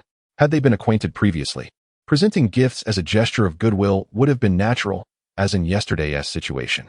Lost in thought, Hai Mingrui arrived at the ward. The room contained 3 beds, currently occupied by 2 patients. Kong Meng was in the bed nearest the window. For reasons unknown, no family members were present. Kong Meng's eyes were closed, leaving it unclear whether she was asleep. Hai Mingrui approached the bedside, examining the patient information sheet and the intravenous fluid composition. At that moment, Kong Ming opened her eyes and looked at Hai Mingrui. Hai Mingrui flashed an enigmatic smile, but Kong Ming's face remained devoid of emotion, and she turned her head away, causing Hai Mingrui a moment of awkwardness. Kong Ming, may I have a word with you? There's no need to be like this. I understand what you're thinking. I am a doctor, and I only wish for all patients to recover. I may not comprehend the profound meaning of life, but I know that living entails responsibility, so. As Hai Mingrui racked his brain for something to say, Kong Ming abruptly turned her head and stared intently at him. Why are you looking at me like that? Hai Mingrui began to feel unnerved by her gaze, and internally cursed the system repeatedly. What kind of absurd task is this? You are not me, so how can you know what I am thinking? Don't be presumptuous. You are merely a doctor, not a psychological expert. Besides, I don't know you, so why are you lecturing me? If you truly possess the ability, then solve my problems. Aren't you a doctor? Then change me. Make them bigger. Kong Ming grew increasingly agitated, tearing open her clothes, causing 2 buttons to pop off. Hai Mingrui glanced at her chest, which was, to put it mildly, rather small. Don't get excited. Let's talk calmly. Hai Mingrui, fearing a misunderstanding, hastily rearranged her clothes and pulled the blanket over her. Kong Ming, perhaps overwhelmed by her emotions, began to weep, which Hai Mingrui considered a positive sign, as crying is an expression of emotion. A person devoid of joy, anger, sorrow, and happiness becomes a mere shell. Thus, he desperately searched his mind for words of comfort. Cry. Cry as loudly as you wish. Crying is an emotional release that everyone needs, but after crying, you must be strong and resolve your problems. You are entitled to your own opinions, and you don't have to blindly obey. But you must learn to listen and respect the opinions of others. You can refuse others without fearing their disapproval, but you must also learn to accept rejection. Don't trap yourself in a dead end. There is always a solution to everything. Modern medicine is so advanced that even facial disfigurement can be repaired. Do you understand what I'm saying? Let me put it this way. I'm planning to open a cosmetic surgery hospital soon, and if you're willing, you can seek treatment there. Don't worry. I'll waive all the fees and help you regain your confidence. The more Hai Mingrui spoke, the smoother his words flowed. And he even began advertising his future plastic surgery hospital without the slightest awkwardness. Kong Ming even suspected that the doctor before her was a quack. If he weren't wearing the hospital's white coat, she would have been certain. Are you sure you're a doctor here? Kong Ming finally displayed a hint of curiosity. Of course. Genuine article. Look, here's my name tag. Hai Mingrui handed Kong Ming his name tag, which she examined, confirming his name and profession. What you said just now. Is it all true? Can you really help me? Kong Ming stammered, a blush creeping onto her face. Hai Mingrui rejoiced inwardly. A person who feels shy and embarrassed is unlikely to contemplate suicide. Someone who fears nothing, not even death, cares about nothing else. Like before, Kong Ming had torn open her clothes without hesitation because she didn't care. Chapter 36. Diminishing affection. There exists a saying, riding a tiger makes it difficult to dismount. And at this moment, Hai Mingrui finds himself in such a predicament. Regardless of his capabilities, he must now concede to the situation, lest his lengthy discourse be rendered futile. Rest assured, grant me 6 months, and I shall establish the cosmetic surgery hospital. At that time, I would be sincerely honored to invite you as my inaugural patient. However, this statement from Hai Mingrui is rather peculiar. Typically, when a business opens, inviting someone to be the first customer is a matter of great honor. Yet, one has never heard of inviting someone to be the first patient. Nonetheless, in this context, such remarks seem somewhat acceptable. Ding. Congratulations, host, for completing the task, redemption. Due to the host's diligent efforts, the suicidal thoughts of Kong Ming have been dispelled, and she has been recorded in the ledger. Personal affection ledger. Currently recorded individuals include Yu Sikhun, Li Xiaoqiang, Lang Yi, Zhou Qiming, Kong Ming. Currently, Kong Ming's affection for the host stands at 60, with an intimacy level of 20. This value is quite delicate. The host is encouraged to continue their efforts. Ding. As a reward for completing the C-Task redemption, the host receives 50 attribute points, 200 merit points, and a random reward. Would you like to draw now? Hai Mingrui was elated. He had not anticipated completing this task, yet he hesitated concerning the random reward. He chose not to draw immediately, for the timing was not quite right. With 200 merit points added, his total now reached 321. Had it not been for the skills he learned from Li Xiaoqiang, he would have had an additional 100 points. After spending some time conversing with Kong Ming and stabilizing their rapport, he took his leave, primarily because Kong Ming's mother had returned. Xiaoya. Host, I am here. Xiaoya's voice retained its playful charm. Xiaoya, upgrade me. Certainly, please hold on. Congratulations, host. On reaching level 12. Current upgrade requires 30 attribute points. The next upgrade requires 40 points. Current remaining attribute points, 40. Congratulations, host, on reaching level 13. Current upgrade requires 40 attribute points. The next upgrade requires 50 points. Current remaining attribute points, 50. Gazing at the required attributes for the upgrade, Hai Mingrui could only manage a wry smile. Previously, he needed only a few points to level up, yet now, each increment demanded dozens. The 20 points left over from before, combined with the 50 from the recent reward, amounted to 70 points. Yet, he had only ascended from level 11 to 13, exhausting all 70 points and leaving him with none. The most pressing concern was that the next upgrade would necessitate 50 points. Next came the most thrilling moment, the random reward, which Hai Mingrui had eagerly anticipated. Without hesitation, he chose to draw. Ding. Congratulations, host, you have acquired a burn reconstruction surgeon. Would you like to claim this reward now? Hai Mingrui was taken aback. He could accept rewards of various kinds, but a person as a reward? He understood that surgeons specialized in various fields. The divine level skill he had received earlier, breast augmentation, categorized him as a breast surgeon. This classification was significant. Simply put, mastering such a procedure ensured a lifetime of sustenance in any cosmetic hospital. He opted to decline the reward for now, as he had no hospital to utilize it in, potentially rendering it a burden. Nonetheless, the reward was indeed commendable, for burn reconstruction is a substantial category within cosmetic surgery. Mingrui, with May Day approaching, I'm granting you 3 days off. What are your plans for leisure? During lunch, Hai Mingrui and Li Xiaoqiang found themselves in the hospital cafeteria, engaged in lively conversation. I have no immediate plans, primarily because my girlfriend might not have the time. She has to work overtime. Hai Mingrui spoke the truth. Yu Sikun worked in the emergency department, which never had holidays. One could not choose when to fall ill, neither day nor night, nor during holidays. While other departments might manage with fewer doctors on duty, the emergency room required round-the-clock staffing. Do you have a girlfriend? When did this happen? I hadn't heard about it. Li Xiaoqiang feigned nonchalance, but her curiosity was piqued. Just a couple of days ago, we confirmed our relationship. You must have met her, Dr. Yu Sikun from the emergency department. Hai Mingrui saw no need to hide this. He was not a Navi youth, nor was he in a place where relationships were prohibited. At 29, dating, or even marrying was entirely normal. It's her? Upon hearing the name, Li Xiaoqiang envisioned a sweet-looking girl. Yu Sikun certainly fit the mold of a charming beauty, particularly appealing to those with a penchant for professional attire. Mingrui, ISNT doctor. You still an intern? I believe you should choose a partner who complements you, someone who can contribute positively to your career. Hai Mingrui nodded in agreement. You're absolutely right. That's why I chose a fellow professional as my girlfriend, ensuring we share common interests. However, Li Xiaoqiang was left speechless. This was not the implication she had intended. Her irritation, once ignited, bore significant consequences. Ding. Due to personal reasons, Li Xiaoqiang's affection for the host has decreased by 10. Current affection level, 89. Intimacy level, -5. Current intimacy level, 35. As Hai Mingrui spoke passionately, an alert interrupted him, halting his words abruptly. He had painstakingly accumulated Li Xiaoqiang's affection to 99 points, and with just a bit more effort, he could surpass the century mark.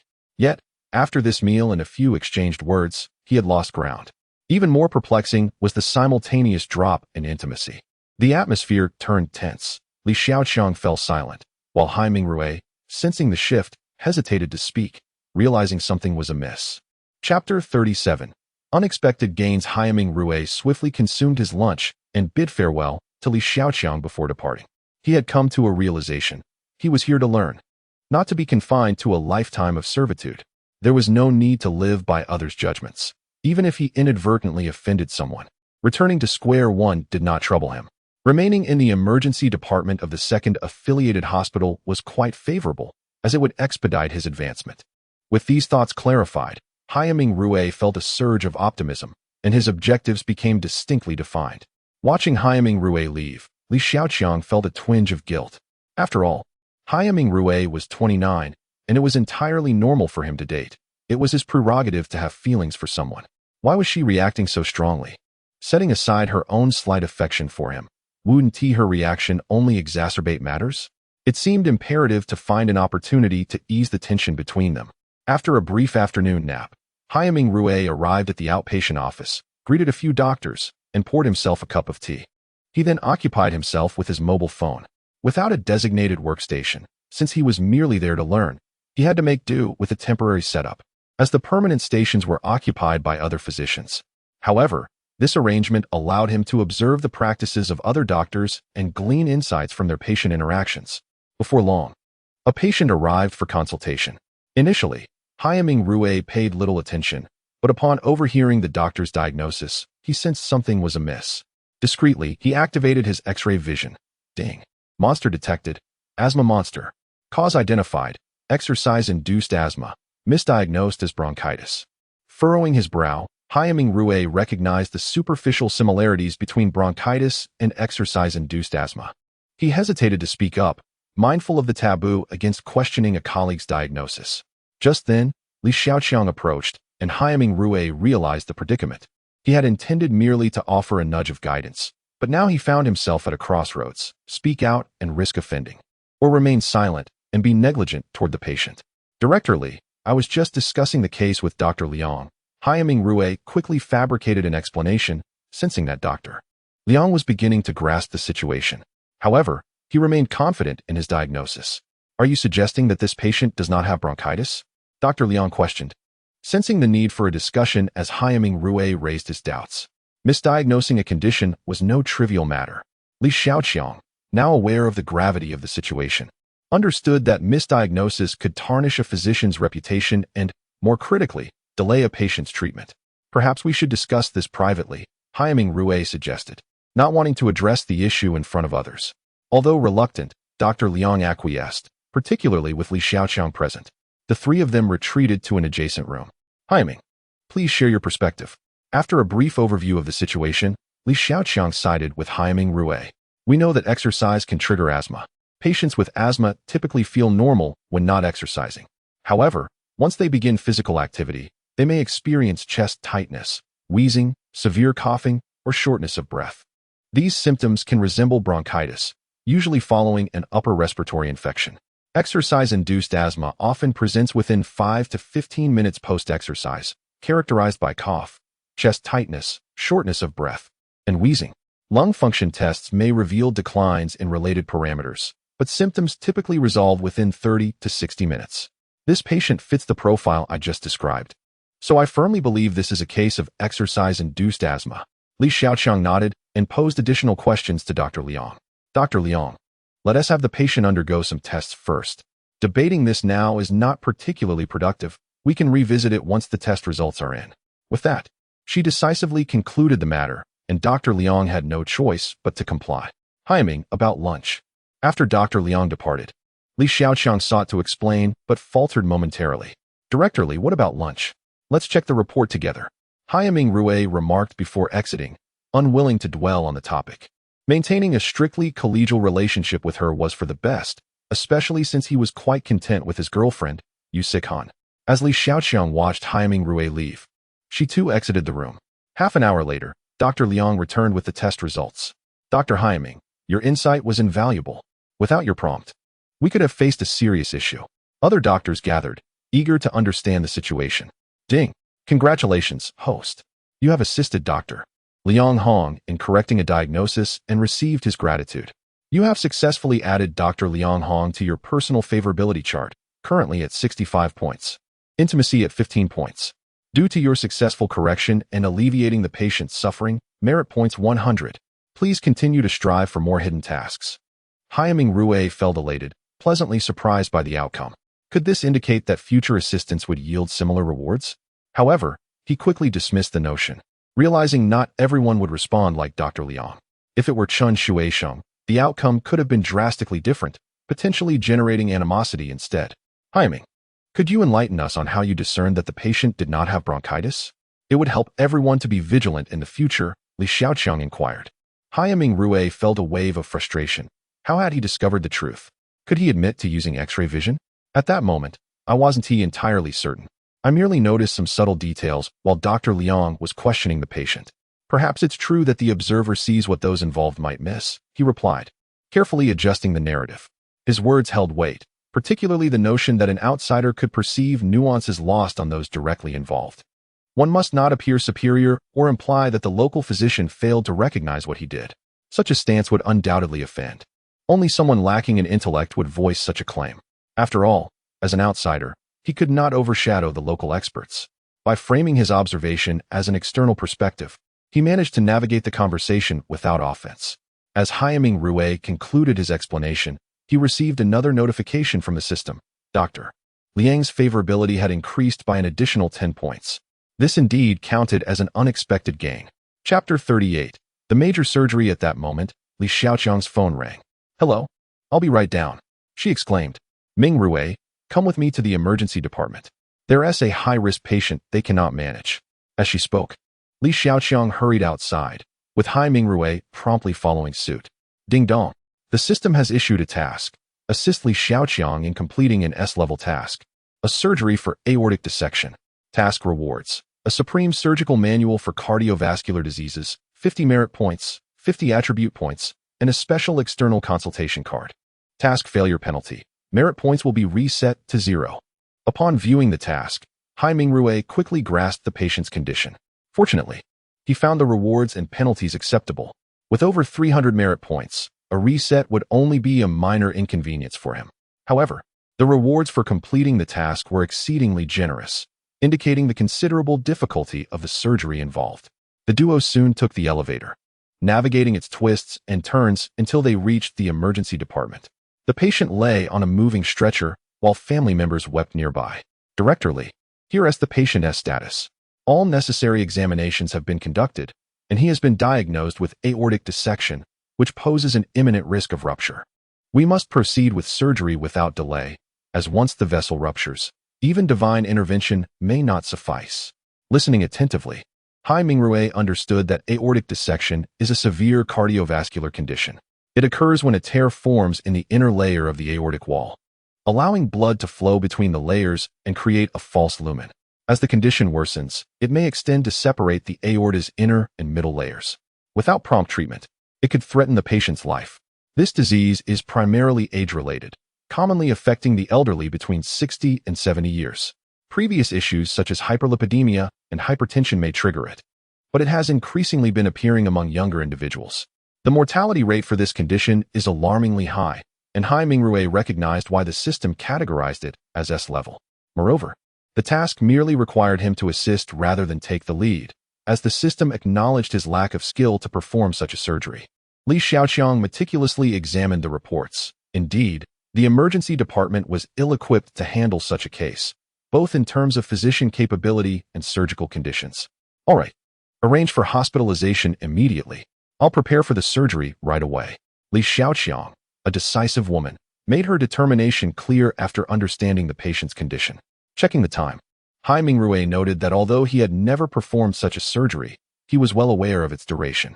Aortic dissections are classified into Type A and Type B.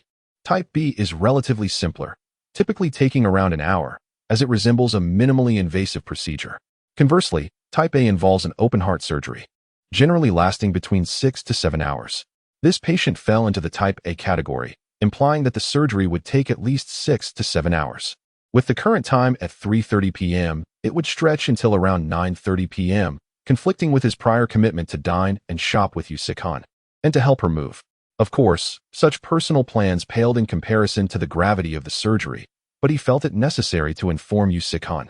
Otherwise, if she couldn't reach him later, her concern would outweigh any anger she might feel. Seizing the moment, Haiming Rui called Yu Sikhan. As a fellow physician, she immediately understood the implications of an aortic dissection. Ming Rui, focus on your work. I'll go home and pack for the move, then I'll wait for you. Haiming Rui felt a warm glow. Having a woman at home was truly delightful. I'll return as soon as I finish. After exchanging a few more words, he hung up, turning off his phone and placing it in a locker. A serene environment was essential for surgery. No doctor would bring their phone into the operating room. The lead surgeon was Li Xiaoqiang, with Haiming Rui assisting along with nurses and the head nurse. Given the critical nature of the patient's condition, the surgery was urgent. At 4:15 p.m., the patient was anesthetized and placed on the operating table. As this was an open-heart surgery, Li Xiaoqiang approached with utmost caution. The primary concern during such procedures is significant blood loss. If this step is executed successfully, it equates to completing the first hurdle. Hai Mingrui observed intently. Such surgeries are not commonplace, and most individuals would never encounter them. Had it not been for Li Xiaoqiang being his mentor, he wouldn't have even qualified to enter the operating room. As seconds turned into minutes and hours, the lengthy procedure was undeniably exhausting, especially for Li Xiaoqiang. A woman who had not eaten dinner, her endurance was commendable. Fortunately, the surgery concluded successfully, with Hai Mingrui handling the insertion of drainage tubes and suturing the wound. However, the situation was not yet resolved. Although the surgery was successful, the patient had not yet passed the critical period. Next, he needed close monitoring in the intensive care unit, with particular attention to the drainage tube's output. Only after 24 hours of stability could they truly consider the surgery complete, which also explained why the system had yet to issue any notifications. "I'm exhausted," Li Xiaoqiang remarked, removing her white coat. "Mingrui, take a day off tomorrow to rest." "Director Li, I don't need a break tomorrow. Let us make it the day after, April 30th. I'll take a day off then. By the way, it's quite late now. Let us go out for dinner." Li Xiaoqiang nodded in agreement. After arranging their plans, Hai Mingrui changed back into his clothes and powered on his phone. He sent a message to Yu Sikhan and noticed that it was getting late. He needed to eat quickly and head back. As Hai Mingrui and Li Xiaoqiang walked outside the hospital, engrossed in conversation, he suddenly heard, "Mingrui?" He paused, looking up to see none other than Yu Sikhan. After moving, she had grown bored at home and decided to take a cab to pick him up, intending to return together. The reason for taking a cab was not due to a lack of a car, but rather the convenience of riding back with Hai Mingrui. "Sikhan." Upon seeing her, a radiant smile spread across Hai Mingrui's face. "What brings you here?" "I couldn't sleep alone at home, so I came to get you." Chapter 39. Intimacy at 100. Listening intently to their brief exchange, Li Xiaoqiang gleaned that the two appeared to be living together. "Hello, Director Li." At that moment, Yu Sikhan noticed Li Xiaoqiang and hastily greeted her, as Li Xiaoqiang was now Hai Mingrui's mentor, a position that should not be offended. "Greetings, Dr. Yu." Hai Mingrui glanced at the time and remarked, "It's quite late now. Let's not waste time here. We haven't had dinner yet. We should hurry and grab a late-night snack." Naturally, no one declined Hai Mingrui's suggestion, as they had initially intended to enjoy a late-night meal. Yu Sikhan, too, wouldn't refuse, considering that a surgery lasting 6 or 7 hours left one quite famished. Thus, the three of them took 2 cars and headed toward a nearby food stall. As they were all working professionals, their dining choices often revolved around such casual eateries. They ordered a few dishes and engaged in conversation while eating, mindful not to drink alcohol since Hai Mingrui abstained. With 3 present, the atmosphere felt somewhat discordant. The couple wished to share whispers, but there was an uninvited third party. Li Xiaoqiang wanted to speak with Hai Mingrui, yet it was evident that the couple's dynamic rendered the late-night snack a tad dull. After their meal, the trio parted ways. "Mingrui, I think Director Li has an interest in you." Hai Mingrui was taken aback upon hearing this, while fastening his seatbelt. "Sishan, don't say such things. I've only known Director Li for a few days." Hai Mingrui was anxious, beads of sweat forming on his forehead. To be honest, he held no particular feelings for Li Xiaoqiang, but that didn't mean others shared his sentiment, especially not Yu Sikhan. "Mingrui, why are you so nervous?" "I didn't say anything concrete. Besides, she is an esteemed director. If you manage to win her over, it could be advantageous for you." "I have no objections." Hai Mingrui was dumbfounded. Had the world truly become so chaotic? No, this woman must be scheming to ensnare him. If only he possessed the ability to eavesdrop on others' thoughts. At that moment, the system chimed in. "Host, do not be surprised. Yu Sichuan's affinity for you is at a perfect score of 100. Anyone with an affinity level of 100 will have their feelings automatically locked in. This means that no matter what you do, their feelings towards you will remain unchanged." Hai Mingrui was astonished. He had never fully grasped the true essence of affinity until now. This perfect score bestowed an almost bizarre capability, one that could influence or sway a person's thoughts. "Mingrui, why are you dawdling? It's late. We should head back," urged Yu Sikhan, prompting Hai Mingrui to regain his senses and promptly start the car. However, his mind was preoccupied with thoughts. Yu Sikhan's affinity was at 100, while their intimacy was currently at 85, which had significantly increased since the previous night. This suggested that their actions could indeed elevate intimacy, leaving him curious about the changes or rewards that might arise once it reached 100. He found himself eagerly anticipating the outcome. Mingrui, I need to tell you something.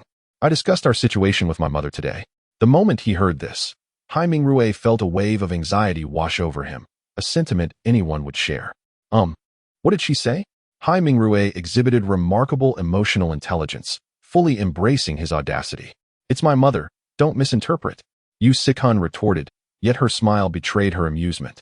My mother suggested that you come over for dinner the night after tomorrow. My brother and sister-in-law will also be there. You must make a good impression. My father enjoys a drink, so after work tomorrow, we should go to the supermarket together. We'll pick up some gifts. First impressions are crucial.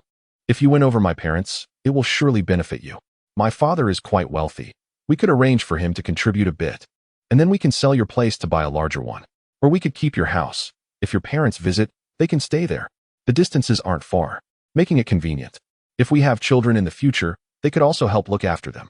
One could not deny that this woman had a far-reaching vision, even contemplating the prospect of children. As they conversed, they arrived home. Upon entering, Hai Mingrui embraced her, and then, Mingrui, go take a shower. You smell. Despite being adults, he was still rather impatient. Hai Mingrui chuckled softly before dashing into the bathroom, neglecting to grab clothes, perhaps intending to skip certain steps later. Yu Sichuan's cheeks flushed a deep crimson, and after a moment's contemplation, she too entered the bathroom. Ding! Congratulations, host. Yu Sichuan's intimacy with you has reached 100. Random rewards are now activated. Ding! Congratulations, host, for receiving the reward, eloquent speech. When Hai Mingrui saw this reward, he was momentarily perplexed. Eloquent speech typically referred to a skill, indicating that a person could articulate well. What use could such an ability have at this moment? Achieving this intimacy score was undeniably linked to his recent efforts, as evident from Yu Sichuan's smile, even in her sleep. After several upgrades and modifications, his body was capable of effects previously unattainable. Regardless of the utility of eloquent speech, anything produced by the system was undoubtedly exceptional. Noticing the time nearing midnight, he decided to retire for the night. The next day, Hai Mingrui arrived at the hospital early, promptly entering the intensive care unit to check on the patients. Everything appeared stable, though the patients had not yet exited the danger zone, as the system's rewards had yet to be dispensed. However, it seemed that matters were progressing positively, which brought him considerable relief. At that moment, Li Xiaoqiang entered, evidently worried, as she came to check on the patients first thing in the morning. Director, did you not sleep well last night? Observing the dark circles under Li Xiaoqiang's eyes, Hai Mingrui tentatively inquired.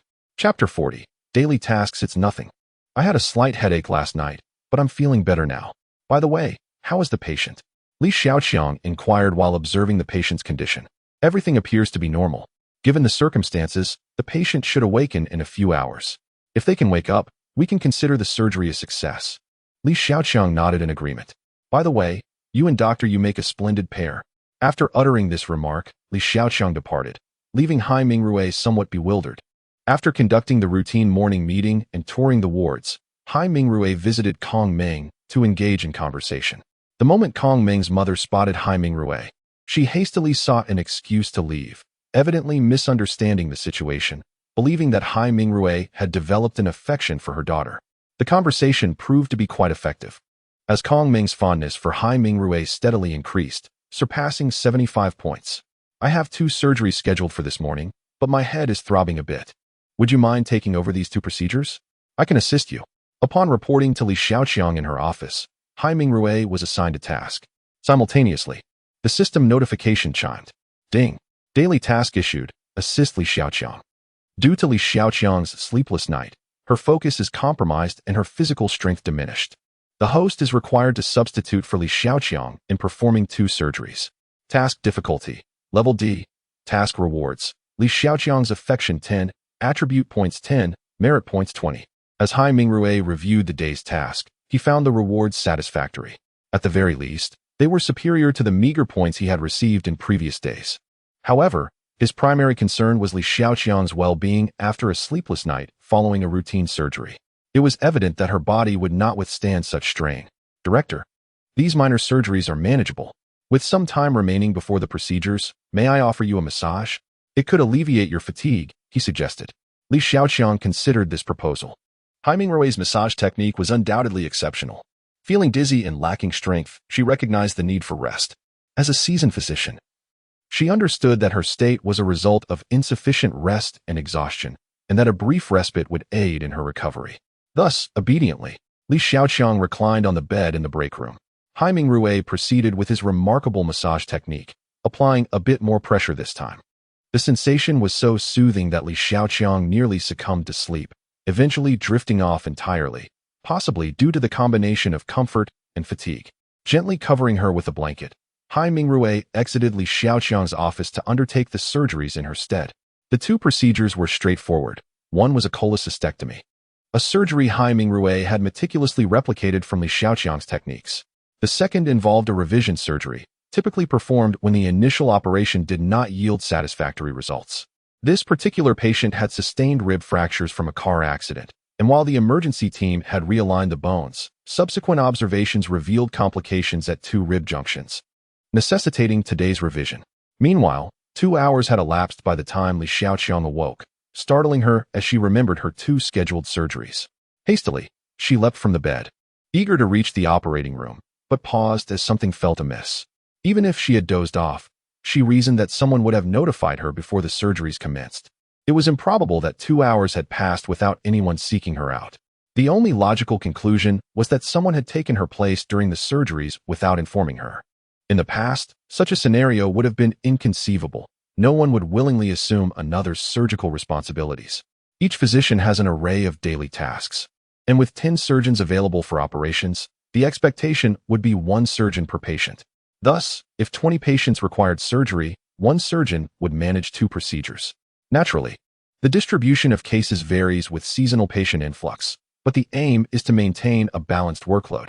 Additionally, performing surgery carries inherent risks, and even minor procedures can lead to significant complications. More critically, if a surgery originally assigned to another surgeon ends up being yours, you inherit all subsequent responsibilities for that patient. Hence, no one typically volunteers to take over someone else's duties unless under exceptional circumstances. However, Li Xiaoqiang believed there was one individual who might. Hai Mingrui. Reassured by this thought, she decided to investigate further. Directorly, are you feeling any better? A nurse inquired as Li Xiaoqiang exited her office. Much improved. How did you know I was unwell? Li Xiaoqiang asked, instinctively curious. Doctor, Hai mentioned that you performed a significant surgery yesterday and were fatigued, advising us not to disturb you, the nurse explained, confirming Li Xiaoqiang's earlier suspicions. And where is Dr. Hai? She inquired, sensing that the nurse had more information. Dr. Hai has already completed 1 surgery and is currently engaged in the second, the nurse replied. Upon understanding this, Li Xiaoqiang hurried to the operating room, quickly donning her surgical attire with the nurse's assistance. Meanwhile, Hai Mingrui was performing the cholecystectomy using the techniques he had learned from her. Rather than interrupting him, Li Xiaoqiang took on the role of assisting. Chapter 41. The helplessness of Hai Mingrui. Hai Mingrui approached his surgical duties with utmost seriousness, a trait common among physicians, as the stakes involved are life and death. However, it must be said that observing him perform surgery was a feast for the eyes. His hands were as deft and delicate as those of a woman. Particularly during the final suturing phase, it was a sight to behold. At the precise moment Hai Mingrui concluded the operation, the system's voice chimed in, ding. Daily task. Assist Li Xiaoqiang in completing 2 surgeries. Task completed. Task rewards. Li Xiaoqiang's favorability 10, attribute points 10, merit points 20. Thank you, Mingrui. At that instant, Hai Mingrui noticed that Li Xiaoqiang had already taken her place beside him. Director Li, when did you arrive? I've been here for a while. Just as you were excising the gallbladder, she replied. By the way, you must be hungry. Shall we go for lunch together? Indeed.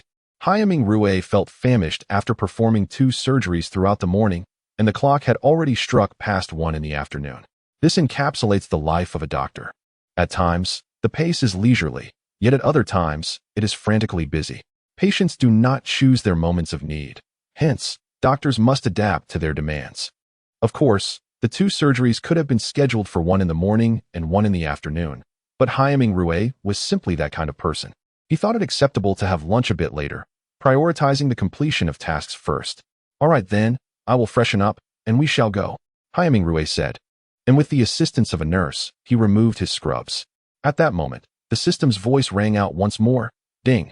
System task. Assist Li Xiaoqiang in completing an S-level task, a cardiac vascular dissection surgery. Task completed. Task rewards. 1 Divine Level Cardiac Disease Surgery Skill Book, Merit Points 50, Attribute Points 50, and a special item, an external consultation card. A wave of joy washed over Haiming Rui's heart, for this indicated that the patient from yesterday had awoken. Naturally, the reward thrilled him as well, a Divine Level Cardiac Disease Surgery Skill Book. With this tome, he could conduct such surgeries independently, and indeed perform them with greater proficiency than Li Xiaoqiang. The additional 50 attribute points and merit points were of little concern to Haiming Rui. However, one aspect puzzled him. What exactly was a special item external consultation card? Yet, now was not the time for such musings. The patient had regained consciousness, and he needed to assess the situation. Directly, the patient with the cardiac dissection may have awakened. Shall we take a look together? Only then did Li Xiaoqiang recall that she had not checked on the patient that morning, having only visited briefly upon her arrival. This oversight weighed on her conscience, especially since she had been resting instead of attending to her duties. Nodding in agreement, she and Haiming Rui made their way to the intensive care unit. Upon arrival, they found the patient once again asleep. After consulting the specialized nurses, it was indeed confirmed that the patient had been awake previously. This revelation eased Li Xiaoqiang's worries. As long as the patient had regained consciousness, all was well. The deep slumber was merely a result of physical exhaustion following such a significant operation, which had spanned 6 to 7 hours. To have snatched back a life was nothing short of fortunate. After concluding their observations, they departed the hospital. Ming Rui, thank you for today. In a fast food restaurant, the pair sat across from one another, casually ordering a few dishes while engaging in conversation. Why are you being so polite? You are my mentor. Previously, I lacked opportunities to perform surgeries, but now at this hospital, I've completed several in just a few days. This has greatly enhanced my skills, and I owe you my gratitude. Haiming Rui spoke earnestly. Without this woman, even with his system, he would not have acquired such knowledge. Certain conditions or surgeries were beyond his reach in the emergency room due to limitations. For instance, yesterday's aortic dissection was a case he would not have encountered. Even if he had, he would not have had the chance to treat it, as he lacked the necessary skills, and the emergency department did not possess the facilities for such an operation. Therefore, without this woman, he would not have been able to master this technique or obtain the Divine Level Cardiac Disease Surgery Skill Book, a truly comprehensive resource.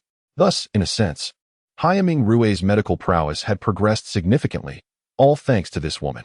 Ming Rui, with your talent and diligence, your future achievements are boundless. You should seriously consider joining our hospital. The titles and benefits here far surpass those at the second affiliated hospital.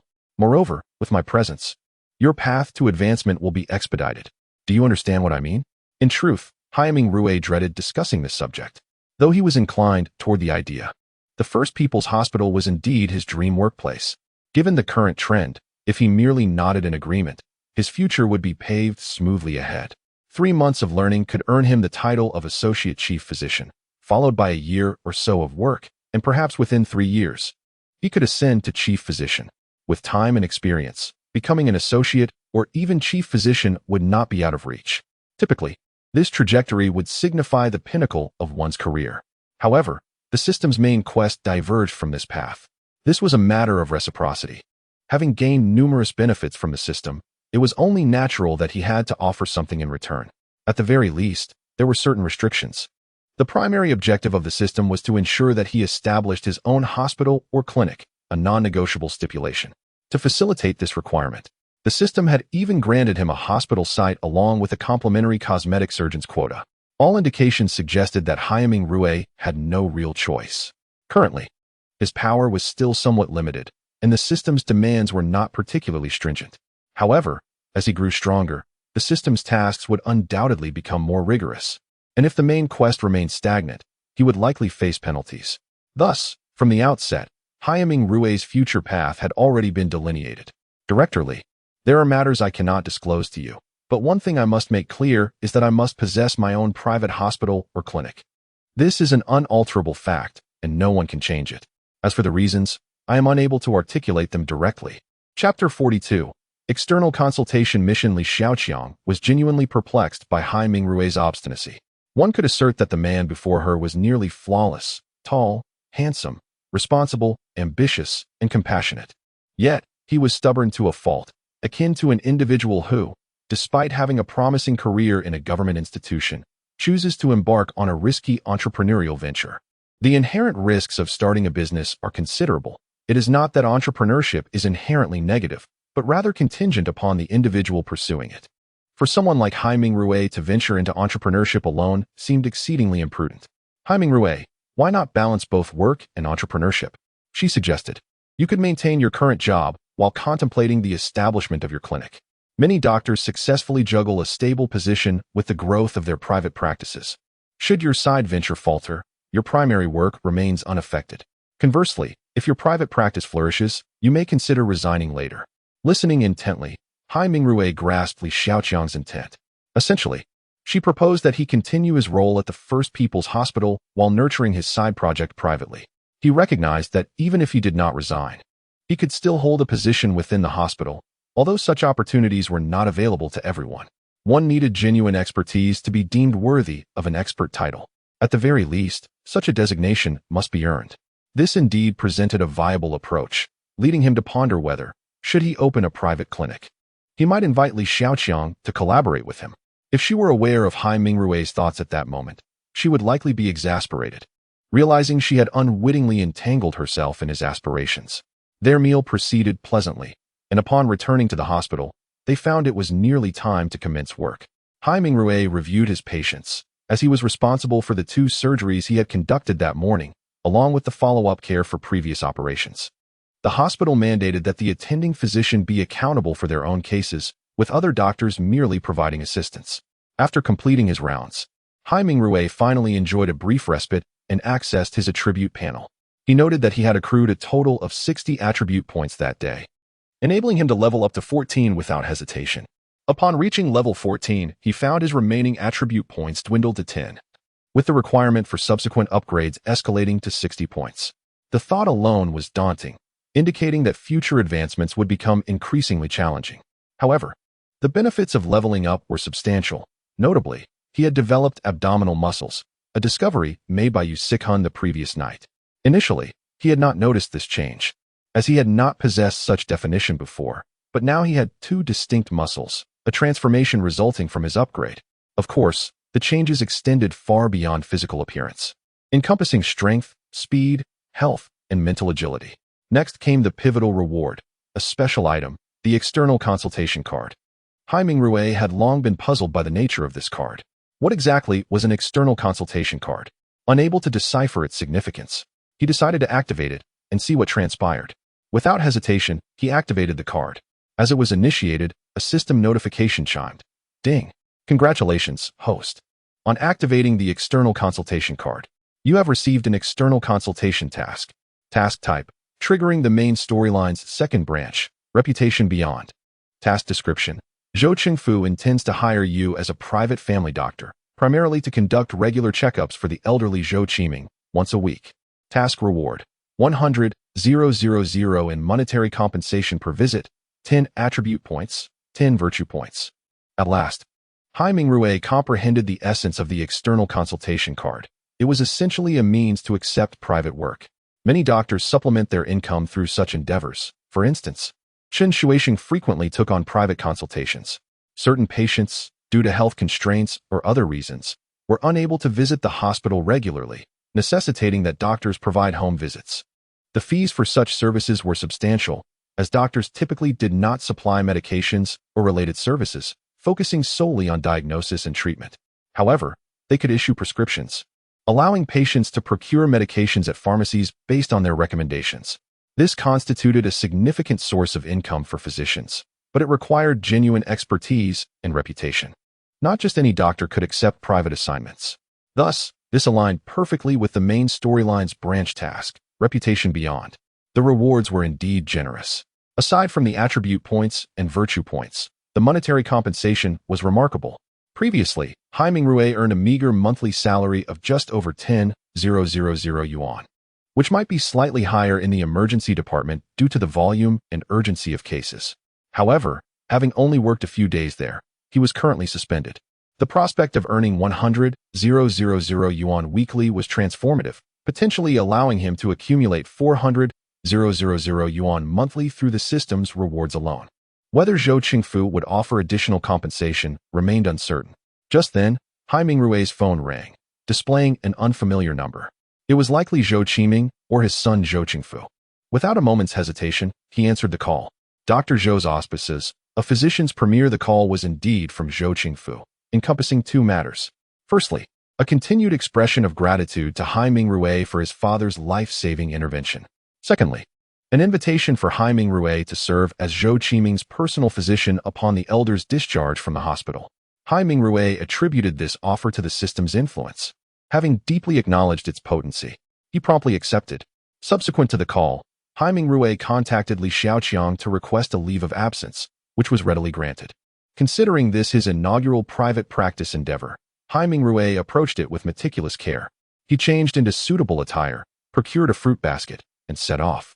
Guided by the navigation coordinates provided by Zhou Qingfu, Hai Mingrui's conjecture proved partially accurate. Beyond the system's influence, Zhou Qingfu's invitation stemmed from Hai Mingrui's refusal of the proffered card, indicative of his integrity and ethical conduct. Unable to directly offer a gift, Zhou Qingfu sought an alternative approach. Indeed, the elder Zhou required a personal physician for ongoing care, given his advanced age and the inconvenience of frequent hospital visits. A live-in caregiver would be present, with Hai Mingrui available for consultation as needed, ensuring a safeguard. Moreover, Zhou Qingfu held profound confidence in Hai Mingrui's medical acumen. Having witnessed his resolute efforts in reviving Zhou Qiming when others had deemed him beyond help, Hai Mingrui was deemed worthy of their association. Hai Mingrui drove into a residential enclave, discovering Zhou Qiming's residence within a grand villa. Such affluence was expected, given the nature of private medical care. While personal physician was not entirely accurate, given the potential for multiple patients, it served as a suitable title. Dr. Hai, please come in. The elder has been inquiring about you repeatedly, and your kindness is unnecessary. The speaker was Zhou Qingfu's sister, Zhou Qinmin, of similar age to Li Yanhong. Her mention of kindness referred to the fruit. Hai Mingrui exchanged pleasantries before entering the villa. The occasion was evidently the elder's homecoming, with his progeny, their spouses, grandchildren, and great-grandchildren in attendance. Zhou Qiming himself was seated on the sofa, appearing in good spirits. Following introductions, Hai Mingrui assumed his professional role, conducting a comprehensive examination of the elder. Elder, your health is commendable. However, adherence to your medication regimen is crucial, as is dietary diligence. Favor high-protein, low-fat foods such as tofu, skim or low-fat milk, egg whites, chicken, and fish. Supplement rice and noodles with fiber-rich grains and root vegetables like potatoes, yams, lotus root, and taro. As Hai Mingrui spoke, a family member diligently recorded his recommendations. While the hospital had provided discharge advice, Hai Mingrui's counsel was more detailed, even specifying particular foods. Dr. Hai, I have a request to make of you, one I hope you will not refuse. Following the examination, Zhou Qingfu escorted Hai Mingrui to a private room, evidently for a discreet conversation. Mr. Zhou, please proceed. Zhou Qingfu produced a card, pressing it into Hai Mingrui's hand. Hai Mingrui, though inwardly desiring it, initially resisted. He was uncertain of the sum it contained. Dr. Hai, this is rightfully yours. As you can see, our family is not wanting. Beyond your having saved my father's life, we anticipate your continued assistance. As Zhou Qingfu spoke, Hai Mingrui listened, gradually comprehending his forthcoming responsibilities. System tasks were never erroneous. Hai Mingrui would visit weekly, primarily to conduct checkups on the elder and address any arising issues. His monthly retainer would be 20,000 yuan. While seemingly substantial, given the weekly commitment, the source of the payment was significant. For Hai Mingrui, whose monthly income, even with overtime and bonuses, barely exceeded 10,000, the sum was considerable. For Zhou Qingfu, such an amount might be spent on a single meal. Hai Mingrui ultimately accepted, declining Zhou Qingfu's dinner invitation due to his work obligations.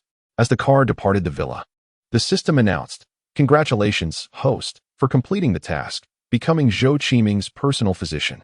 Reward, consultation fee of 100,000, attribute points 10, merit points 10. Note, consultation fee of 100,000 has been automatically deposited into the host's bank account." Hai Mingrui was elated. While the 10 attribute and merit points were negligible, the immediate reward of 100,000 yuan was substantial. Furthermore, Each consultation would yield a similar reward, ensuring a stable income. Opening a hospital or clinic required significant capital, a prior concern for Hai Mingrui. This issue was now resolved. However, another concern arose. Xiaoya, present. My account has inexplicably received 100,000 yuan, with more to come. Could this lead to scrutiny? Hai Mingrui's prompt consideration of this issue demonstrated his perspicacity. Chapter 44. The third full-value personnel, rest assured, host, as this system will legalize all income. Upon hearing this, Hai Mingrui felt a wave of relief wash over him. He had suspected as much. Such a formidable system would hardly falter over trivial matters. Just imagine, this sum of 100,000 yuan, with the potential for many more in the future, was a reward from the system intended for Hai Mingrui's entrepreneurial endeavors. If the origins of this money were unclear, future earnings would undoubtedly be even more difficult to justify. Parking in front of a bank, Hai Mingrui took the card and proceeded to check the balance. With the password conveniently inscribed on the back, 5 zeros followed by a 1. After swiftly erasing the password, he inserted the card into the ATM, entered the password, and selected the balance inquiry option, revealing a staggering figure of exactly 100,000 yuan. It must be said, Zhou Chengfu was indeed generous this week. As he pondered how to transfer these funds to his own account, the system, Xiaoya, spoke up once more. Host, are you considering transferring the funds from this card to your personal bank account? Surprised, Hai Mingrui wondered if the system could truly read minds. Yes, transfer. His curiosity regarding the system's capabilities had dissipated, and he promptly chose to proceed with the transfer. As he confirmed the transaction, the balance on the card began to whirl before ultimately reverting to zero. Hastily, he withdrew the card and inserted his own. After a brief inquiry, he felt entirely assured. His salary card previously held just over 20,000 yuan. Given that he had to cover mortgage payments and other living expenses, having over 20,000 yuan left was commendable. Now, however, the balance had surged to over 220,000 yuan, 100,000 yuan as a system reward, and another 100,000 yuan just transferred. He removed the card and placed it back in his wallet, refraining from discarding the previous card, as Zhou Chengfu had mentioned that all future payments would be deposited into it. Checking the time, he realized that tomorrow marked the last day of April, and he planned to take a 2-day break. Since Yu Sikan was on night duty that evening, he intended to accompany her at the second affiliated hospital for her shift. However, it was still early, and he decided to head to the First People's Hospital first. Before arriving at the hospital, he purchased a cup of milk tea, considering it a small indulgence for taking a leave of absence to earn some extra income. Although Li Xiaoqiang was unaware, it was, after all, this woman who had approved his leave, so it was only fitting to flatter her a little. After Li Xiaoqiang completed her rounds, she sought out the hospital director with a singular purpose, to advocate for some benefits for Hai Mingrui, whose recent performance had been quite remarkable. Ordinarily, non-affiliated physicians were only entitled to training and accommodation, but Li Xiaoqiang didn't see it that way. Thus, after over an hour of persistent negotiation in the director's office, she managed to secure certain privileges. Just as she returned to her office, ready to take a break, Hai Mingrui arrived. Upon seeing the milk tea he had brought her, she felt her efforts had been worth it. Sometimes, women could be quite easily moved. A simple cup of milk tea could work wonders. Did you have something to attend to earlier, Mingrui? Li Xiaoqiang inquired, her tone laced with genuine concern. Naturally, Hai Mingrui could not divulge the full truth. Yet he could not fabricate an entire lie either, for once one lied, it would necessitate further deception in the future. Directorly, it's actually like this. A few days ago, he recounted the incident of saving a patient at the hospital, which Li Xiaoqiang was likely already aware of. She even possessed a video of the event on her computer, albeit incomplete, and filmed by Li Yanhong on her phone, yet the essential details were still discernible. The patient was discharged today, and considering the trust they placed in me, they asked for my assistance in a follow-up examination. Li Xiaoqiang grasped his meaning. Although Hai Mingrui spoke in veiled terms, she understood perfectly well. This was what one might refer to as earning extra income. Many people engaged in such activities, herself included on occasion. After all, who would willingly settle for a meager salary when one possessed valuable skills? Mingrui, next time there's a suitable opportunity, I'll bring you along. Being a doctor, like many professions, often requires networking and developing connections. Upon hearing this, Hai Mingrui's heart leaped with joy. Li Xiaoqiang was undoubtedly looking out for him. Beyond professional support, she was even considering helping him with side jobs. One could not deny that this woman had her merits in certain respects. Ming Rui, my neck feels a bit stiff. Could you give me a massage? Li Xiaoqiang had recently developed a fondness for massages, primarily for their comfort. Hai Ming Rui had seemingly grown accustomed to this arrangement, as one lay down while the other provided relief. Ding! Congratulations, host. Li Xiaoqiang's affection level has reached 100. This has been locked in. As Li Xiaoqiang is the third individual to reach a full affection level, you are awarded an additional 30 points of intimacy. While listening to the system's notification, Hai Ming Rui felt a twinge of disappointment. The first individual to achieve full value was Yu Sikan, who had been rewarded with a divine auxiliary skill. Now, with Li Xiaoqiang also reaching a full affection level, the reward was merely 30 points of intimacy, essentially negligible. Did the system intend to compel him to cultivate a harem? As Hai Ming Rui's thoughts spiraled, Li Xiaoqiang's voice interrupted. Ming Rui, a bit lower. Yes, a little lower. Realizing the implications of this newfound intimacy, Hai Ming Rui panicked. Director, I need to use the restroom. Please excuse me. He hastily exited Li Xiaoqiang's office. He could not remain in such a precarious situation, given the current circumstances. He suspected that even the most outrageous actions would garner her acquiescence. He must not allow that to happen. Taking a deep breath, Hai Ming Rui resolved to seek out Kong Meng for a chat. Upon returning from his conversation with Kong Meng, he noticed several individuals gathered around an announcement board in the office, piquing his curiosity. This was a notification regarding the May Day holiday schedule, which essentially outlined the duty roster for that period. Unsurprisingly, his name was absent, but Li Xiaoqiang's was prominently displayed, underscoring her commendable work ethic. Chapter 45.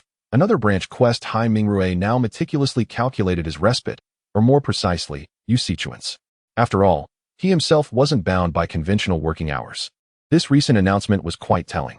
Yu Sikan was scheduled for night duty tonight, followed by a full day tomorrow. The day after would be Labor Day, a day of rest for her. Having diligently served her internship for over 3 months without a single day off, it was her turn to unwind. Li Yanhong had approved her leave some days prior. Therefore, Yu Sikan wouldn't have to work after tomorrow night, enjoying a break on Labor Day, only to resume work on the second with consecutive shifts. Hai Ming Rui felt a pang of sympathy for her. He could bear certain hardships himself, such as enduring grueling shifts, alternating between days and nights, as long as his body held up. However, the thought of his beloved enduring the same ordeal stirred his heart. Yet, this was a universal system, not unique to any particular hospital. His only recourse was to expedite the establishment of his private clinic or hospital. Yu Sikan would naturally transition beyond her internship. He envisioned her working in his clinic, spared from the relentless demands of the emergency room. Under normal circumstances, Hai Ming Rui could enjoy a 3-day holiday from the 1st to the 3rd. This meant he could accompany Yu Sikan home tomorrow night, and they could spend the 1st of May together, perhaps on a leisurely excursion. As Hai Ming Rui pondered his impending vacation, a familiar fragrance wafted into his nostrils. Turning, he saw Li Xiaoqiang approaching. Li Xiaoqiang was quite tall, certainly taller than Yu Sikan, reaching about Hai Ming Rui's earlobe. Yu Sikan, in contrast, only reached his chin. Of course, a woman's height was a variable, differing with flat shoes, high heels, or even towering platforms. Ming Rui, are you available on the 2nd? She inquired. If so, could you cover my shift at the hospital? There's a surgery scheduled that day, and your presence would be invaluable for learning. Li Xiaoqiang's words seemed casual, yet a subtle calculation underlay them. Why not the 1st, the 3rd, or even tomorrow? Because she knew Hai Ming Rui would be with Yu Sikan on the 1st. Her intentions were becoming increasingly transparent. Yu Sikan had claimed the 1st, and now she sought to usurp the 2nd. Of course, such suspicions couldn't be voiced without concrete evidence. As Hai Ming Rui prepared to decline, the system's voice chimed in. Ding. Main quest, Stage 1, Branch 3, Li Xiaoqiang's assistance triggered. Quest, assist Li Xiaoqiang with her shift on May 2nd. Reward, maxed out affinity, 1 silver treasure chest. Special reward, Li Xiaoqiang's assistance in completing all necessary procedures for the clinic or hospital opening. Hai Ming Rui was stunned, for major obstacles stood in the way of opening his hospital. The first was land and construction, previously rewarded by the system. However, he hadn't yet claimed it, as other conditions remained unmet. The second challenge was the labyrinthine bureaucratic procedures. Even with legality, public benefit, and ample funds, progress could be painfully slow. Without connections, A task that should take a week could drag on for months. Li Xiaoqiang's assistance would be transformative. She possessed the connections and expertise to navigate these hurdles. Even without personal influence, by cultivating her goodwill, these issues could be readily resolved. The third challenge was staffing, the easiest to address. A private clinic or hospital didn't require the complex hierarchy of a large institution. It primarily handled outpatient care and minor ailments. Haiming Rui and Yu Sikun would form the core team. He also had an unclaimed plastic surgeon reward. Additional staff could be recruited as needed, with nurses readily available from vocational schools. Doctors could be recruited online. The fourth challenge was equipment procurement. With Li Xiaoqiang's assistance, even this obstacle could be overcome. In essence, the success of Haiming Rui's private hospital hinged on this woman. More precisely, the speed with which he could establish it depended on her. Without hesitation, Haiming Rui agreed. The second? I'm free that day. I'll be there on time, eager to learn. Haiming Rui's promptness delighted Li Xiaoqiang, increasing her affinity by 5 points. Normally, this would increase goodwill, but it was already maxed out, leaving only affinity to increase. Excellent. It's settled then, she said. Also, I've secured an extra staff on-the-job subsidy for you. Aside from the base salary, I've applied for all other benefits. Give me your bank account number tomorrow, and I'll take care of it. With our benefits, you should easily earn 10,000 or so a month. Haiming Rui understood Li Xiaoqiang's words perfectly. This was a classic case of leveraging power for personal gain. The term extra staff on-the-job subsidy was merely a pretext, a fabricated justification. As long as the rationale was plausible, the higher-ups would turn a blind eye, and the matter would be approved. Haiming Rui had no doubt, considering the hospital director shared Li's surname. Chapter 46. Assisting Yu Shichun with surgery at this moment. Haiming Rui felt himself teetering on the brink of moral decline. He had begun to relish the sweetness of a life devoid of effort, where this woman effortlessly handled numerous matters on his behalf. Were it not for the support of the system, he might have found himself on his knees, clinging to this woman's legs in submission. But such thoughts were inappropriate, as the workday had concluded. Yu Shichun was scheduled for a night shift. Thus it fell upon Haiming Rui to procure dinner. After bidding farewell to Li Xiaoqiang, he promptly departed from the First People's Hospital. He first filled his car with fuel and, lamentably, noted the rising prices, a clear indication that the May Day holiday was approaching, prompting another round of price hikes. After refueling, he took the opportunity to buy Yu Shichun's favorite meal, which he promptly packaged and brought to the second affiliated hospital. Upon arrival, he spotted Zhang Ping hurrying towards the operating room, which immediately alerted him that something was amiss. Zhang Ping, what's going on? He inquired. Zhang Ping, caught in her haste, turned upon hearing the familiar voice and her face brightened. Dr. Hai, you've arrived just in time. We have a patient in need of an emergency appendectomy, and Dr. Yu is preparing for the surgery. However, as this is her first time performing such a procedure independently, she is understandably nervous. Haiming Rui grasped the situation. An emergency patient had arrived shortly after he clocked out, diagnosed with appendicitis and requiring immediate surgery. With both Chen Shuixing and Li Yanhong having already left for the day, the pressure on Yu Shichun intensified. She was hesitant to operate alone, especially given her status as an intern.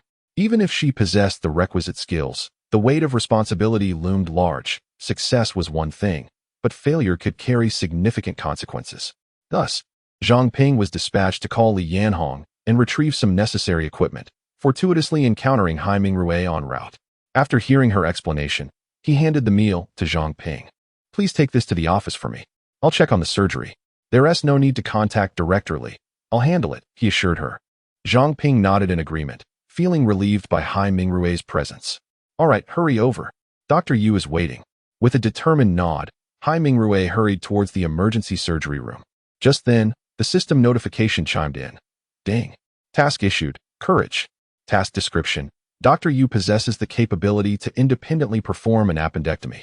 What she lacks is confidence and opportunity. Please encourage Yu Shichun to complete this surgery on her own. Task reward. Attribute point 1, merit value 500. And a token of gratitude from Yu Shichun. This task was not unexpected for Haiming Rui, but he was pleasantly surprised by the reward. A measly attribute point was inconsequential, but 500 merit points were noteworthy. He understood that these points were justified, given that Yu Shichun was saving a life. Enhancing her surgical skills would enable her to assist even more patients in the future, thus sharing a portion of the merit with Haiming Rui seemed reasonable. Yet, He could not fathom the implication of Yushir Chun's gratitude. Brushing aside these convoluted thoughts, he arrived at the surgery room, where Yushir Chun spotted him. Upon seeing Hai Mingrui, she appeared to find her anchor. Mingrui, your timing is impeccable. This surgery. He swiftly gestured for her to lower her voice, mindful of the patient's family present. Dr. Yu, I will assist you with this surgery. We cannot delay any longer. Let us commence. As he spoke, he accepted the surgical equipment from Zhang Ping and began to change into scrubs. Zhang Ping had anticipated Hai Mingrui's arrival and brought along a set of attire. Considering he had entered in casual clothing, am I ready for this? Yushir Chun whispered hesitantly. Hai Mingrui nodded encouragingly. You are more than capable. Your theoretical knowledge is solid. You merely need practical experience. Follow the steps I outlined previously, and with my support, nothing will go wrong. Indeed, there are moments when watching something 100 times pales in comparison to doing it oneself. From a young age, teachers emphasize the importance of hands-on skills. No matter how robust one's theoretical knowledge, it is futile without practical application. True mastery lies in the synthesis of both. Yushir Chun possessed commendable theoretical acumen, yet lacked practical experience. Typically, an intern would not be permitted to operate on a patient. It is akin to a driver without a license being unable to take to the roads, a matter of regulation. Perhaps a more fitting comparison would be that a new driver, with less than a year's experience, should not drive alone on the highway without the presence of an experienced driver. The rules are in place for a reason. As long as nothing goes awry, all is well. But if something does go wrong, the consequences could be dire. With Hai Mingrui's encouragement and guidance, Yushir Chun embarked on what would be her first true surgical endeavor. Although initially somewhat clumsy, under his motivational presence and her gradual mental adjustment, she began to navigate the procedure with increasing fluidity. Throughout the surgery, Hai Mingrui's involvement was minimal, offering only occasional guidance. Finally, after 2 hours, the surgery was successfully completed. Mingrui, I did it. I actually did it. Yushir Chun exclaimed, her joy radiating as she bounced around the office. Elated by their solitude. Yushir, you were always exceptional. You simply lack the opportunity to practice. Once I become an associate chief physician, I will take on apprentices. I will have you by my side every day, allowing you to perform surgeries. Yushir Chun eagerly nodded, but suddenly a thought struck her, and she playfully pouted. You're awful. You want to work me to the bone with all these surgeries. Hai Mingrui, unable to resist her charming demeanor, scooped her into an embrace and planted a kiss on her cheek. Chapter 47. S-level mission. Yu Sikun was taken aback by Hai Mingrui's audacious behavior. After all, they were in a hospital. Moreover, this office was public, and anyone could walk in at any moment. Hastily, she pushed Hai Mingrui away. Mingrui, this is a hospital. Please don't act recklessly. Tomorrow evening, you can do whatever you wish. Her words were laden with ambiguity, prompting Hai Mingrui to recall a reward from the system involving Sichuan's gratitude. Logically, given their relationship, there was no need for such gratitude. Was it possible that this gratitude referred to that? Nonetheless, Hai Mingrui wisely acknowledged the gravity of the situation. After all, this was indeed a hospital, and frivolity was out of the question. Yu Sikun was still exhilarated, as this was the first time in her life she had truly completed a surgery. Overcome with excitement, she forgot to eat. It was Hai Mingrui who warmed their meal in the microwave, and they sat together, sharing a makeshift dinner. Sikun, tomorrow evening we're going to my parents' house for dinner. What gift should I buy? He inquired. Tomorrow afternoon, I'll take a trip to the supermarket and pick up the gifts. Yu Sikun shook her head, saying, you don't need to worry about the gifts. I know better what is appropriate. By the way, my father dislikes overly slick individuals, so be mindful of that. Also, my mother. As Yu Sikun spoke, Hai Mingrui listened attentively, recognizing that first impressions were paramount, especially since it would be his first visit. A poor first impression could overshadow any future interactions, while a positive one could foster understanding, even in the face of flaws. Thus, Hai Mingrui paid close attention. After dinner, they checked on previous patients, and once everything appeared normal, Hai Mingrui suggested Yu Sikun take a break. Since he wouldn't be able to sleep anyway, he decided to cover for her. Yu Sikun was deeply touched. The clock showed it was just past 9 in the evening, and the hospital was eerily quiet. Even the emergency room was relatively calm at this hour, allowing Hai Mingrui to reflect on the day's events. He had achieved considerable gains today, a system reward of 100,000 yuan, along with an additional 100,000 yuan from the Zhou family, totaling over 200,000 yuan. Furthermore, He received a commendable reward of 500 merit points, marking the highest accumulation in quite some time. Although his rapport with Li Xiaoqiang had increased by 30 points, he found that reward somewhat meager. Hai Mingrui felt a burgeoning anticipation for the establishment of his hospital, as many matters were finally taking shape. Unlike at the outset when he had virtually nothing. At the very least, the hospital site was secured, though he had yet to claim that reward. The necessary procedures for opening a hospital posed no issue, and with Li Xiaoqiang accompanying him for a day, he could finalize that task. Thus, the pressing concern remained financial. With only 200,000 yuan at his disposal, even an additional zero might not suffice, as some equipment could cost millions, or at least hundreds of thousands. Thus, the paramount issue was indeed the funding. Moreover, after the May Day holiday, it was time to establish the hospital, so he could at least gauge the situation. Just as Hai Mingrui pondered ways to generate revenue, a nurse rushed in, exclaiming, "Dr. Hai, we have an emergency patient. You need to take a look at this." Upon seeing the nurse's expression, Hai Mingrui sensed the severity of the situation. He quickly donned his white coat and headed outside. "What is the patient's condition? Did they arrive on their own, or were they brought in by an ambulance?" he inquired while fastening his coat. The patient ingested paraquat, and their family brought them in. Hearing the word paraquat, Hai Mingrui halted momentarily. Not only did doctors recognize the implications of this substance, but even some laypeople were aware of its dire consequences. There was currently no effective medication to control its effects. A small amount might be manageable, but a larger dose would be fatal. Beep. Task initiated. Race against time. Task details. Provide timely treatment for the paraquat poisoning patient and expedite their transfer to the First People's Hospital. Task difficulty, S level. Requirements. Alleviate the patient's poisoning symptoms and ensure they are transported to the First People's Hospital for treatment. Task rewards. In that moment, Hai Mingrui realized the urgency of saving a life took precedence over any rewards. Quickly prepare the emetics in large quantities. Also, immediately request an ambulance. Our hospital cannot handle this patient. They must be sent to the First People's Hospital. Without delay, he sprinted toward the lobby, dialing Li Xiaoqiang's number as he ran. Typically, for cases of poisoning or food contamination, the first step is to send the patient to the emergency room, which is correct, followed by arranging for treatment based on their condition. Such cases usually fall under the purview of the gastroenterology department, and if kidney damage occurs, they would require the expertise of nephrology or critical care. In the case of a toxin like paraquat, multiple departments would need to collaborate on a treatment plan. However, even with such measures, the chances of survival were slim, heavily dependent on the amount ingested, the time elapsed, and the patient's overall health. At present, regardless of the severity, the most prudent course of action was to transfer the patient immediately to the First People's Hospital. The only person Hai Mingrui could think of to contact there was Li Xiaoqiang, so he had no choice but to call her. After ending the call, he arrived at the patient's side, who was violently retching. This was characteristic of the early stages of poisoning. "Doctor, please save my daughter. She is my only child." As Hai Mingrui approached, the distraught parents clutched at him, tears streaming down their faces. "Rest assured, I will do my utmost, but you must cooperate with me," he asked. "How long has the patient been poisoned, and what was the amount ingested?" While questioning, he began examining the patient's condition, who continued to gag. "I don't know. When we found her, the medication was spilled all over the floor. It was about half an hour ago." Upon hearing that it had been roughly half an hour, Hai Mingrui felt a slight sense of reassurance. At least this time frame was not excessively long, perhaps with diligent effort. There was still hope. Chapter 48.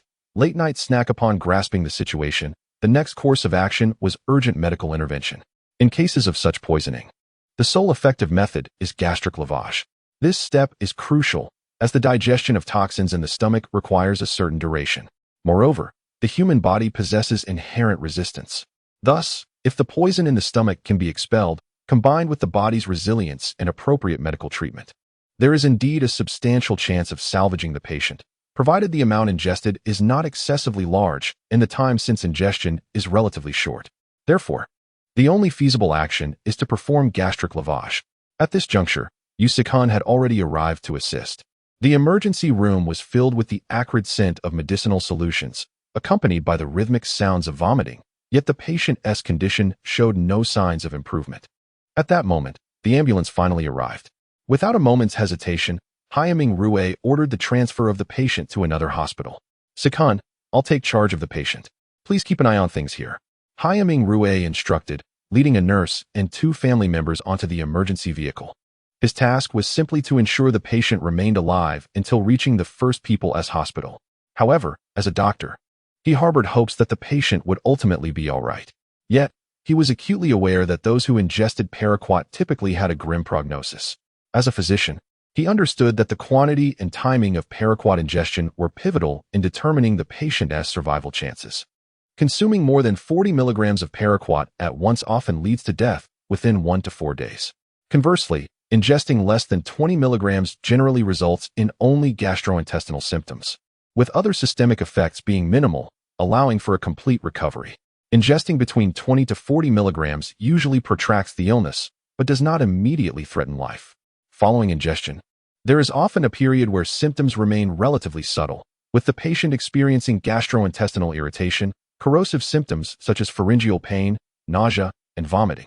Within approximately 1 to 4 days, renal and hepatic impairments may emerge, followed by pulmonary damage and respiratory distress within days to 2 weeks. Most patients succumb to respiratory failure within 2 to 3 weeks after paraquat ingestion, with death typically occurring no later than 3 weeks post-ingestion. Approximately 20 minutes later, the ambulance arrived at the First People's Hospital, where Li Xiaoqiang and several specialists were already waiting. After brief introductions, they began to take over the patient. While Haiyaming Rue detailed the patient's condition, the patient had ingested paraquat roughly half an hour before being discovered and was subsequently transported to the second affiliated hospital, with the specific amount ingested remaining unknown. I performed gastric lavage and administered intravenous fluids. Beyond that, there was little else I could do, Haiyaming Rue stated candidly, as the emergency department's capabilities were indeed limited to these measures. Director Huang, you are the expert in this area. I entrust the patient to you, Li Xiaoqiang said to a man in his 50s standing nearby, who was the head of the gastroenterology department and had been summoned by Li Xiaoqiang. While other relevant personnel were also called, a single leader was necessary. Thus, Director Huang naturally became the focal point. Very well, we shall take over the patient. Family members, please proceed with the admission paperwork. We need to head to the resuscitation room. At that inopportune moment, an inappropriate system notification chimed in Haiyaming Rue's mind. He promptly silenced it, prioritizing the patient's well-being over any rewards. Why are you at the second affiliated hospital? Li Xiaoqiang inquired as he approached Haiyaming Rue. My girlfriend is working a night shift there tonight, so I went to cover for her to allow her some rest. That's when this incident occurred.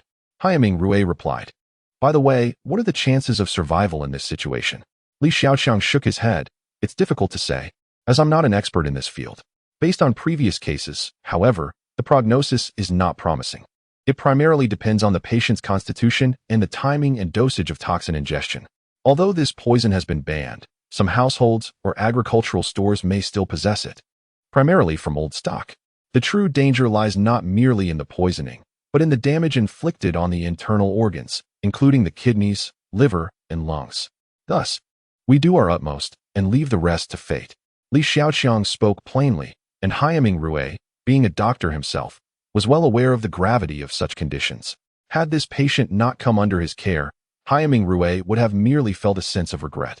However, during the emergency, he had perceived a profound desire for life in the patient's eyes, perhaps even a moment of regret for her actions. Regardless, I owe you my gratitude for your efforts tonight. It's getting late. Allow me to treat you to a late-night snack, considering I called you out at this hour. Upon hearing this, Li Xiaoqiang's spirits lifted. It was a splendid opportunity, and he readily accepted. As for the earlier patient, to be frank, Li Xiaoqiang did not dwell on it too much, a necessary psychological resilience for a doctor. Those who choose the medical profession must possess a formidable mental fortitude. Otherwise, witnessing death and the suffering of patients would be unbearable. At a late-night food stall, a man and a woman sat across from each other, dining and conversing. Marue, who do you think is more attractive, your girlfriend or me? The woman's unexpected question caught Haiyaming Rue off guard. It was not that he couldn't answer, but rather it was a delicate matter. In terms of pure appearance, Yu Sikun was indeed more beautiful than Li Xiaoqiang. However, when it came to physique, Li Xiaoqiang had a distinct advantage, being somewhat taller and more voluptuous. In terms of capability, both women seemed comparable, each possessing their own strengths. Yet, Li Xiaoqiang exhibited a greater maturity, being 33, an age often regarded as a pinnacle of womanly development. However, such observations were not something he could voice aloud. Haiming Rui had already discerned that this woman harbored feelings for him, with a full measure of goodwill between them. It was apparent that she would not refuse intimacy if he were to suggest it. Directly, I believe there is no need for comparison. You are you, and she is she. There is no point in measuring our strengths against each other, just as there is no need to compare our weaknesses, Haiming Rui replied diplomatically. Chapter 49. Unlocking skill points. Li Xiaoqiang naturally understood what Haiming Rui intended to convey. If this were in the past, he would have been susceptible to a flurry of emotions. However, that is no longer the case, for once the affection meter is full, it will not decline. This is a rather absurd premise. In other words, even if Haiming Rui were to commit egregious acts, this woman would remain unfazed. This aspect is not immediately apparent. Akin to Yu Sikan occasionally indulging in a bit of playful pouting with Haiming Rui, pouting and anger are entirely different matters. Furthermore, the intimacy level between the two of them has already surpassed 70, a rather critical threshold. To put it simply, if Haiming Rui were to take Li Xiaoqiang to a hotel at this juncture, she would not only acquiesce but would also be quite eager. This predicament greatly troubled Haiming Rui. What if, in the future, the affection meter continued to rise? What if this fully affectionate woman happened to be a 60 or 70-year-old matron? Haiming Rui dared not linger outside any longer, for the hour was indeed late. Thus, after they had nearly finished dining, he escorted the woman to the hospital. The reason for taking her to the hospital instead of her home was that her vehicle was parked there, and additionally, Haiming Rui needed to ascertain the condition of the female patient. After inquiring, he learned that the female patient's emotions had somewhat stabilized and was currently undergoing treatment. She was remaining in the intensive care unit. Haiming Rui was acutely aware that having ingested paraquat, the most perilous phase lay in the days to come. If this woman could endure 3 to 5 days, perhaps there was a glimmer of hope for survival. Otherwise, Haiming Rui sent a brief message to Yu Sikan, succinctly outlining the situation before driving home. It was only at this moment that he recalled the system tasks and rewards. He hastily summoned the system. Xiaoya. Ding. Congratulations, host, for completing the S-grade task, Racing Against Time. Task reward: 500 merit points, 100 attribute points, and 1 golden treasure chest. Moreover, the skill point function has been activated. The host can now use skill points to upgrade their skills, with current skill points standing at 5,100. Haiming Rui was momentarily stunned. While he had anticipated the task rewards, he had not foreseen the unlocking of skill points, a truly extraordinary development. The notion of skill upgrades is quite comprehensible. For instance, the tendon suture technique is a skill. Appendectomy, cholecystectomy, appendectomy, cardiopulmonary resuscitation, and so forth, all fall under the category of skills. Even tasks such as scar revision and wound debridement are considered skills. The repertoire of skills possessed by a surgeon can be categorized into dozens of types. Thus, if one were to master each skill proficiently, skill points would play a significant role. In essence, accumulating skill points to 100 would allow the random selection of one skill to upgrade. Currently, with 50 skill points, when the points reach 100, Haiming Rui would have the opportunity to elevate one of his skills. For instance, he could directly enhance the cholecystectomy technique he learned from Li Xiaoqiang, potentially surpassing her expertise. This is where the true power lies, with diligent effort. It may not be long before Haiming Rui can upgrade all of his skills. At that juncture, he would be an indisputable master healer, a thought that ignites excitement. This is merely one facet. In the future, he could even delve into traditional Chinese medicine and explore internal medicine. By utilizing skill points to elevate all these disciplines, there might not be a single ailment left that he could not treat. However, this is but a daydream. After all, skill points are not easily acquired. Having completed a task for the first time, and an S-grade task at that, the system rewarded him with a mere 50 skill points. It is evident how arduous it would be to obtain 100 skill points. Rather than dwell on such matters, it would be wiser to take a bath and retire for the night. Consequently, Haiming Rui momentarily forgot about the golden treasure chest. Dr. Hai, here to deliver breakfast for Dr. Yu again? The following morning, upon arriving at the second affiliated hospital, Haiming Rui encountered Nurse Zhang Ping. In the emergency department, the burgeoning romance between Haiming Rui and Yu Sikan had ceased to be a secret. This was of little consequence, 2 unmarried individuals, and their union could be deemed a match made in heaven, rendering their relationship entirely normal. Indeed, you've noticed, By the way, I must say, you are becoming more beautiful by the day. As Hai Mingrui entered the office amidst Zhang Ping's cheerful laughter, he found Yu Sikhun already groomed, seemingly awaiting his arrival with breakfast. Xiaoming, you really don't need to go out of your way to bring me breakfast. The fuel cost of your detour surely exceeds the price of the meal, she remarked, though her face was alight with joy. Rest assured, I'm not concerned about such trivial expenses. Hai Mingrui responded, placing the breakfast on the table, his next intention being to embrace the woman. The opportunity to steal a few intimate moments arose as the office was vacant.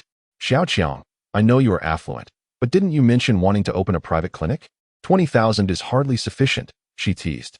Hai Mingrui's playful hand abruptly halted. He had yet to disclose to this woman the existence of the 200,000 in his bank account. In truth, aside from himself, no one else was privy to this information. How did Yu Sikhun come to know? Just then, the system, Xiaoya, made an appearance. Host, did I not inform you previously? Every penny earned through this system is legitimate and lawful. At critical moments, pertinent information is subtly infused into the consciousness of related individuals, so you need not worry or doubt. At that moment, Hai Mingrui comprehended the extent of the system's capabilities. It not only ensured the legitimacy of his finances, but could even manipulate an individual's memories, a truly terrifying prospect. Are you all right, Xiaoming? Yu Sikhun had grown accustomed to Hai Mingrui's playful antics when they were alone. His sudden display of restraint left her momentarily bewildered. Oh, it's nothing. I was merely contemplating our visit to your father's place tonight. Hai Mingrui quickly conjured a suitable excuse to deflect her curiosity. There were certain matters he could not divulge, for even if he did, no one would believe him, such as the existence of this system. Chapter 50. A monumental misunderstanding having secured a brief advantage, Hai Mingrui departed, bound for the First People's Hospital and eager to avoid Chen Shuixing. Upon arriving at the general surgery office, Hai Mingrui sensed an anomaly. A throng of doctors and nurses had congregated outside Li Xiaoqiang's office. Intrigued, Hai Mingrui approached and overheard Li Xiaoqiang's voice. Mr. Chen, I believe you've misinterpreted my actions. As your physician, it's customary to show concern during your hospitalization. I extend this care to all my patients, inquiring about their well-being daily. We even conduct follow-up surveys post-discharge. Your notion of mutual affection is unfounded. Frankly, your overture today has left me bewildered. I must now request that you leave, as I have professional duties to attend to. Hai Mingrui pieced together the situation from her words and the surrounding murmur. Mr. Chen, a former patient under Li Xiaoqiang's care, had apparently misconstrued her attentiveness as romantic interest, leading to this impromptu declaration of love on the eve of the May Day holiday. Hai Mingrui chuckled inwardly at this unexpected drama, realizing he had acquired prime gossip material. At that moment, Li Xiaoqiang, visibly displeased, flung open her office door, revealing the eavesdropping crowd. Spotting Hai Mingrui, a mischievous glint sparked in her eyes, and a plan formed in her mind. Mr. Chen, she announced, I already have a boyfriend. I must therefore ask you to leave. Mr. Chen remained unconvinced. Xiaoqiang, I don't believe you. I've inquired, and you have no boyfriend. Don't test me with such excuses. My devotion is unwavering. Li Xiaoqiang retorted exasperatedly. Test you? What nonsense. Turning to Hai Mingrui, she dramatically seized his arm, entwining both of hers around it in a display of affection. Mr. Chen, this is my boyfriend. Everyone in general surgery knows. Now, do you understand? Please take these flowers and gifts with you. We have a morning meeting to attend, so please don't impede our work. With that pronouncement, all eyes turned to Hai Mingrui, who felt as exposed as a roasting piece of meat. As he attempted to extricate his arm, he found Li Xiaoqiang's grip tightening. Indeed, Mr. Chen, Dr. Liang Hong chimed in, eager to ingratiate himself. Dr. Hai and Director Li are, in fact, romantically involved. Hai Mingrui was aghast. The other doctors joined in, offering insincere confirmations, some even claiming the couple had already cohabitated. Hai Mingrui was speechless, realizing the impossibility of dispelling the rumor. Though Mr. Chen eventually departed, the matter did not end there. The news of Li Xiaoqiang and Hai Mingrui's supposed relationship spread through the general surgery department like wildfire. Within half an hour, the entire First People's Hospital, from the director to the nurses, was abuzz with the gossip. Li Xiaoqiang was a well-known figure, but Hai Mingrui was relatively obscure outside of general surgery. Now, however, he had achieved notoriety. The hospital was consumed by speculation, envy, and sour grapes.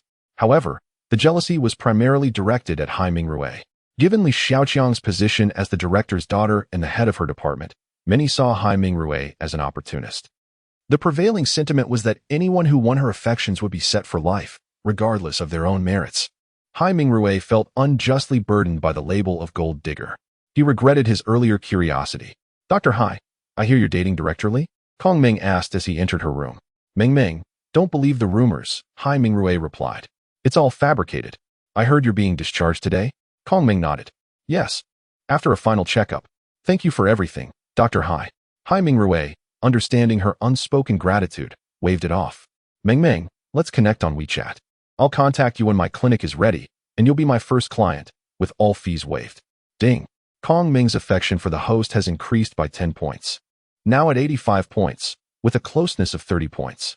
Hai Mingrui sighed inwardly at the system notification. He had once craved higher affection scores, but now, due to the Li Xiaoqiang affair, he dreaded them. Hai Mingrui's understanding was not entirely accurate. Affection scores merely reflected one person's impression of another. While romantic feelings could certainly contribute to a high score, they were not the sole determinant. Just as a car was a mode of transportation. But not all modes of transportation were cars. Not all high affection scores indicated romantic interest. Why else would Zhou Qiming and Liang Hong, both men, have high affection scores for him? Zhou Qiming's score had even reached 100 points. Clearly, there was nothing romantic between them. While romantic relationships could develop from growing affection, especially if the other person was already inclined that way, as with Yu Sikhun and Li Xiaoqiang. The sudden increase in Kong Ming's affection suggested that his offer had simply resonated with her. Chapter 51. Li Songyan's misunderstanding on the other side. After finishing her tasks, Li Xiaoqiang made her way to the dean's office. Her initial intention was to seek out Hai Mingrui in order to clarify the events of the day. Regardless of the circumstances, it was true that she had unwittingly used Hai Mingrui as a shield that morning. This incident was not particularly grievous, as many were aware that Li Xiaoqiang's comments were merely a means to distance herself from a certain individual. However, the issue arose when Li Xiaoqiang failed to step forward to clarify and explain afterward. Consequently, those who were unaware began to spread rumors. By the time Li Xiaoqiang realized the extent of the gossip, it had already permeated the hospital, reaching even the dean's ears. Thus, she received a call from the dean, summoning her to his office. "Let us get to the point. What is going on?" Upon her entrance, Li Songyan wasted no time in questioning her. "Dad, what do you mean? I don't understand." Li Songyan could easily discern that his daughter was feigning ignorance, yet today was not the day to indulge her act. "Xiaoqiang, don't jest with me. Speak about your relationship with Hai Mingrui, and spare me the nonsense about student-teacher dynamics. I want the truth." Only after confirming her father's earnestness did Li Xiaoqiang begin her explanation. "Dad, it was merely a misunderstanding. This morning," she recounted the morning's events succinctly. "I was just using him as a pretext, but who would have guessed it would escalate to such proportions? I was about to rectify the situation when you called me here." Li Songyan was left speechless, realizing that the blame lay squarely with him. "Xiaoqiang, tell me honestly, do you have feelings for Hai Mingrui? I've observed him for a few days. He seems quite decent. If you truly have an interest, I would support it. Moreover, while I'm still in my position, I could facilitate things." Li Xiaoqiang understood her father's implications. She wished for that as well. However, the fact remained that Hai Mingrui did not share her feelings. "Dad, he already has a girlfriend." As Li Songyan contemplated how to discuss this matter with Li Xiaoqiang's mother that evening, he was taken aback by her revelation. "What? He has a girlfriend? Xiaoqiang, you aren't considering. You must immediately distance yourself from him. This is absurd." Li Xiaoqiang rolled her eyes at her father. "Dad, are you overthinking this? I've already said today's events were a misunderstanding. Hai Mingrui has a girlfriend, and I was merely using him for a performance. Why are you so agitated? When did I ever say I was dating him? This is all in your imagination." Li Songyan paused, realizing that Li Xiaoqiang had a valid point. All of this was indeed a product of his own assumptions. Throughout her narrative, Li Xiaoqiang had never claimed to be in a romantic relationship with Hai Mingrui. Today's incident was merely an accident. He had even inquired and confirmed that it was entirely his own narrative he had woven into the situation.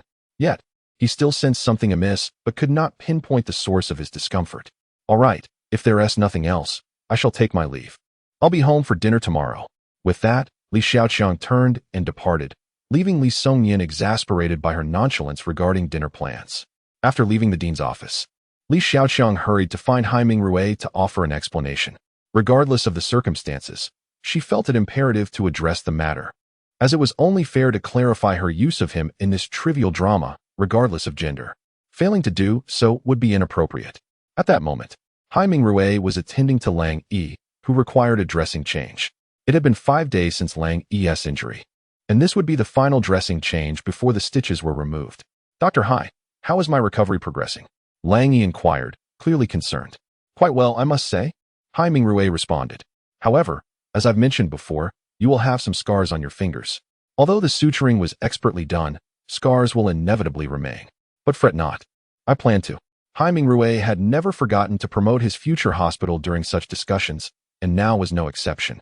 While it might be an exaggeration to call it a grand plan, establishing a cosmetic surgery clinic or a private practice was an essential endeavor, especially given the system tasks he had yet to complete. Currently, he had completed 2 out of 3 side quests, with the primary mission still pending. Yet, he had indeed grown during this period. It had not been long since he acquired the system. The tasks set by the system were unpredictable, and one could never know when an individual could emerge to fill the void in his plans. Thus, it seemed prudent to begin some level of promotion. "Dr. Hai is opening a cosmetic surgery clinic? That is fantastic. I will surely be your first customer," Lang Yi exclaimed with genuine enthusiasm. Although the scars on his fingers would impact his piano playing, he was hopeful that they wouldn't hinder his career too significantly. "Rest assured, Mr. Lang, once my clinic opens, you shall be the first I contact," Hai Mingrui assured him. "Today's dressing change is complete, and if all goes well, I'll see you again on the 3rd for your stitch removal. It should be straightforward." Lang Yi nodded, expressing his trust in Hai Mingrui.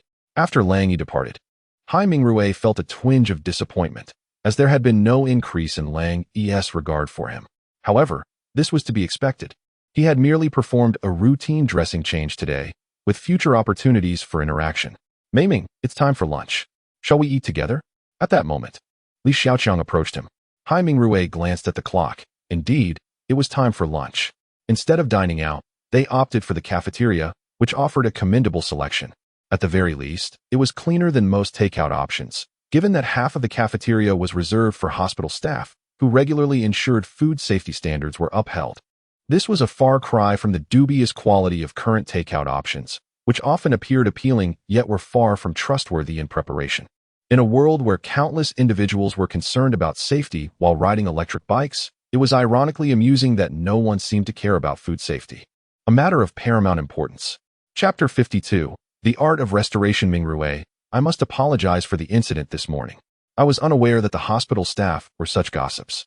They were spreading all sorts of unfounded rumors, and by the time I realized it, it seemed the entire hospital had heard them.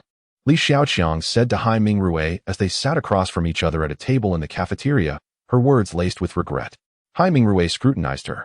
Sensing a lack of genuine remorse, he detected a subtle amusement in her expression, as if she were secretly delighted by the situation. "It's of no consequence. I am a man, and such things do not perturb me," he replied. "However, I am concerned about the potential impact on you. Nevertheless, I believe the adage that wisdom dispels rumors holds true. In due course, people will cease to dwell on these matters." Li Xiaoqiang concurred with Hai Mingrui's sentiment. Resolving to subtly fuel the flames of gossip, she was determined to maintain the momentum of the rumors, albeit without Hai Mingrui's knowledge. Following lunch, Hai Mingrui sought respite in the break room, but found himself unable to sleep. He then accessed the system interface, scrutinizing his various stats and calculating the attribute points required for advancement. He had accumulated a considerable reserve of attribute points, but had refrained from expending them. Rather than incrementally upgrading his abilities, he preferred to amass attribute points for a more significant, one-time enhancement. He likened it to saving money for a grand splurge, rather than frittering it away on trivial expenses. As Hai Mingrui prepared to exit the system interface, his attention was drawn to a treasure chest nestled within his inventory. He had nearly forgotten about the golden chest, a reward from a previous mission. In his haste to claim the other prizes, he had overlooked the chest, which the system had automatically stored in his inventory. Without hesitation, Hai Mingrui opened the chest. Ding! Congratulations, host. You have acquired the Restoration Skill Book. Description: Restoration encompasses 2 primary applications: external epidermal repair and internal organ and tissue regeneration. Restoration method: by channeling spiritual energy, the user can manipulate the patient's physical state. Currently at the novice level, The skill can be upgraded using attribute points. The current skill level is Novice. To advance to the intermediate level, 100 merit points are required. Hai Mingrui's jaw dropped in astonishment. Such an extraordinary skill book was beyond his wildest expectations. The ability to restore both the epidermis and internal organs was a remarkable feat. Epidermal restoration had obvious applications in cosmetic surgery, such as the treatment of scars. However, it was the second application, internal organ restoration, that truly astounded him. The ability to regenerate damaged or failing organs was akin to the legendary healing powers of ancient martial arts masters. But a question arose. Where would he obtain the spiritual energy necessary to perform these feats? Although his attribute points had undoubtedly enhanced his physical capabilities, he had not yet attained the level of spiritual cultivation. Then, a memory surfaced. During his massage of Li Xiaoqiang, he had distinctly felt a warm current flowing from his body into hers. It was this energy that had caused her involuntary moans and subsequent blissful slumber. Could this be the fabled spiritual energy? At that moment, the system issued a new directive. Ding. Mission, resuscitation. Mission difficulty, S rank. Objective, restore the failing organs of Chen Xiaoyi. Mission details. Chen Xiaoyi's internal organs are deteriorating due to the ingestion of paraquat. Host, please provide immediate medical assistance. Mission rewards. Successful resuscitation of Chen Xiaoyi will grant 500 merit points, 80 attribute points, a free skill upgrade, and a golden treasure chest. Additionally, the host will receive Chen Xiaoyi's maximum favorability, as well as a hidden reward. Note: failure to complete the mission will result in the removal of the divine skill, cardiopulmonary resuscitation. Hai Mingrui was a mixture of elation and trepidation. The potential rewards were immense, but the consequences of failure were dire. The loss of his cardiopulmonary resuscitation skill would be a heavy blow. Chen Xiaoyi was the patient who had ingested poison the previous night. Hai Mingrui had almost forgotten her name, but the mission prompt jogged his memory. The rewards for this task were exceptionally generous. The 500 merit points were commensurate with an S-rank mission, and the 80 attribute points would allow him to significantly upgrade his restoration skill. Furthermore, he would gain Chen Xiaoyi's unwavering favor and a mysterious hidden reward. Hai Mingrui was particularly intrigued by the golden treasure chest and the potential consequences of failure. Golden chests invariably contained valuable items, as evidenced by the restoration skill he had just acquired. He realized that the system was guiding him along a specific path, providing him with the tools and opportunities he needed to succeed.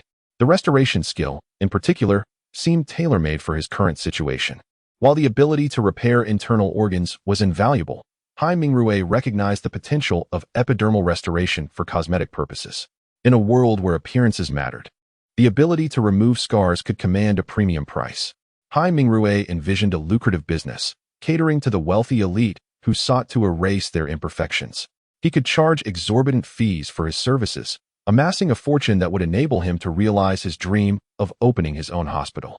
However, Hai Mingrui quickly dismissed these thoughts, realizing that his immediate priority was to save Chen Xiaoyi's life. Chapter 53. Initiation of the healing technique. Chen Xiaoyi is not in the general surgery department. She is currently lying in the intensive care unit of the gastroenterology department. Hai Mingrui came by to gather some information and subsequently sought out Director Huang Defa, the head of the gastroenterology department. Hello, Director Huang. I am Hai Mingrui. I was the one who accompanied Chen Xiaoyi in the ambulance that day. Director Huang did not initially remember Hai Mingrui, but upon this reminder, he instantly recalled. Oh, now I remember. I heard you are in a romantic relationship with Director Li Xiaoqiang? Young man, promising. Hai Mingrui felt quite vexed. The old saying holds true. Good news travels slowly while bad news spreads like wildfire. His act of saving a life was entirely forgotten, overshadowed by a trivial rumor, transforming him into an unwitting celebrity. Director Huang, that is a misunderstanding. I am not. Hai Mingrui attempted to clarify, but Huang Defa interrupted him with a knowing look. Dr. Hai, I understand. You're young, keep it up. Reluctantly, Hai Mingrui decided against further explanation, realizing that some matters are best left unspoken. Thus, he directly articulated his purpose. He sought to obtain access to the intensive care unit. Entry to such a unit is not easily granted. Otherwise, it would not be termed intensive care. Only the designated medical professionals of each department may enter. For instance, only relevant personnel can access the general surgery ICU. Sometimes, even the hospital director is barred from entry. This regulation primarily pertains to safety. Therefore, To enter the gastroenterology ICU, even Li Xiaoqiang must gain permission from the staff there. Similarly, Huang Defa would require a representative from the general surgery side to enter their ICU due to lack of clearance. Especially for someone like Hai Mingrui, who was merely a visiting physician, it was improbable that anyone would grant him entry. Consequently, he approached Huang Defa, knowing that if all else failed, he could turn to Li Xiaoqiang for assistance. Fortunately, Huang Defa did indeed recognize Hai Mingrui, and since he had previously brought Chen Xiaoyi in, it was quite reasonable for him to express concern for her condition. Perhaps it was also due to his connection with Li Xiaoqiang. In any case, Hai Mingrui was granted access to the intensive care unit. Inside, several patients lay in their beds, and a nurse guided Hai Mingrui to Chen Xiaoyi's bedside. Dr. Hai, this patient's condition is quite dire. Director Huang mentioned she may not survive until tomorrow. The nurse misinterpreted the situation, assuming a familial or otherwise close relationship between Hai Mingrui and Chen Xiaoyi, thus sharing confidential information. Thank you. I just wanted to check on her, as I was the one who brought her in, Hai Mingrui replied without further explanation. He first examined the various test results before approaching the bed to perform a physical examination, peering into Chen Xiaoyi's internal organs. At that moment, signs of decay were evident in her digestive tract, while her lungs exhibited noticeable edema. Under normal circumstances, this young woman would not survive. However, Hai Mingrui's visit was not merely to offer consolation. He was there to heal.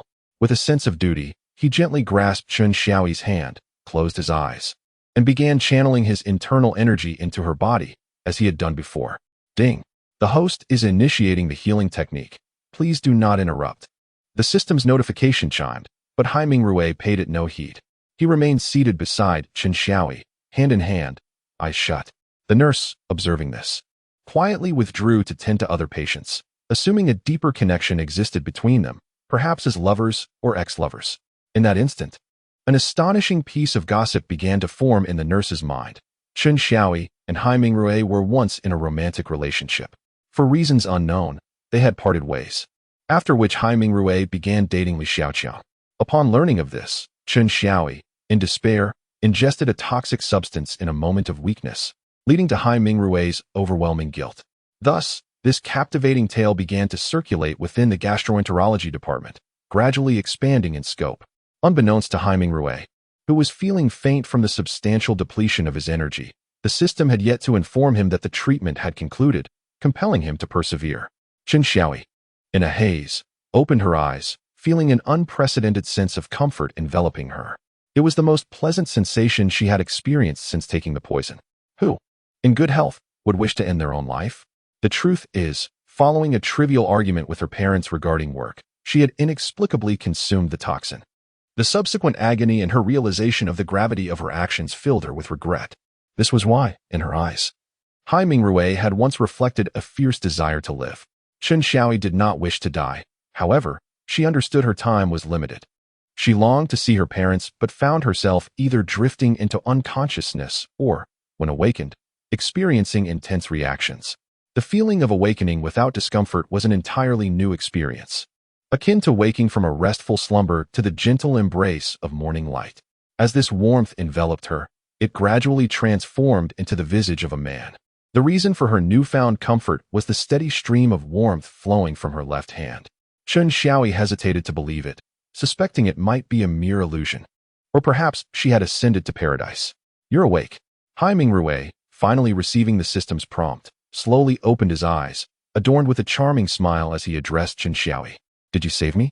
Chen Xiaoyi felt a flicker of certainty. The moment Hai Mingrui released her hand, the warmth dissipated. Shoo, this is our little secret. Please do not share it with anyone. I am Hai Mingrui, the doctor who assisted you with your gastric lavage that day. Do you remember? I was just using my energy to aid your recovery. You must have sensed the changes in your body. However, you must not disclose this to anyone else. Rest assured, I will return to help you heal. You will be fine. Please trust me. Chapter 54. A heart full of trust, absolute trust. In this moment, Chen Xiaoyi found Hai Mingrui's smile to be profoundly sincere. It was the first glimmer of hope she had felt in recent days, amidst the relentless torment of various treatments. Each day brought new afflictions, be it dizziness or nausea, oxygen deprivation or coughing, leaving Chen Xiaoyi devoid of any hope for survival. She had experienced regret and despair. Yet at this moment, she genuinely felt the flicker of life as promise. Your name is Haiming Rui, right? I am Chen Xiaoyi. I recall now. It was you who urged me to hold on, wasn't it? I truly can recover, can I? Ding. Congratulations, host. You have successfully recorded the character Chen Xiaoyi in the encyclopedia. Currently, Chen Xiaoyi's affection for the host is 80, intimacy 30, and trust 100. Haiming Rui was taken aback, not by the fact that Chen Xiaoyi was recorded, but by the astonishing level of trust. At present, he was the first to encounter someone whose trust was entirely filled. This was perhaps the only individual who placed 100 trust in him, thus activating this attribute. Typically, such a scenario could only be triggered under one condition. In a state of absolute despair, someone inspires hope for life. Thus, the emergence of such unwavering trust was understandable. Any reward seemed trivial to Haiming Rui. His paramount goal was to save this woman, the most righteous course of action he could pursue. Just call me Haiming Rui, Hai as in the ocean, Ming as in clarity, Rui as in wisdom. Rest assured, I shall ensure your recovery. However, you must promise not to disclose today's events. My time here is up. I may not return tomorrow, but I will definitely see you the day after and assist with your treatment. Within a week, I will have you on your feet, and in half a month, you shall be discharged. Haiming Rui spoke with unwavering confidence, a confidence stemming from his own capabilities. Chen Xiaoyi believed him as well. Her body would not deceive her. Though she had not yet regained her former vitality, she certainly felt much improved. As Haiming Rui departed, numerous reasons compelled him to leave, whether it was the impending start of his shift or the notion that staying too long was inappropriate.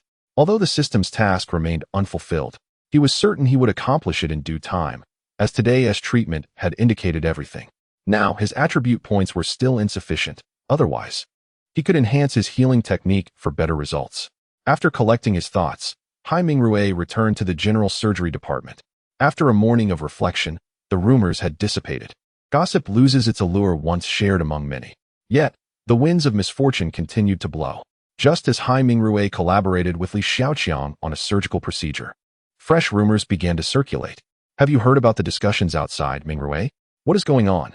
Li Xiaoqiang had naturally caught wind of these whispers, prompting her to summon Haiming Rui to her office immediately. He shrugged, shaking his head in resignation. Just the usual game of telephone. What else could it be? During lunch, I recalled the patient who ingested pesticide 2 nights ago and decided to check on him. After all, I was the one who brought him in. And now it has spiraled into this situation. Li Xiaoqiang believed Haiming Rui's words, as he had no prior acquaintance with the patient.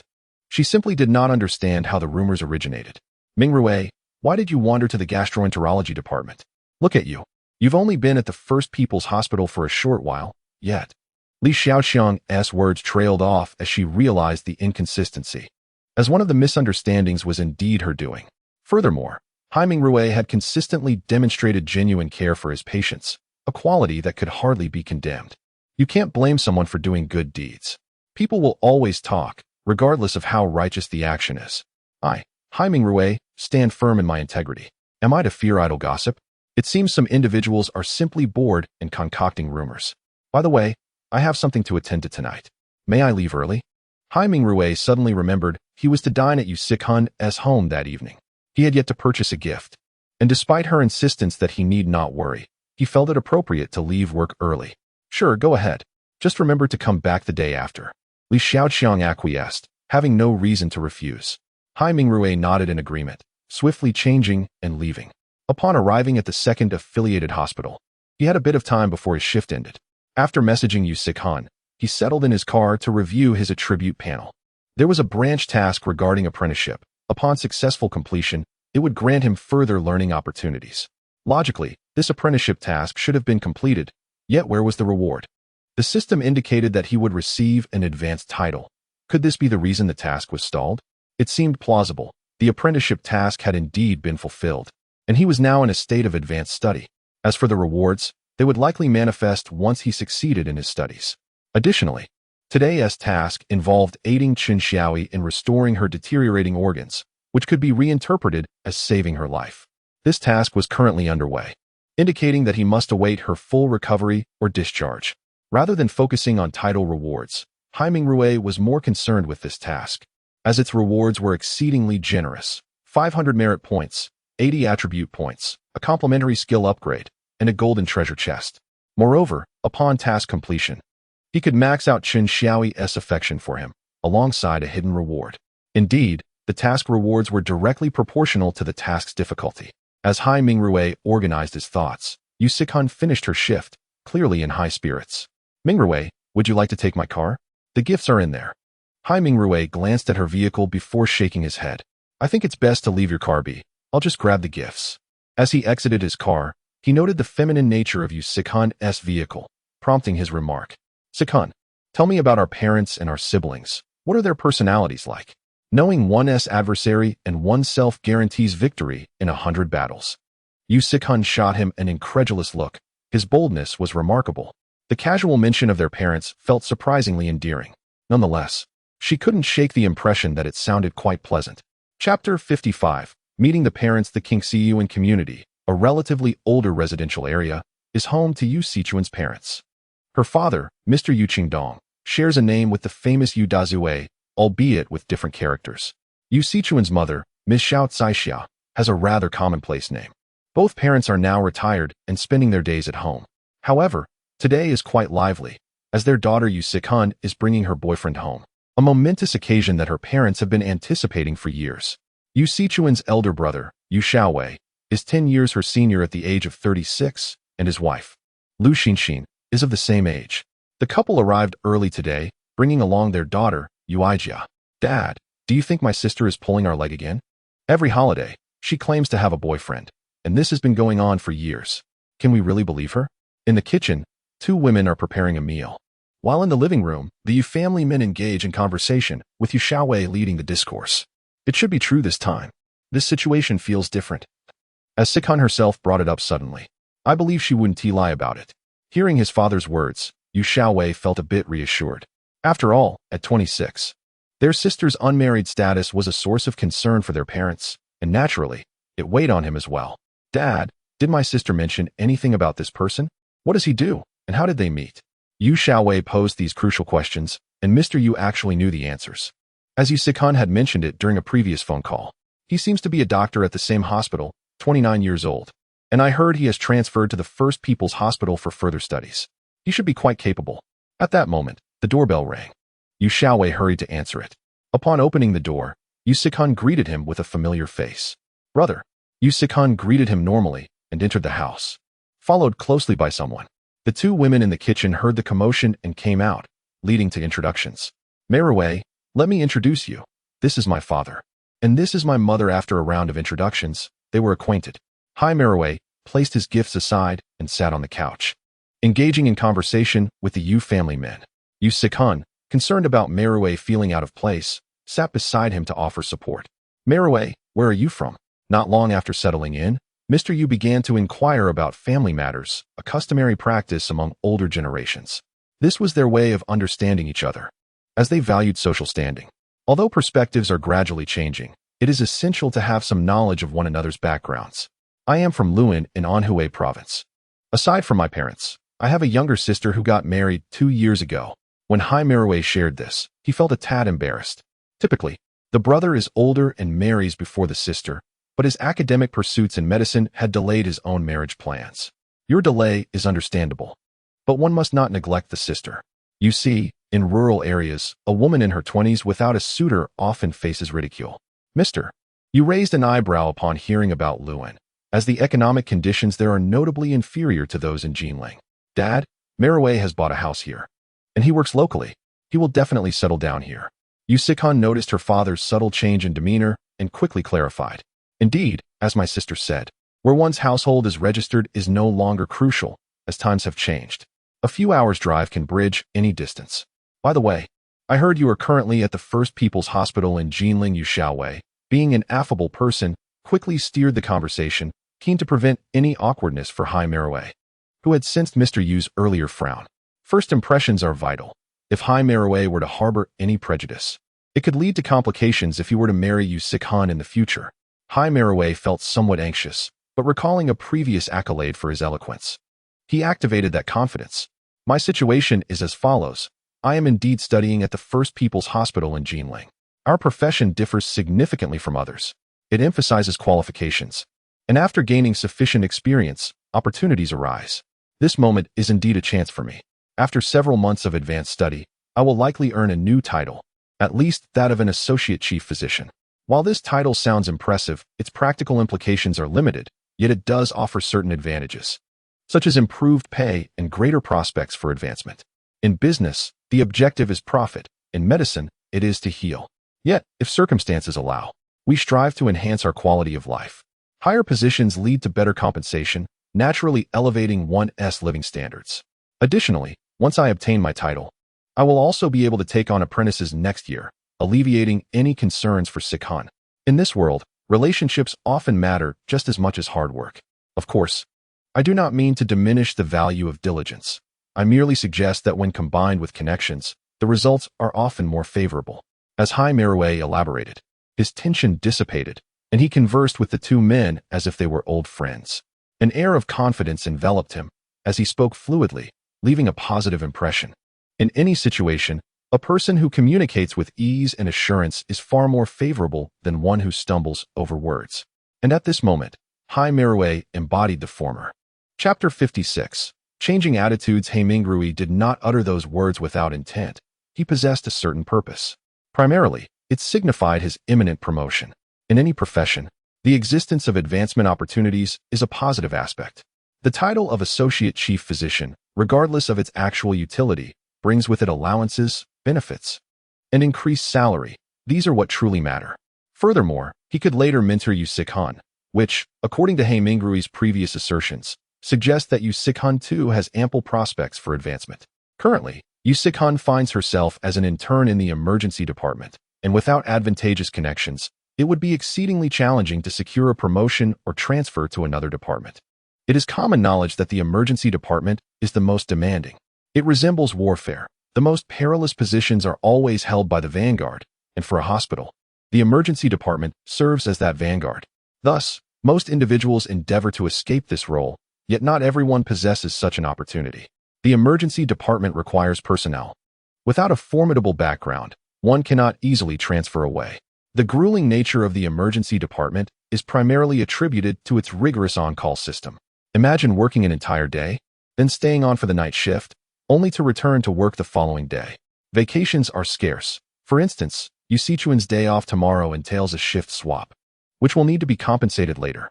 Such high-intensity work raises concerns not only about physical endurance, but also about the limited time for personal life. Finding a partner becomes a daunting task, and should marriage occur amidst such busyness, when would there be time for children? Over time, this could strain marital relationships. Naturally, this also depends on the hospital's size. In larger hospitals, the emergency department may have several physicians, making the on-call system more manageable.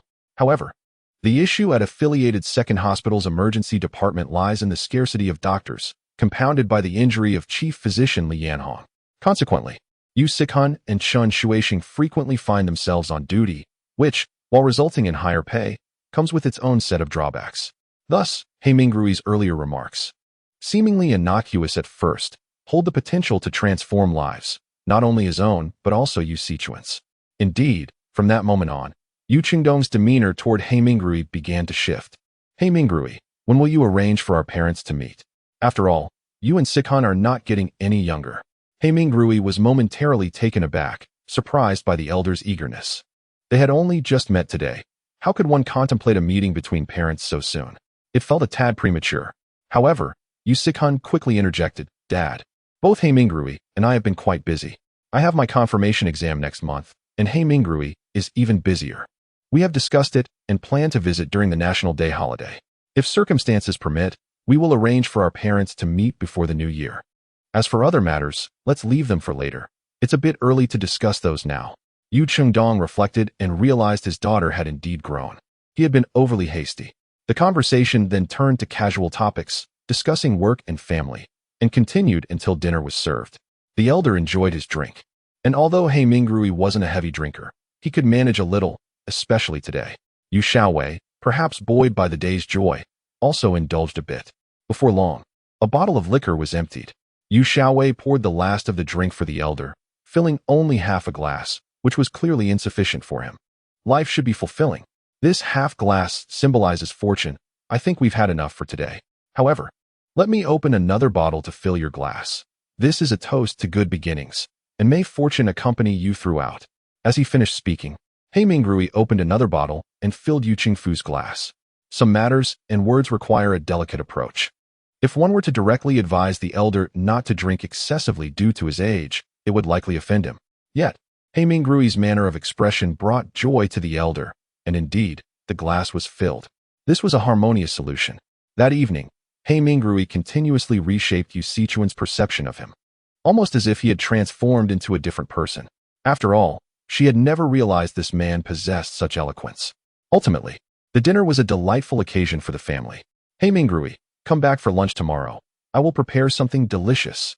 As they were leaving, Yu Sichuan's mother grasped He Mingrui's hand, repeatedly reminding him, Auntie, will you come tomorrow? I have no say in that. I will defer to Sikhan. He Mingrui uttered a charming remark, which, while possibly lacking sincerity, was pleasant to hear. Oh dear, you mentioned before that simply calling me mom suffices. If you keep calling me auntie, I may just become upset. Yu Sichuan's face flushed crimson, akin to a ripe fruit, grateful that the initial awkwardness had finally subsided. Once today was behind them, tomorrow would surely be less uncomfortable. He Mingrui, I never noticed. You not only have thick skin, but also a silver tongue. Who taught you these skills? On their way home, since He Mingrui had consumed alcohol, he could not drive, leaving Yu Sikhan to take the wheel. He Mingrui could never reveal to her that his ability to speak so fluidly stemmed from a particular skill. After all, this was a convoluted matter, and he was not fond of employing this skill. Truth be told, he sometimes found his own words rather cheesy. Sikhan, I do have thick skin, as the saying goes. Thicker skin leads to greater rewards. The crying child gets the milk. As for my eloquence, you have no idea. I researched extensively online in preparation for tonight's dinner. You can imagine how much this occasion meant to me. Now, tell me, what reward do I receive? Surprisingly, Yu Sikhan believed He Mingrui's playful banter. He Mingrui, what reward do you desire? How about I return the red envelope my mother gave you? He Mingrui shot her a side eye. Did he care for such a trivial gift? He leaned closer, whispering a private code only couples could understand. Upon hearing it, Yu Sichuan's face turned a deep shade of red, and she shot him another playful glare. Yet, it seemed she did not entirely reject the notion. Chapter 57. The hospital of one's own. The two returned home, engaged in light-hearted banter. With her parents' approval, Yu Sikhan felt a significant lift in her spirits. As she put it, as long as He Mingrui's parents had no objections, their future path would be smooth sailing. Based on He Mingrui's performance that day, Yu Sikhan decided to reward him. As for the nature of the reward, it was a matter best left between them, as long as it was reasonable and lawful. In any case, they both enjoyed themselves thoroughly that night, which resulted in their inability to rise early the next morning. By the time they awoke, it was already 8 o'clock, a time when they would typically be at work. Mei Rui, do you have any plans for today? Yu Sikhan yawned as she entered the bathroom, evidently still in need of rest. Let us go buy some essentials, since we only have one day off. It's impractical to go out for leisure, so I suggest we restock some items at home, He Mingrui replied. As Yu Sikhan brushed her teeth, she contemplated the household's deficiencies. After all, she hadn't brought all her belongings along, and He Mingrui, being a single man, had a rather sparse setup. However, they shared a commonality. Neither of them could cook, thus there was no need to purchase kitchenware, a reflection of a common trend in today's society. Nonetheless, other items were indeed necessary. All right, you prepare yourself. I'll be ready to head out shortly, she exclaimed. By the way, are we really going back for lunch? As she rinsed her mouth, she referred to returning to her parents' home for the meal. Just as He Mingrui was about to affirm this, he suddenly remembered an unclaimed reward, the site for the hospital. Since today presented a rare opportunity, why not take a look? Upon this realization, He Mingrui felt certain about redeeming this reward. Ding! Congratulations, host, on acquiring a property suitable for establishing a private hospital. Located at, relevant documents will be delivered within 10 minutes. Please keep an eye out. He Mingrui had grown accustomed to the system's operational patterns, but he was uncertain about Yu Sikhan's reaction to this news. Thus, he decided to gauge her response. Sikhan, do you recall me mentioning my intention to open a private hospital? Yu Sikhan, having finished rinsing her mouth, set down her toothbrush cup, picked up a towel, and began washing her face. Mei Rui, have you become somewhat repetitive? You've mentioned this to me a staggering 800 times. By the way, didn't you say the relevant documents would likely arrive today? Listening intently, Haiming Rue was now completely convinced that the system was remarkably adept at implanting narrative elements directly into the memories of the target individuals. He seldom discussed the idea of opening a private hospital with Yu Sikhun, and he could only recall mentioning it once or twice. Certainly less than he had with Li Xiaoqiang. Yet, Yu Sichuan's assertion of it being repetitive suggested that she was indeed aware of the matter without any hint of disbelief. Moreover, she seemed to know that the documents were expected today, which was reasonable. Otherwise, many explanations would falter. If things couldn't be explained, suspicions would inevitably arise, leading to the eventual exposure of Haiming Rue's secrets. Therefore, the system must choose opportune moments to implant such memories. Haiming Rue had never inquired how the system accomplished this, nor had Xiaoya ever disclosed it. Furthermore, this alteration did not only affect one individual, but all related persons, such as Li Xiaoqiang, who might already have memories of Haiming Rue's private hospital. As Haiming Rue pondered these thoughts, the doorbell rang. He quickly opened the door to find a delivery person standing there. "Hello, this is your package. Please sign for it." Haiming Rue took the package and signed for it, bewildered by the process. Typically, packages were left at designated points, with a notification call to collect them. Direct delivery to his hands was a rarity. "Mei Rue, has the package arrived?" Meanwhile, Yu Sikhun had finished her morning routine. It must be noted that she differed from many women, perhaps due to her profession. She could complete her skincare and grooming in about 15 minutes, unlike others who might take an hour or more. "I believe so," Haiming Rue replied, opening the package to reveal several items, including property deeds, keys, and other relevant documents. "Mei Rue, let us go take a look. I'm quite excited," she exclaimed, placing the documents into a folder as she changed her shoes. "Sikhun, why don't you call my parents and invite them to join us? We can have lunch out afterward." Yu Sikhun had grown accustomed to Haiming Rue's audacity, no longer minding the informal reference to their parents. "All right, we'll call them while we head out," she said, and they left the house. Haiming Rue glanced at the address, realizing he was unaware of the building's location until now. Fortunately, it was clearly stated. The building was situated in the Puka district, and it took nearly half an hour to reach. Haiming Rue used the key to unlock the main entrance and park the car inside, marking the spot for future navigation. "Wow, it's enormous," Yu Sikhun exclaimed as she stepped out of the car, and Haiming Rue began to assess the site. Indeed, it was quite spacious for a private hospital. One would expect it to be sizable. However, it wasn't overly extravagant, especially when compared to larger institutions like the Second Affiliated Hospital or the First People's Hospital. It was merely larger than an average private hospital, nothing more. Chapter 58. The wealthy father-in-law of this hospital, apart from its two main buildings, is divided into a front yard and a backyard. The front yard encompasses the electric vehicle parking lot, security room, and other areas, while the backyard includes the cafeteria, motor vehicle parking lot, and additional facilities, along with a rear entrance. It would be more accurate to refer to this rear entrance as the West Gate, as the front pertains to the East Gate. Next, there are the two main buildings, which are separated by a corridor. In total, the buildings consist of 6 floors and occupy a considerable area. Haiming Rue discerned that this system was tailor-made for him. One of the buildings is designated for his clinic, while the other is intended for his cosmetic surgery hospital. He proceeded to explore both the interior and exterior, taking in every detail, as this was now his enterprise. It can be said that these two buildings are more than sufficient.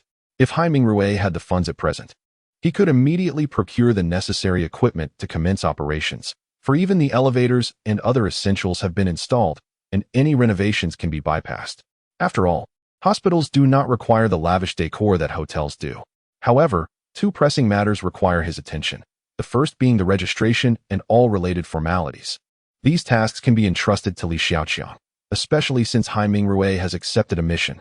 As long as he accompanies Li Xiaoqiang to the hospital tomorrow and ensures her satisfaction and happiness, she will be able to manage these affairs. The second issue, naturally, pertains to finances. Suddenly, Haiming Rue recalled that he had received a reward, a cosmetic surgeon. However, securing this surgeon at present would not be particularly beneficial. One cannot expect them to assist in assessing the property, after all. At that moment, Yu Sichuan's parents arrived, having taken a taxi, clearly indicating their advanced age and reluctance to drive. "Is this the hospital you mentioned yesterday, Ming Rue?" Hai Mingrui had anticipated such a reaction and had grown accustomed to it. Yes, this is my hospital. However, at this stage, it is merely a building. There is still much to accomplish. Sikhan, why don't you take your parents for a tour while I check for an advertising company? I need to post an advertisement and hire 2 security guards. It was essential to have someone watch over the premises, so he intended to recruit 2 guards for that purpose. Sikhan promptly agreed and led her parents inside to explore. Meanwhile, Hai Mingrui walked towards a nearby advertising company, which, to put it plainly, was one of those establishments that create advertising light boxes.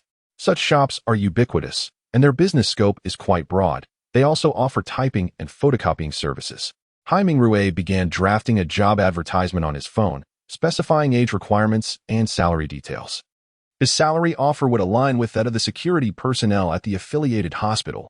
He would neither offer too much nor too little, considering he himself was not affluent and was in need of funds. Moreover, he could not provide meals, so the guards would have to handle that themselves, although he would certainly offer a meal allowance. As for accommodation, there was a room in the security office equipped with air conditioning, which meant he only needed to hire 1 guard. The plan was to have them oversee the premises during the day and rest there at night. Ideally, the candidate could be somewhat older, perhaps in their 50s or 60s. After composing the advertisement, Hai Mingrui entered the shop. Printing was remarkably convenient, costing a mere 5 yuan for typing and copying combined. He also purchased a roll of double-sided tape and returned to the hospital to affix the freshly printed advertisement at the entrance, to prevent any vandalism. He also placed 2 more copies in other locations. Mingrui, I heard from Sikhan that purchasing equipment and supplies requires several million yuan. Is that true? Upon hearing his father-in-law's inquiry, Hai Mingrui felt a pang of bitterness. Several million would hardly suffice. Anyone who has undergone examinations at a hospital knows that even the most common diagnostic equipment, such as X-rays and ultrasound machines, can cost tens of thousands, with the pricier options exceeding $1 million. Not to mention the substantial costs for larger equipment and essentials like force-stands, beds, and cabinets, all essential items that, when totaled, represent a significant sum. However, discussing this with others would yield no assistance, as they could not help him. Hai Mingrui estimated that the initial capital required would be at least 10 million yuan. Nevertheless, there are many aspects that have changed compared to the past. Certain equipment no longer necessitates a purchase. For instance, hospitals typically do not have to pay for ultrasound machines once the hospital is operational. Manufacturers will reach out to offer their products for free, along with installation and professional personnel for maintenance. This phenomenon arises from a mutual benefit arrangement. Similar to the coin-operated rides found outside shops, manufacturers provide these for free, anticipating profits from the children who play on them. The profit is then shared between the business owner and the shop displaying the equipment, but the specifics of the division are a separate matter altogether. Thus, the current practice in opening hospitals is akin to this. Equipment manufacturers will place their devices in hospitals for complementary use. When patients come in for examinations, fees will be generated, which will be divided between the hospital and the manufacturer according to future negotiations. Therefore, the 10 million yuan Hai Mingrui mentioned encompasses all expenses, including those related to the cosmetic surgery hospital, etc. Yet, regardless of whether it's 10 million or 5 million, he must devise a way to procure the funds. Dad, the money isn't a problem. For now, I don't intend to open the hospital immediately, so there's no rush. If necessary, we can use the hospital as collateral for a loan. Yu Qingdong nodded, clearly in agreement with Hai Mingrui's reasoning. Mingrui, I don't have much to spare, but I can manage to gather around 100 to 80,000 yuan. This money is intended as a dowry for Sikhan. Regardless, it will eventually be given to you, whether sooner or later. Additionally, I will inquire with Sichuan's brother and see if I can provide further assistance. Upon hearing this, Hai Mingrui was taken aback, not by the offer, but by the realization that his future father-in-law was quite wealthy. Not only had he provided Yu Sikhan with a house and a car, but he was also preparing a dowry of 100,000 yuan. However, considering Yu Qingdong's family background, he felt a sense of relief, especially knowing that Yu Sichuan's older brother was undoubtedly prosperous. Nevertheless, accepting this money was out of the question. Hai Mingrui considered himself a man of integrity. How could he possibly use his partner's money to start a business? Moreover, if he did so, how would he ever regain his dignity? Chapter 59. Yu Sichuan's proposal. During lunchtime, several individuals gathered at a nearby modest eatery, with the notion that they were now akin to family. There was no necessity for an extravagant meal. After their lunch, Hyaming Rue requested Yu Sikhun to escort his elderly parents back home. As for himself, he chose to remain behind, contemplating future plans, as wealth could potentially arrive at any moment. Hyaming Rue's first ambition was undoubtedly to establish a cosmetic surgery clinic. Given the relatively low startup costs associated with such an endeavor, operating independently posed challenges for him in pursuing dual ventures, while Yu Sikhun could assist in a supportive role. Once the clinic was operational, he could eventually take on the responsibilities of a primary physician. Typically, small hospitals primarily handle emergency cases, and serious ailments seldom find their way to such establishments. Consequently, many private clinics or minor hospitals do not offer internal medicine services. Moreover, the lucrative nature of cosmetic surgery cannot be overstated.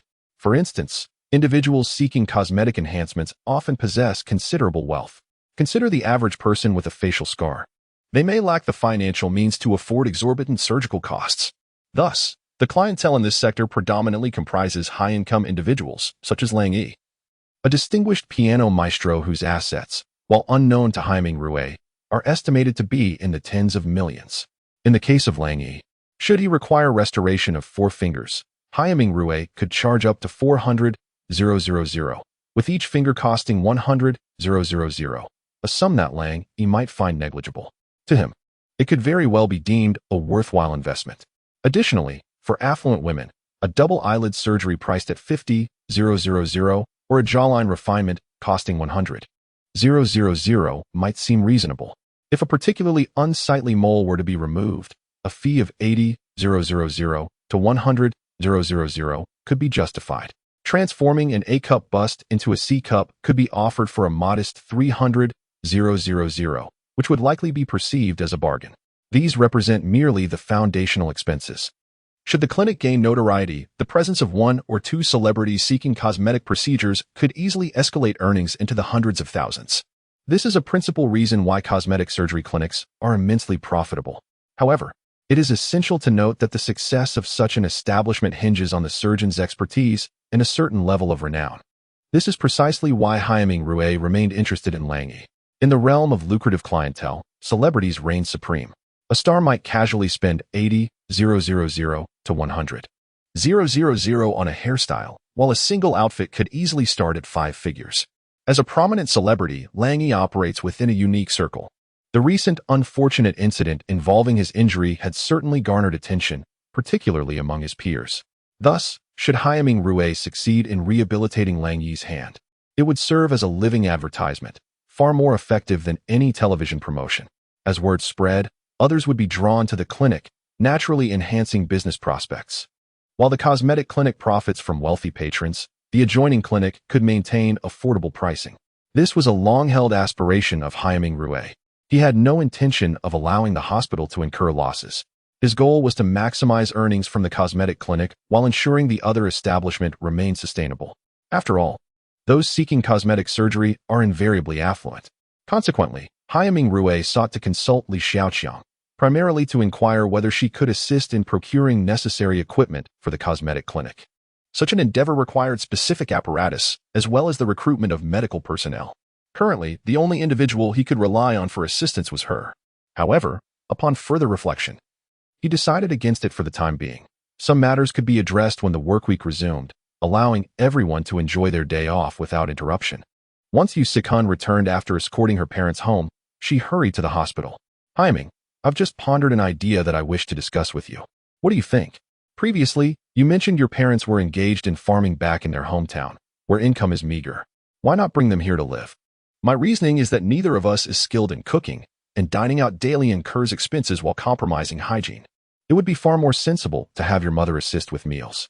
Typically, we only dine together in the evenings, and occasionally having breakfast at home wouldn't pose much of a problem. As for your father, he could oversee the factory operations. The living conditions here are adequate. With air conditioning, and instead of spending a few thousand monthly on security, it would be more beneficial to have your parents around. Given our plans for the hospital's development, it would certainly be more convenient for meals, and should we decide to have children in the future, they could assist with childcare. What are your thoughts? Hyaming Rue did not respond immediately, taking time to contemplate. Some of Yu Sichuan's suggestions were indeed practical, while others seemed less appropriate. For instance, Relocating his parents was a feasible idea. Having someone at home to prepare meals would be advantageous. However, considerations regarding children and childcare were matters for the future and could be set aside for now. As for having his parents serve as security at the hospital, that arrangement might not be suitable in the long run, but it was certainly beneficial for the present. Hiring security would be a challenge, and even if he found someone, they might not be the right fit. Most importantly, Haiming Rue desired to have his own parents nearby, as they owned 2 houses. His own residence could accommodate them, while he could move in with Yusikhan. Given the current circumstances, purchasing a larger home was impractical. His focus was on entrepreneurship, and he aimed to save wherever possible. Once circumstances improved, he would consider enhancing their living conditions. However, this plan hinged on his parents' willingness to relocate. If they were opposed, no matter how well he strategized, it would prove futile. Additionally, there were crops to tend and livestock to care for at home, making the feasibility of this plan questionable. Sikhan, your proposal has merit. But there are certain complications. Haiming Rue summarized the issues succinctly. Thus, this matter is not as straightforward as it may seem, and I must first communicate with them. As for the security concerns, we can manage for now, and if the right candidate emerges, we can hire them without fretting over a few thousand a month. What do you think? Chapter 60. Regarding the confirmation of employment, Haiming Rue did not rush to call home, for today was a rare day off, and opportunities for rest would likely become even scarcer in the future. After attending to his affairs, he decided to drive out for a shopping excursion. Women generally have an affinity for shopping, and Haiming Rue had yet to accompany this woman on such an outing, let alone purchase gifts for her. In many respects, he felt he was falling short as a boyfriend. However, Yusikhan was not the typical kind of woman. She understood Haiming Rue's busy schedule, as she was equally occupied. This is why romantic relationships among doctors are infrequent. When one partner is busy, it is manageable, but when both are preoccupied, it hardly constitutes a life together. The dynamic between Haiming Rue and Yusikhan was notably rare, unlike the more common pairing of Li Xiaoqiang and Haiming Rue, which often featured a significant disparity in professional standing. Li Xiaoqiang held the title of department head and adhered to the standard working hours mandated by the state. Even on weekends, she could afford to take a day off, and if Haiming Rue's position were to rise further, it would yield even more favorable circumstances. Generally speaking, men tend to occupy higher positions in the medical profession, as there are more male doctors than female. Since Yusikhan began her tenure at the second affiliated hospital, she had rarely indulged in shopping, primarily due to her hectic schedule. The emergency room was overwhelmingly busy, often leaving her feeling like a dog chasing its tail. Thus, on this day of respite, with Haiming Rue accompanying her, her happiness was palpable. "Haiming, how does this outfit look on me?" she inquired, holding up a garment in a specialty store. Haiming Rue immediately gave her a thumbs up. "You look stunning in anything, Sikhan." His flattery was evidently effective, as Yusikhan beamed with delight. "You do have an eye for fashion. I shall take this one." In truth, his statement held merit. Yusikhan was indeed a striking beauty with an admirable figure. However, compared to Li Xiaoqiang, she was slightly less endowed, yet still well within the acceptable range. After spending the afternoon shopping, they enjoyed a dinner together, marking the end of a delightful holiday. "Sikhan, how much longer will your internship last?" Haiming Rue inquired on their way back, as he needed to plan accordingly. "Just over 3 months. I suspect I still have some time to go." Haiming Rue furrowed his brow. Typically, the internship for a general surgeon lasts between 6 months to a year, and the emergency department follows a similar time frame. Thus, the fastest completion would still require at least 6 months. "Is there any possibility of completing the internship early?" he pondered. The answer was certainly affirmative. For instance, outstanding performance could garner attention from superiors, or having connections could expedite the process. Haiming Rue thought of one such individual, Li Yanhong. To put it plainly, Yu Sichuan's internship qualification and subsequent confirmation hinged upon this woman's decision. Therefore, securing a favorable outcome from her could reduce Yu Sichuan's transition to a mere formality. However, Haiming Rue was not in a position to broach this subject directly, and there was no guarantee that Li Yanhong would grant him any favors. Consequently, he considered another option, Li Xiaoqiang. As the head of general surgery and the daughter of the hospital director, she possessed sufficient influence to assist. She might privately approach Li Yanhong to advocate for Yusikhan or even facilitate her transfer to the First People's Hospital. The latter option, while more complex, could yield results. Hyaming Rue's urgency in removing Yu Sichuan's intern title stemmed from his own self-interest. Elevating her status would confer several benefits. The most obvious advantage was in terms of salary. The distinction between intern and full-time physician entailed significant differences in compensation and benefits. Furthermore, operational capacity was another critical factor.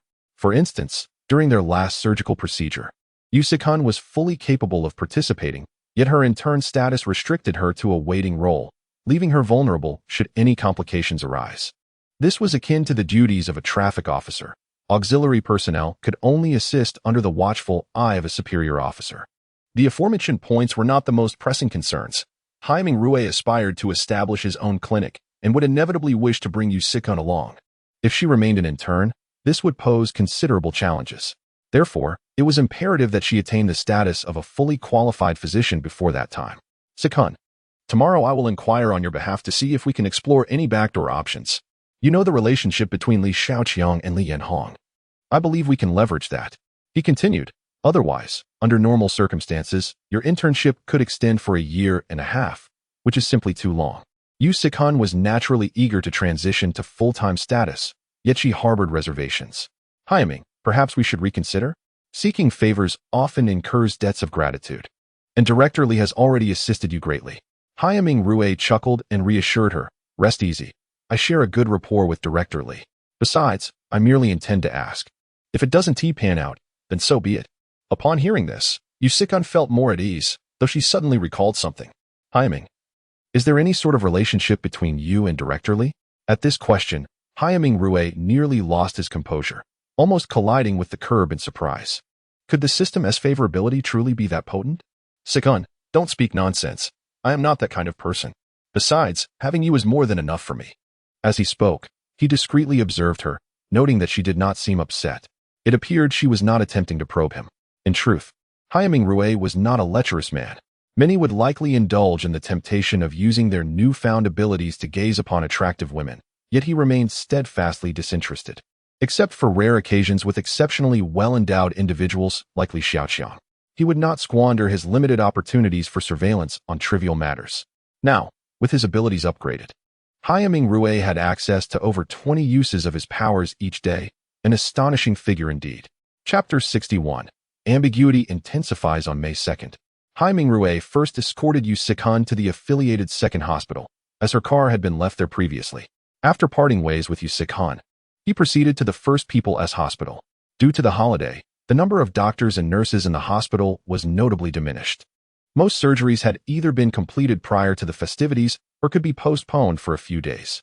This is a common practice in hospitals. Only those with urgent conditions received treatment year-round. Even the number of inpatients had decreased significantly, as those who were able to be discharged had been arranged to leave before the holiday. For those who could not be discharged, they would simply continue with routine treatments in the hospital. After greeting several medical staff members, Hyaming Rue made his way to Li Xiaoqiang's office. With fewer people around, there had been no morning meeting in the past couple of days, and since Hyaming Rue arrived rather late, the opportunity to check on the wards had passed. Upon seeing Hyaming Rue, Li Xiaoqiang's face lit up with a smile. This woman, typically quite serious, often a reflection of her position as the head of a department, could not help but show warmth in a private setting. Ming Rue, how was your outing yesterday? She inquired as he approached. It was all right. Yesterday, Hyaming Rue briefly recounted his activities, subtly probing her attitude towards his forthcoming clinic and cosmetic surgery hospital, while also verifying whether any information had been implanted in her mind by the system. Since you plan to open a private clinic, I have no objections. Rest assured. I will fully support you. Li Xiaoqiang's words solidified Hyaming Rue's belief in the system's capabilities, truly formidable.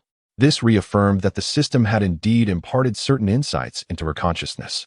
Considering he would need her assistance in the future, Hyaming Rue decided it was time to flatter her. Director, you appear a bit fatigued. May I offer you a massage? Upon hearing the word massage, Li Xiaoqiang perked up and without hesitation, made her way to the resting couch, displaying an eager demeanor. Director, I have a favor to ask of you, of course, she replied, ready to oblige even 10 requests at that moment. It's regarding Yu Sichuan, as you know. She is my girlfriend. He proceeded to elaborate on the situation concerning Yu Sichuan. All right, I'll call my aunt shortly. It shouldn't be a major issue. Hyaming Rue felt a surge of joy in his heart. Indeed, Having the right connections made problem-solving considerably easier. In today's world, relationships often held more value than monetary wealth. Sometimes, having money was futile without the right connections. Director, I have another matter. As you are aware, I will eventually open my clinic, but I lack connections and networks.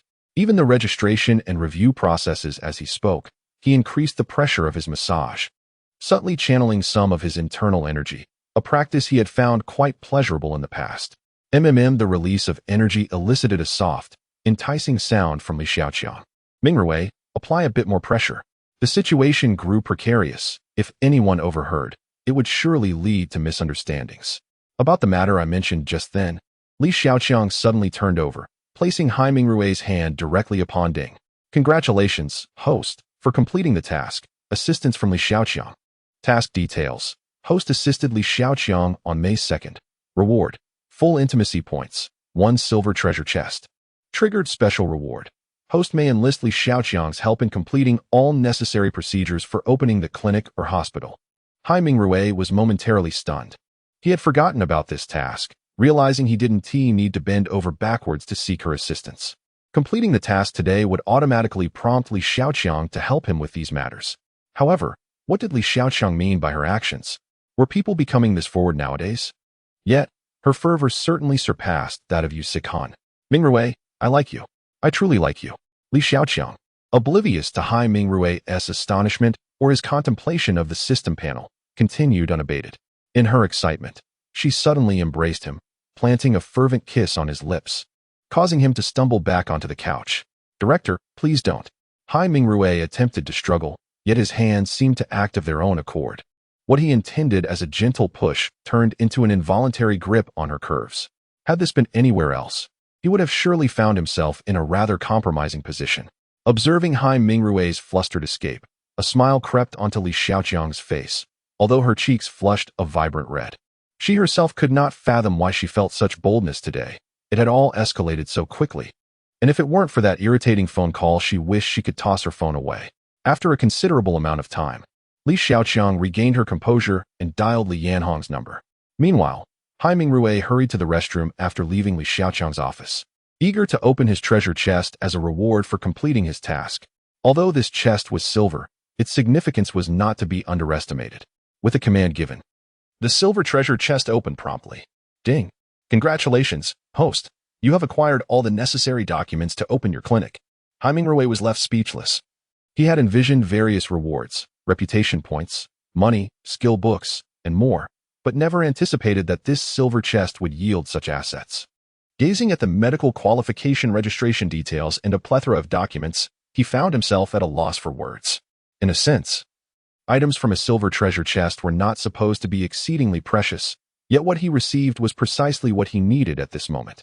Initially, he believed such rewards would stem from Li Xiaoqiang's connections, not realizing that the task's reward would manifest in this manner.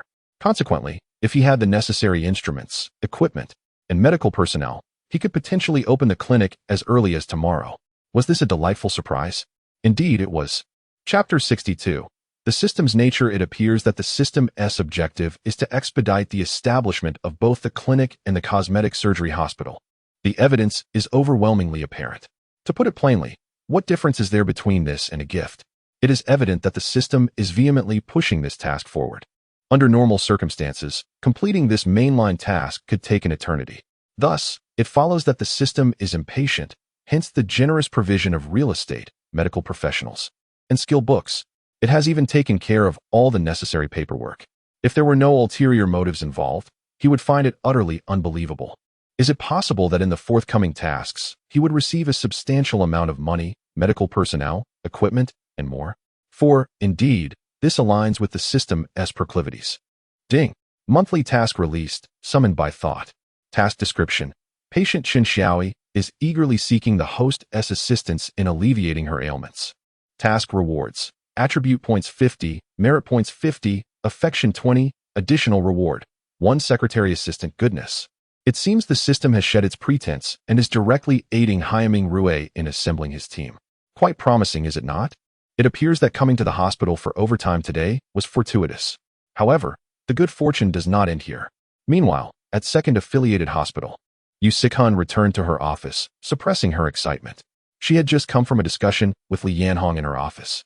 And the reason for her exhilaration was that Li Yanhong had sought her out for a conversation. The gist of the discussion was this: in light of Dr. Yu Sikan's diligent and earnest work over the past 3 months, coupled with her rapid improvement in medical skills and her successful completion of surgeries, she would be given an early opportunity for her formal assessment. Indeed, the transition to a permanent position requires an evaluation. It is not simply granted without scrutiny. However, to be candid, the evaluation is merely a formality. They present a few common questions for you to answer, effectively a test paper.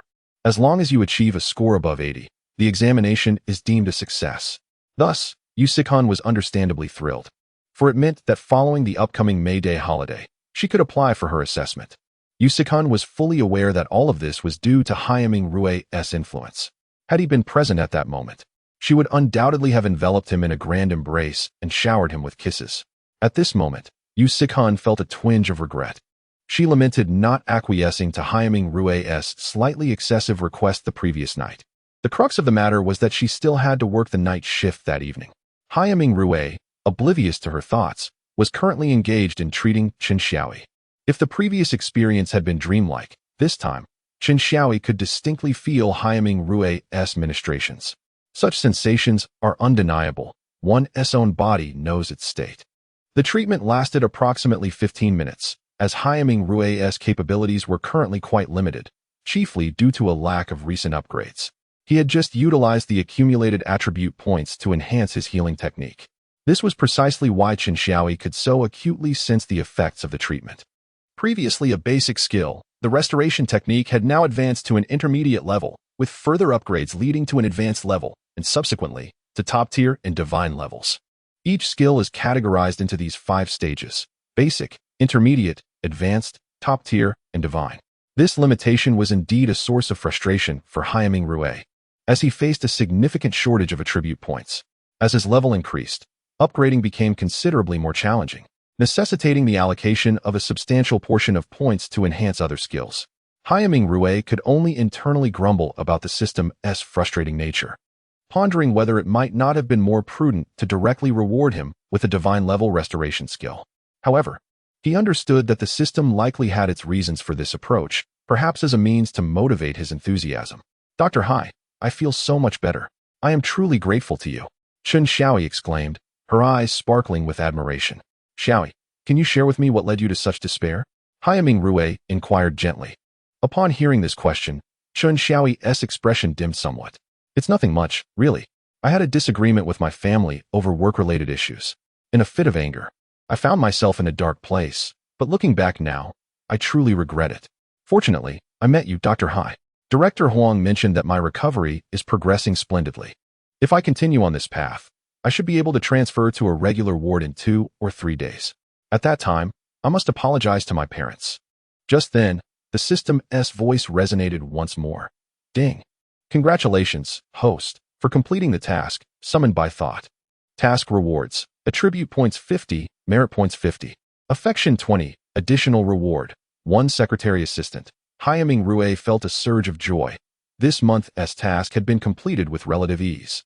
It seemed that Chen Xiaoyi's condition would continue to improve with his treatment. Thus, the S-grade task should be completed shortly.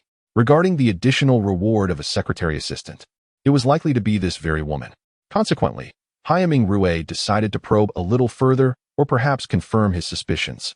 Xiaoyi, I am about to open a private clinic.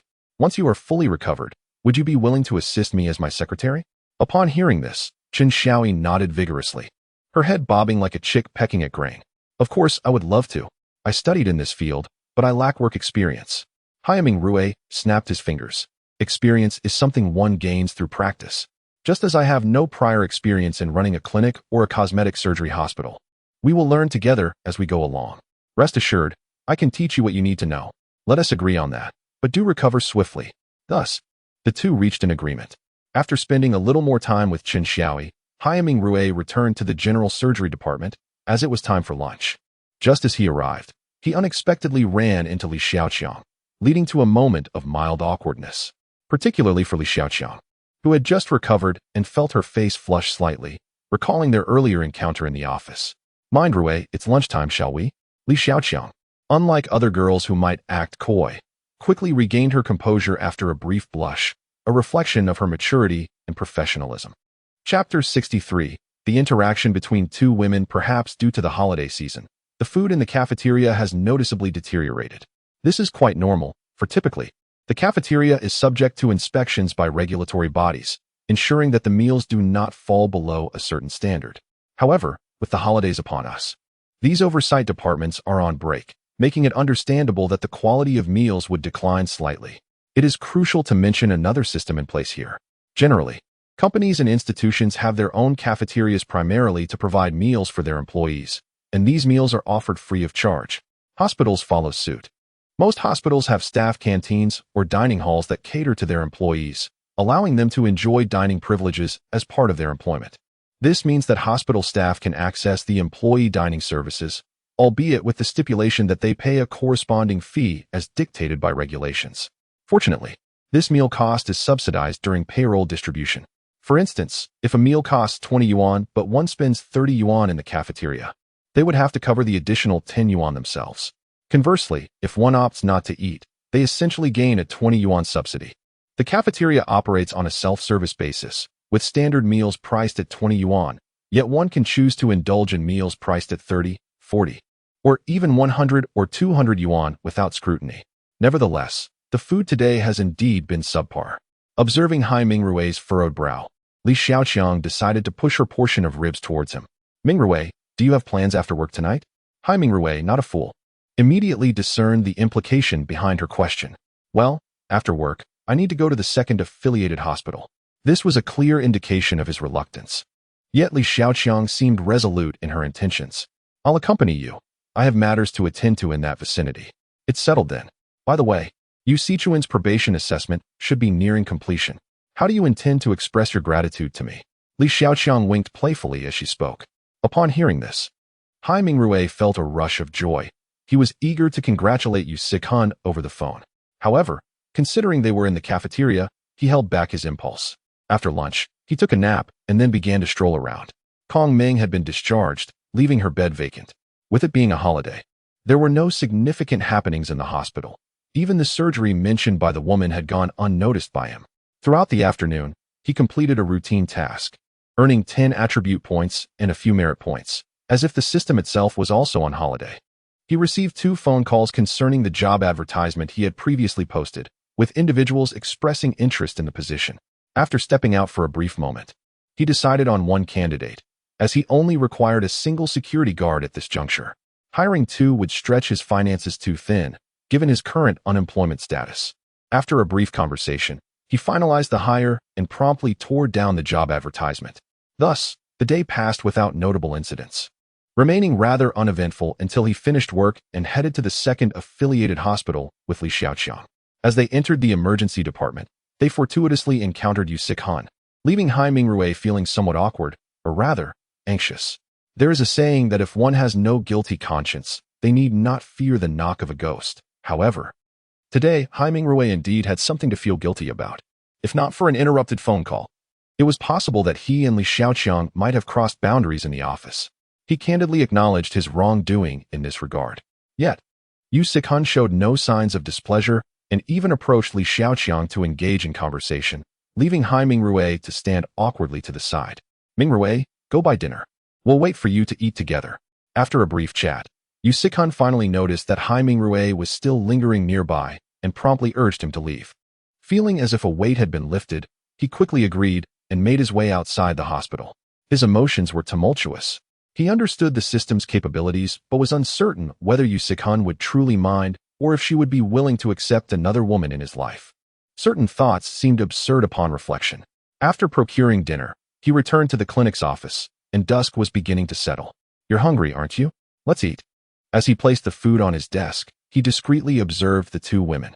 To be candid, he gleaned no significant information. Sichuan, I have successfully hired the security guard you mentioned, and he will commence work tomorrow. After dinner, for reasons unknown, Hai Mingrui found himself blurting out this statement, perhaps as a means to gauge whether Yu Sichuan felt any resentment. Is that so? That's wonderful. Otherwise, if someone were to breach security and damage property, it would be quite troublesome. At that moment, Li Xiaoqiang chimed in. Ming Rui, I would like to invest in your clinic and the cosmetic hospital. I hope that is acceptable. Rest assured, I only require a small share, and my involvement will facilitate many aspects, such as medical equipment procurement and recruiting associated doctors and nurses. Hai Mingrui's eyes lit up. If this woman were to lend her assistance, it would be immensely beneficial. Managing everything alone would prove to be quite cumbersome. A clinic cannot solely rely on him and use Sikhan as the only two doctors. Although he recognized that his clinic could not rival a hospital, he was committed to providing quality service, which would inevitably attract a growing number of patients over time. Eventually, as the clinic stabilizes, both he and Yu Sikhan would likely need to withdraw to prevent burnout, lest their situation become indistinguishable from working in a hospital. Furthermore, the requisite staffing for a personal clinic depends on its nature. Typically, a general clinic necessitates one physician and one nurse per department. According to Hai Mingrui's vision, he would need at least 3 nurses and 1 attending physician. A critical stipulation is that individual clinics must register with a minimum of 2 practitioners. In addition to a stringent requirement that Hai Mingrui does not meet, a practicing physician must have a minimum of 5 years of experience or possess an attending physician certificate. Thus, regardless of how outstanding his recent performance has been, he could only attain the position of associate chief physician at best. Should this woman become a shareholder, the advantages would be substantial. Just then, the system, which had remained largely silent throughout the day, finally spoke up. Chapter 64, Recruitment Ding. Main Quest Phase 1.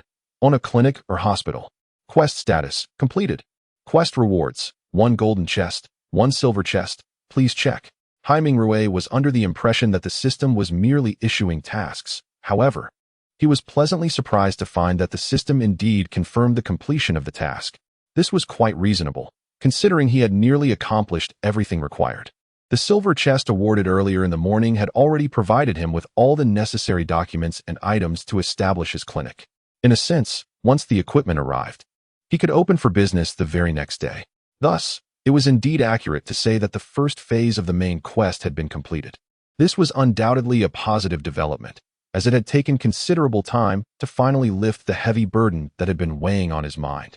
The main quest had left Hai Mingrui feeling somewhat breathless, and now he could finally relax. Just then, the system's voice rang out again. Ding. As the host has completed the first phase of the main quest, the second phase is now issued. Grand opening. Quest requirements. Please commence operations of a regular clinic or cosmetic hospital within 1 month. Quest rewards. Chief physician title, merit points 1,000, attribute points 500. 1 golden chest, 1 silver chest. Failure penalty, randomly erase 1 divine skill. The host will drop 5 levels. Hai Mingrui was momentarily stunned. The rewards for this task were indeed quite generous, offering 1,000 merit points and an increase of 500 attribute points. While the significance of merit points could be set aside for the moment, the importance of attribute points was clear. These points could not only elevate his physician rank, but also enhance the skills he had acquired. For instance, his previous skill in repair had already advanced to an intermediate level.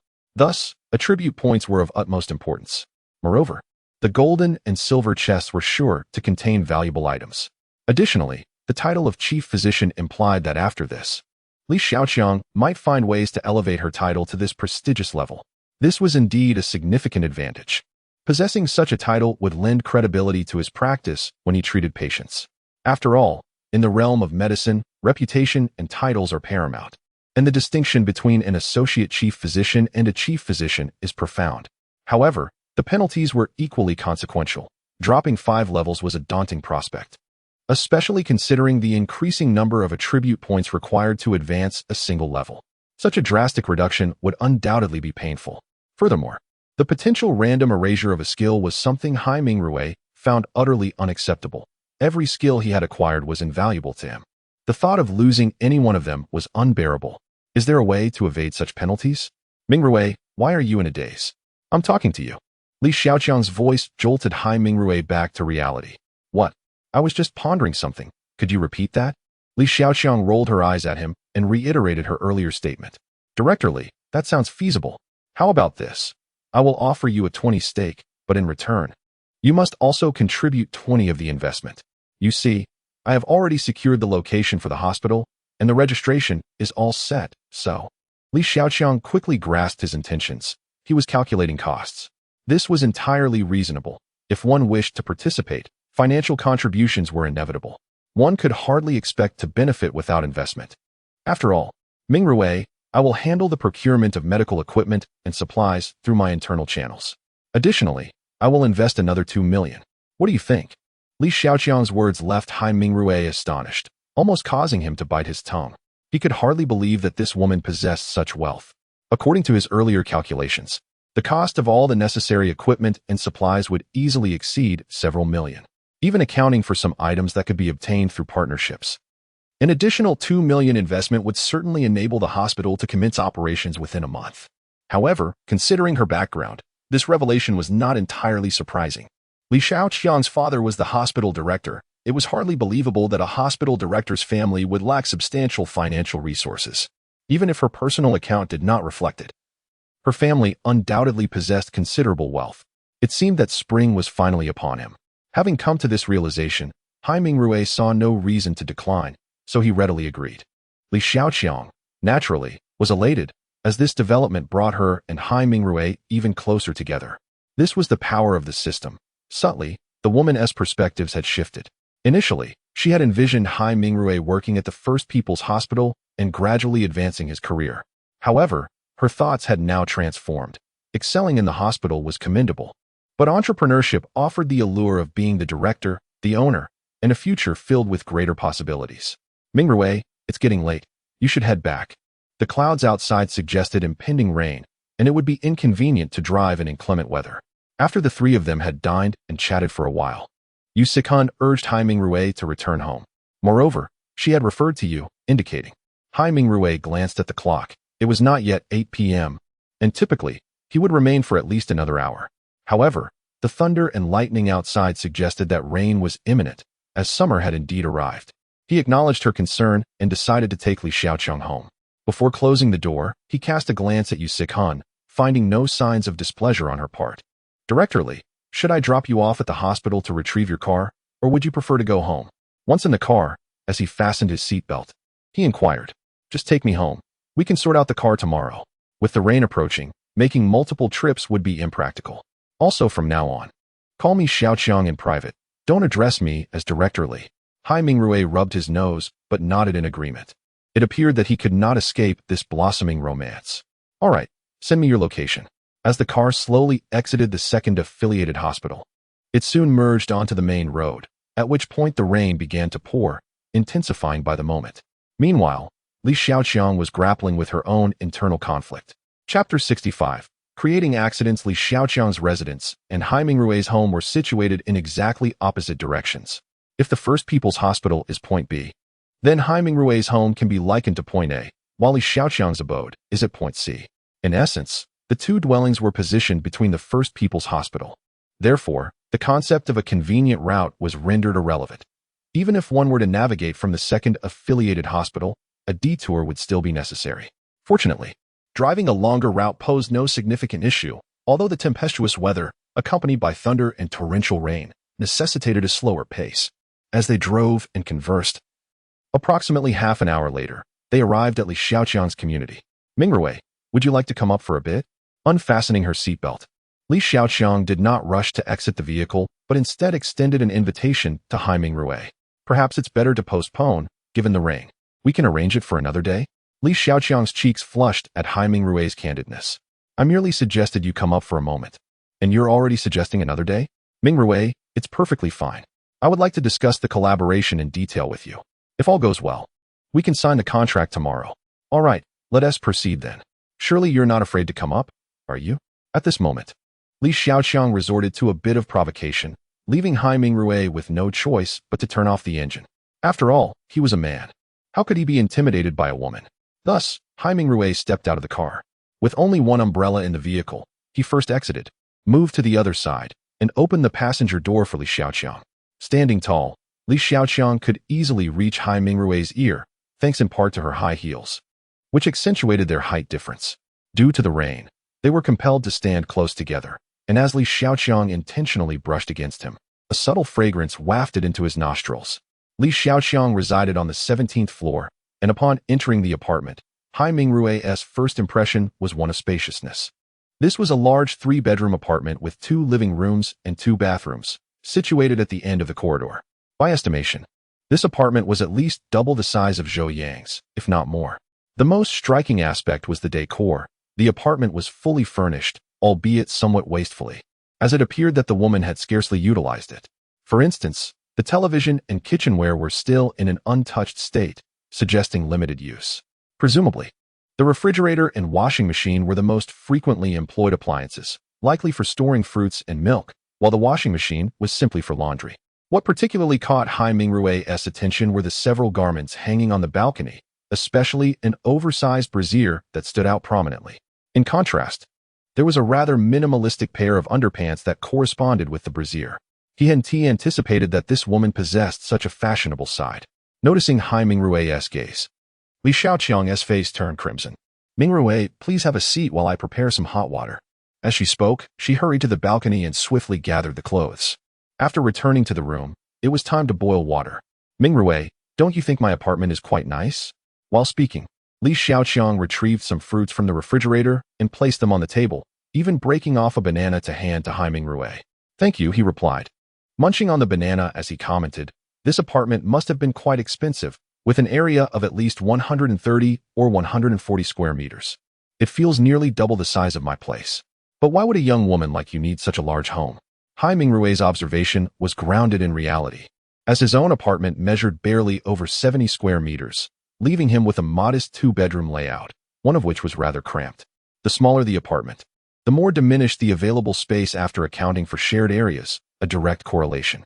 "I can't recall the exact square footage, but my father financed it.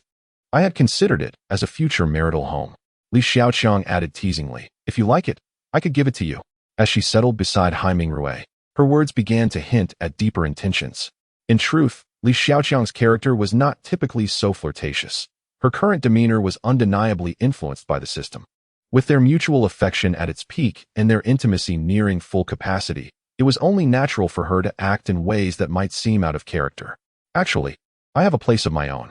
By the way, didn't you mention that we should discuss the details of our collaboration? We've already covered most of it. But what I lack is..." Hai Mingrue continued earnestly. Yet, Li Xiaoqiang's mind was elsewhere. She recalled Hai Mingrue's suggestion to postpone. And now that the moment felt right, she recognized the opportunity was ripe. Determined to shift from passive to active, she was suddenly inspired when the kettle began to whistle. Hastily, she prepared a cup of hot water, mixing it with a bit of cold water to temper its heat. Returning with the cup, she offered the hot water to Hai Mingrue while taking a sip from her own lukewarm concoction. At that precise moment, "Oh no, it's scalding," Li Xiaoqiang exclaimed, losing her grip on the cup, which spilled onto her chest. She flailed about like a startled hen, her movements frantic. Hai Mingrue, unaware of the pretense, assumed she had genuinely burned herself. If she had indeed been scalded, it would be a grave matter. The water was freshly boiled, with severe consequences such as blistering or peeling a real possibility. Thus, as a doctor, he instinctively rushed to assist her, disregarding everything else. "Xiaoqiang, quickly remove your clothes and rinse with cold water." As a physician, he was well versed in the appropriate response to scalding injuries, and Li Xiaoqiang, too, was aware of the procedure. Consequently, they swiftly made their way to the bathroom, where Hai Mingrue turned on the shower and directed a torrent of cold water over her. Given that it was summer, the cold water was not unbearable. "Let us rinse you off first. You must have burn ointment or something similar at home, right? I can help you with that." Chapter 66. Transformation of Identity. As Hai Mingrue spoke, he gazed at the woman's skin, which exhibited a slight redness from her neck down to her abdomen. This was deliberately orchestrated by her, as she had mastered the perfect temperature, neither too hot nor too cold. It was essential that her skin reacted, showing a hint of redness without inflicting any harm. This sensation was akin to the tolerable warmth one experiences while soaking one's feet. Hai Mingrue's eyes were transfixed, captivated by the exquisite sight before him. "Is it beautiful, Mingrue?" Li Xiaoqiang's cheeks were flushed crimson, even more so than the areas allegedly burned. Persistently red despite the cool water she poured over herself. "Beautiful," Hai Mingrue instinctively replied, only to realize the implications of his words. "No, wait. Don't misunderstand, I meant." At that moment, Li Xiaoqiang seized the opportunity she had long awaited, lunging towards him, wrapping her arms around his head and pressing down. A wave of sweetness enveloped Haiming Rue's senses, leaving him breathless. Xiaoqiang, don't, he protested, though he made no effort to push her away, perhaps a reflection of typical male behavior, where words contradicted feelings. Don't worry, I don't mind. Just take me as I am. At that moment, Haiming Rue succumbed, lifting Li Xiaoqiang into his arms and retreating to the room, where the ensuing scenes were not suitable for the innocent. Ding! Due to the host's efforts, the intimacy level with the target, Li Xiaoqiang, has increased by 50, currently at 100. Note: as the intimacy cap is 100, the excess is nullified. System reward. Attribute points 10. After certain events concluded, the system's voice chimed in. Haiming Rue felt a tinge of disappointment. Reaching the maximum intimacy level yielded little in terms of rewards, merely a handful of attribute points, and such a modest amount at that. He understood the cap well. For instance, if the intimacy level with Yu Sikhun started at 90, gaining 50 points would ostensibly elevate it to 140. Yet it stagnated at 100 due to the cap. This was reasonable, akin to an examination where the maximum score is fixed, no matter how well one performs. One cannot exceed that limit. Ming Rue, I am your woman now. I am so happy. Li Xiaoqiang's voice pulled Haiming Rue from his reverie, drawing his gaze to the delicate figure nestled against him. A sense of guilt washed over him, stemming from two sources, Yu Sikhun and Li Xiaoqiang. Yet, the deed was done, and regret seemed futile. Some matters could only be mended with mutual consent. Xiaoqiang, you're being foolish. I have a girlfriend. I can't offer you a future. Haiming Rue's words were abruptly silenced by Li Xiaoqiang's hand over his mouth. Ming Rue, I want this. It has nothing to do with you. We are adults, capable of owning our actions. Besides, Yu Sikhun is agreeable. Haiming Rue was taken aback, his astonishment prompting Li Xiaoqiang to recount the events that led to this unexpected agreement. It transpired that while he had gone out to fetch food, the two women had inadvertently broached the subject, leading to an inexplicable accord between them. Hence, what about your family? How will you explain this? This question lingered in Haiming Rue's mind. Though the two were willing, what of their families? Ming Rue, I don't see it as an issue. What era are we in? Who truly cares about such matters? Besides, my parents want me to find a boyfriend and have children soon. They never specified marriage. I'll just surprise them later. With that, Li Xiaoqiang, emboldened and eager, made her intentions clear, extending her hand with newfound boldness. Xiaoqiang, didn't you just say it hurt? Haiming Rue queried. His curiosity piqued, only to fall silent thereafter. The following morning, Haiming Rue accompanied Li Xiaoqiang to the second affiliated hospital, primarily to deliver breakfast to Yu Sikhun. They would then proceed to the First People's Hospital. Xiaoqiang, remember about the clinic. Li Xiaoqiang affirmed with a thumbs up before entering the hospital. Maintaining a respectful distance in such settings was prudent. It often facilitated matters more smoothly. Li Xiaoqiang felt elated, having undergone a significant transformation in her identity the previous night. As for Haiming Rue's concerns, they seemed trivial in light of her resources. Money and connections could easily procure the necessary medical equipment and instruments. After completing the morning meeting and routine checks, Li Xiaoqiang commenced preparations. What once belonged to Haiming Rue was now theirs. She had unconsciously woven him and Yu Sikhun into a small collective.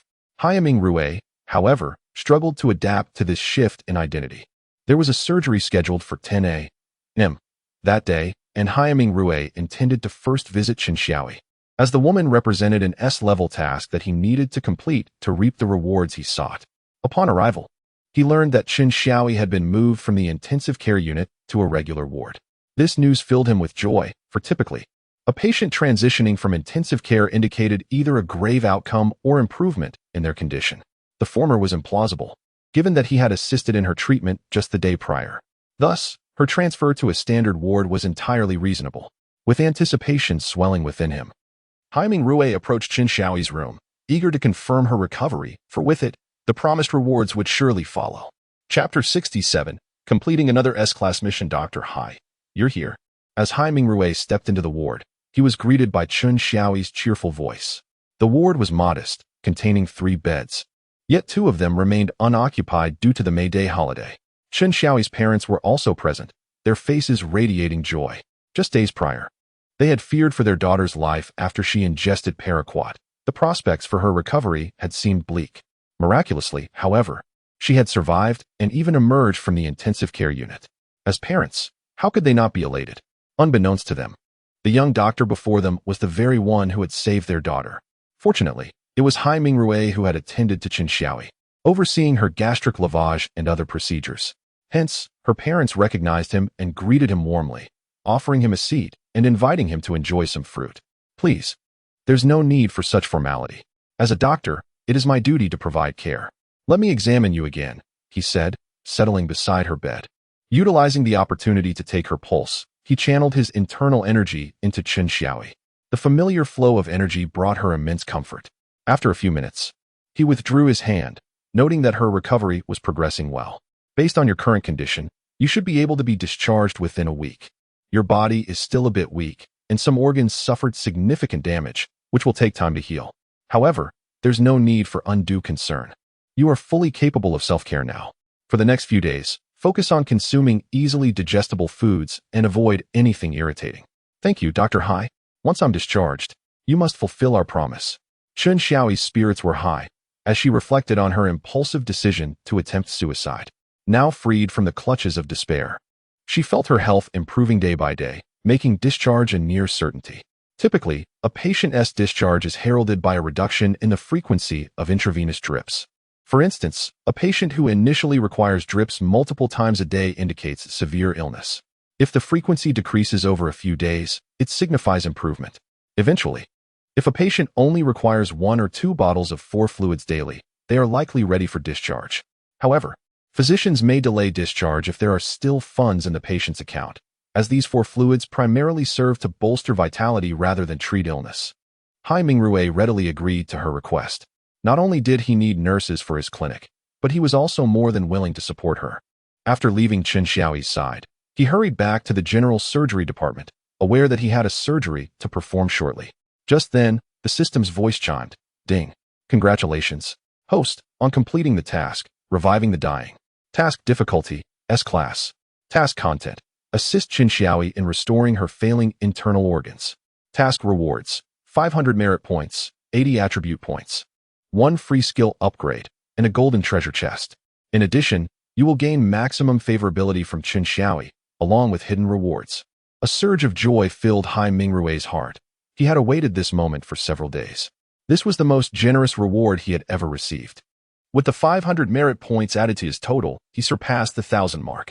The 80 attribute points, combined with those he had saved, granted him over 100 points, allowing for a significant upgrade to his healing skill. Hai Mingrui was no fool. Although the system offered a free skill upgrade, he was determined to wait. As the saying goes, good steel should be used on the blade. Each upgrade varied in difficulty, consequently requiring different amounts of attribute points. It would be more prudent to elevate his healing skill to a higher level before utilizing the free upgrade to reach the divine level, thereby maximizing his benefits. Furthermore, the golden treasure chest could wait. He had yet to open the golden and silver treasure chests from the previous day's rewards. He decided to save these treasures until after today's surgery was complete. With such bountiful rewards, his spirits soared, and he whistled a cheerful tune as he walked. This scene caught the attention of Li Xiaoqiang, who inwardly cursed him as a rogue. This guy is clearly reveling in his good fortune, acting all coy about it. Xiaoming, you will perform the minor surgery alone. I need to step out for a bit. Also, please give me your documents and the clinic keys. Some things require your credentials. She instructed. Hai Mingrui understood her intentions and was fine with handling the minor surgery on his own. However, the documents were at his residence. Xiaoqiang, the documents and materials are at my place. How about this? You go to the second affiliated hospital to find Yu Sikan, and she can take you back. I can meet you for lunch afterward. After contemplating, Li Xiaoqiang agreed, finding the arrangement reasonable. Besides, she had yet to visit Hai Mingrui's residence, and it was a convenient opportunity. The surgery Hai Mingrui was set to perform was indeed a minor one. Under normal circumstances, Li Xiaoqiang would not have been involved. However, due to the holiday, it was a different story. It was merely a daily task, but there would still be some rewards. Meanwhile, Li Xiaoqiang soon arrived at the second affiliated hospital, where she quickly located Yu Sikan. Their relationship had blossomed into a close friendship, characterized by open and candid conversations. Before long, their discussion turned to the events of the previous night, with Li Xiaoqiang sharing her experiences without any embarrassment, even embellishing the narrative. Xiaoqiang, why don't you move in with Mingrui? It would be more convenient, she suggested. His apartment may be small, but its central location makes it easy to access both here and the First People's Hospital. Plus, considering our situation, wouldn't it be more practical to live together? What do you think? Chapter 68. Opening treasure chests, is this appropriate? Will Ming Rue be displeased? This self-reflective query from Li Xiaoqiang earned her a disdainful glance from Yu Sikhan. Are you foolish? All men are inherently lecherous. I reckon he would welcome the opportunity. Thus, the matter was settled. Since I am not on duty tonight, after work, you shall come over, and we shall. Ming Rue remained oblivious to these developments. After completing a minor procedure, he realized that mealtime had long passed. In truth, he had previously misspoken regarding dining with two women at the second affiliated hospital at noon. No matter how minor the surgery, it cannot be completed in mere hours. The surgical scenes depicted on television are largely fictitious. Patients do not simply waltz in to have immediate procedures performed. Such notions are pure fantasy. Unless in the emergency room where certain critical cases necessitate prompt surgery. The regular surgical process is rather time-consuming. For instance, if a patient is scheduled for surgery at 9 a.m., that merely marks the time they are admitted. Various preparatory measures must be undertaken, often taking over half an hour before the actual operation commences. Thus, the actual surgery might only occupy 1 to 2 hours, while the remainder of the time is devoted to preoperative and postoperative care, details that are typically unknown to the average person. Once the surgery concluded, Ming Rue finally had the opportunity to check his phone, which displayed 2 missed calls and several messages. Both the calls and messages were from Li Xiaoqiang and Yu Sikhan, concerning some trivial matters. Ming Rue returned Yu Sichuan's call, briefly updating her on his situation before hanging up. Li Xiaoqiang was enjoying a day off, and Ming Rue was also in a sort of holiday mode as it was still the 3rd. Their regular work schedule resumed on the 5th, but due to various circumstances, they had come to the hospital today, meaning Ming Rue was free to leave. However, before departing, he needed to grab a bite. So he sought out a nearby fast food restaurant, ordering 2 dishes and a soup. As he dined, he began to open his treasure chests. The first he opened was a silver one. Ding! Congratulations, host, you have acquired a beauty and cosmetic physician. Primary responsibilities include laser spot removal, wrinkle treatment, breast augmentation, liposuction, and overall styling. Upon seeing this reward, Ming Rue's eyes sparkled. The realm of cosmetic surgery is far more intricate than traditional medical practice, primarily due to its extensive subcategories. Take the human face, for instance. It comprises eyebrows, eyelids, eye corners, cheekbones, nose, lips, teeth, chin, and skin, all of which fall under the category of facial surgery. Currently, Ming Rue already had a physician specializing in this field, akin to the one just acquired, albeit unclaimed. Cosmetic surgery encompasses numerous classifications. Even a simple mole removal is considered a cosmetic procedure. Moreover, the most detailed categorization pertains to anti-aging treatments, which can be subdivided into dozens of categories. However, the extensive classification does not necessarily complicate the execution of these procedures, as many aspects share commonalities. Just as a doctor treats patients with similar ailments, be it a cold, fever, or the need for surgery, each category does not require a separate physician, or else hospitals would be inundated with doctors. Thus, there exists a primary classification system. For example, the first gifted position is that of a facial cosmetic surgeon, which encompasses a broad spectrum of facial procedures, including hair transplantation.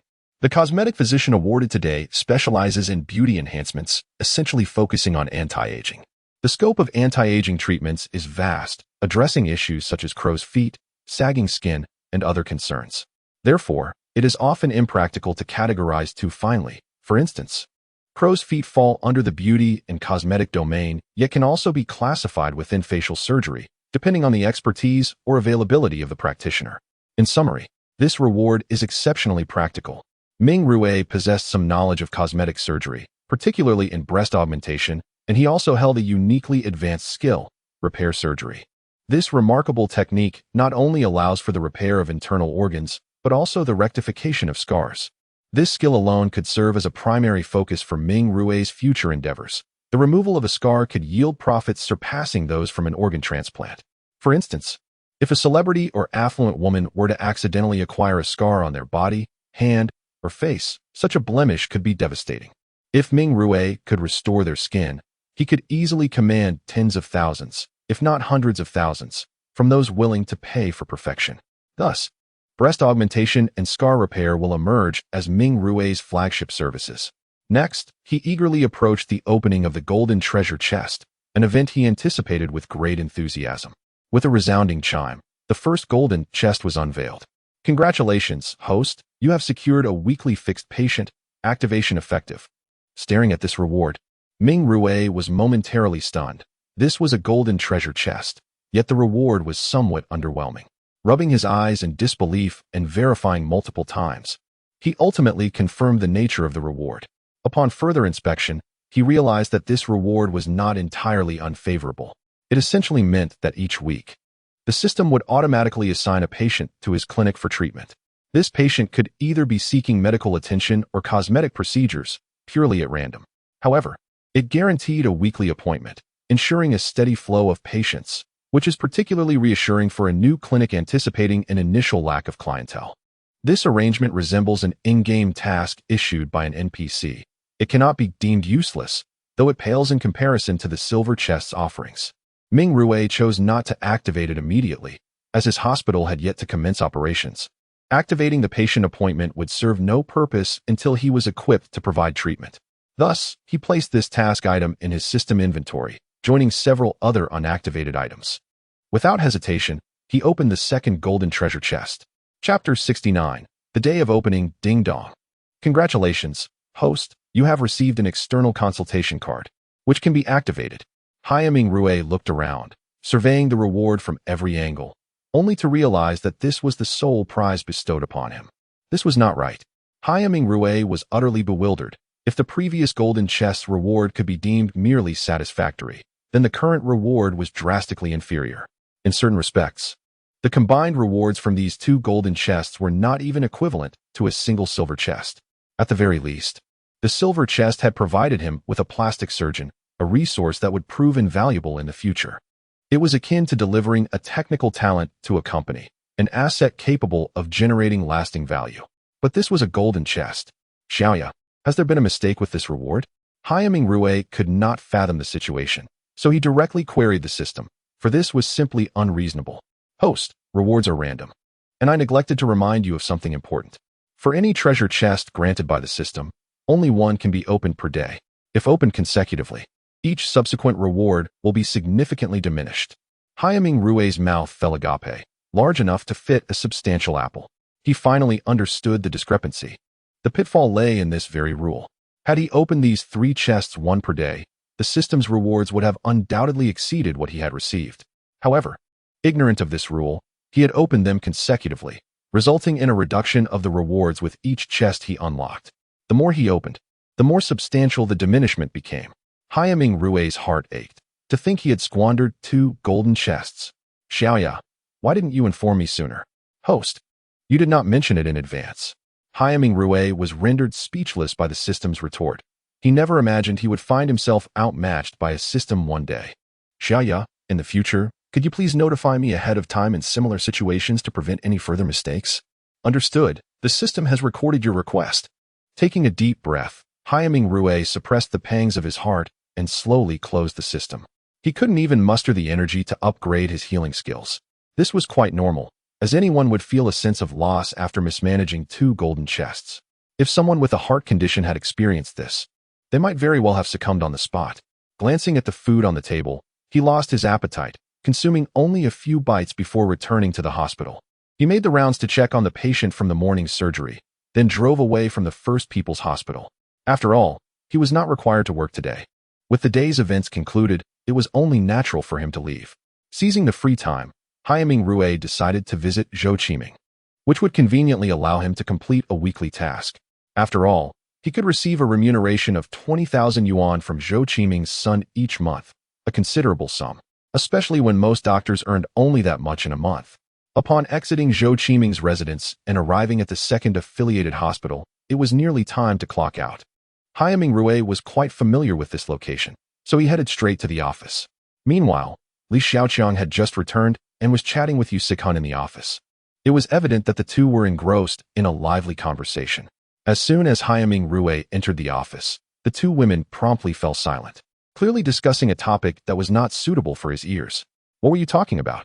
Did you stop as soon as I walked in? Not telling you. Haiming Rui was taken aback by the synchronized response from the two women.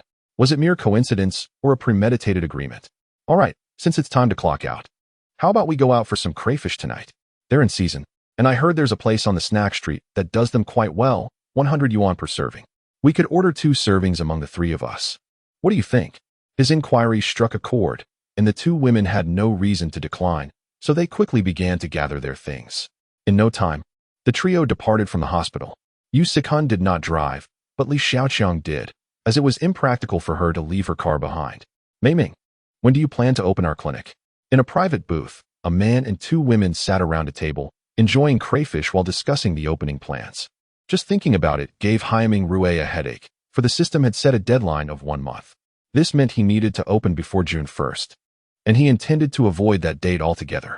After all, opening a hospital on Children's Day seemed rather inappropriate. Thus, Haiming Rui's notion was to open on May 25th, which also happened to be his birthday. It would be quite fitting to inaugurate the clinic on such a significant day, lending it a sense of commemoration. Xiaoqiang, please expedite this. I intend to open no later than the 25th of this month. Regardless of our readiness, we must commence operations on this date.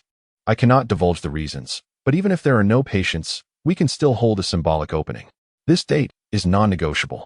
Haiming Rui was contemplating a loophole. This strategy had been passed down from his hometown. When Haiming Rui's family built their house, they had chosen the 6th day of the Lunar New Year to commence construction, only to be met with a heavy snowfall that day. As such, they could not begin work. However, the auspicious date had already been selected. So what was to be done?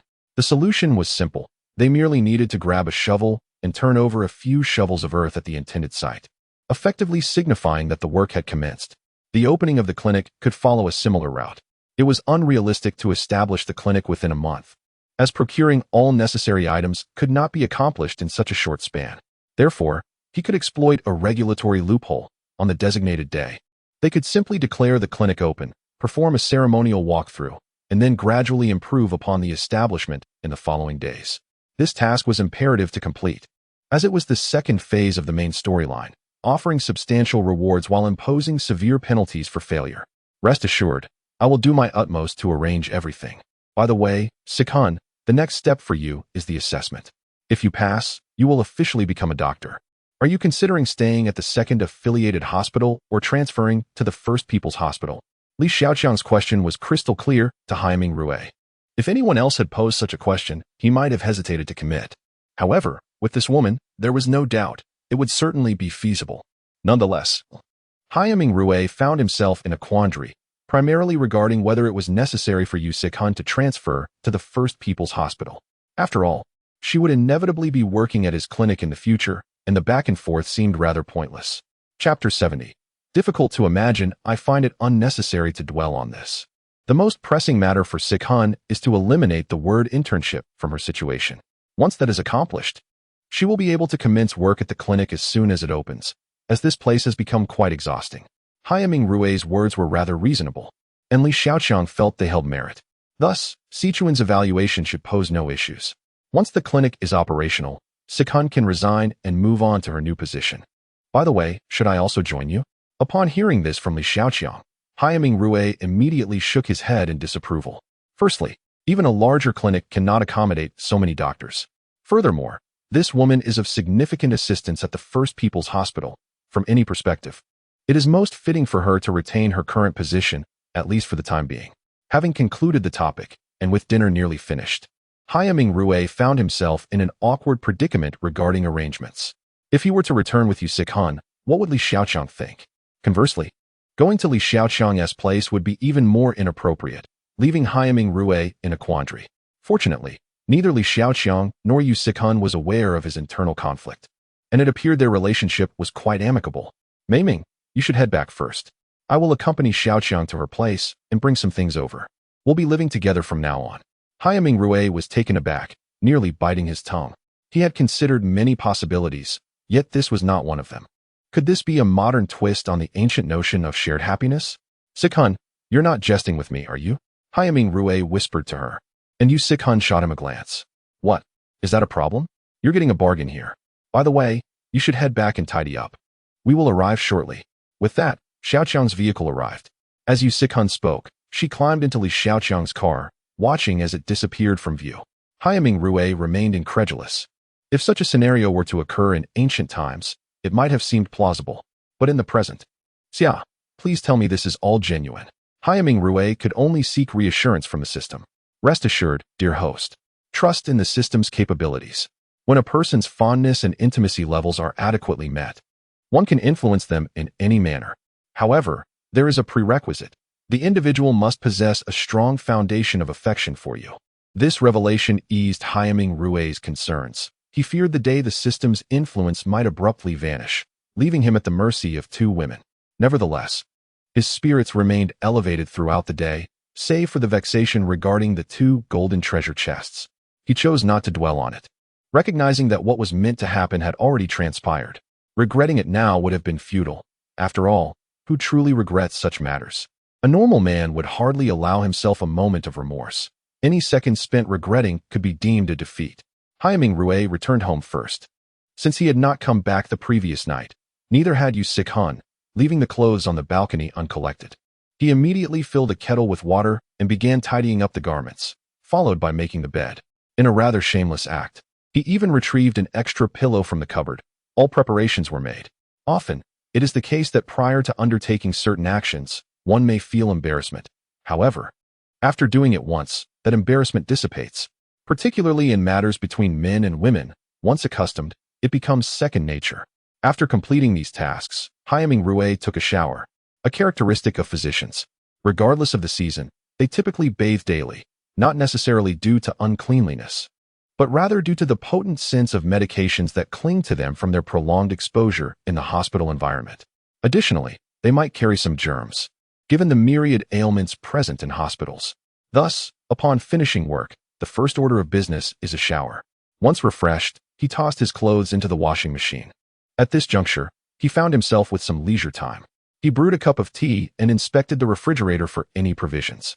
Haiming Rui was no culinary expert, so the fridge contained no vegetables, but fruits were certainly present, as Yu Sikhan adored them.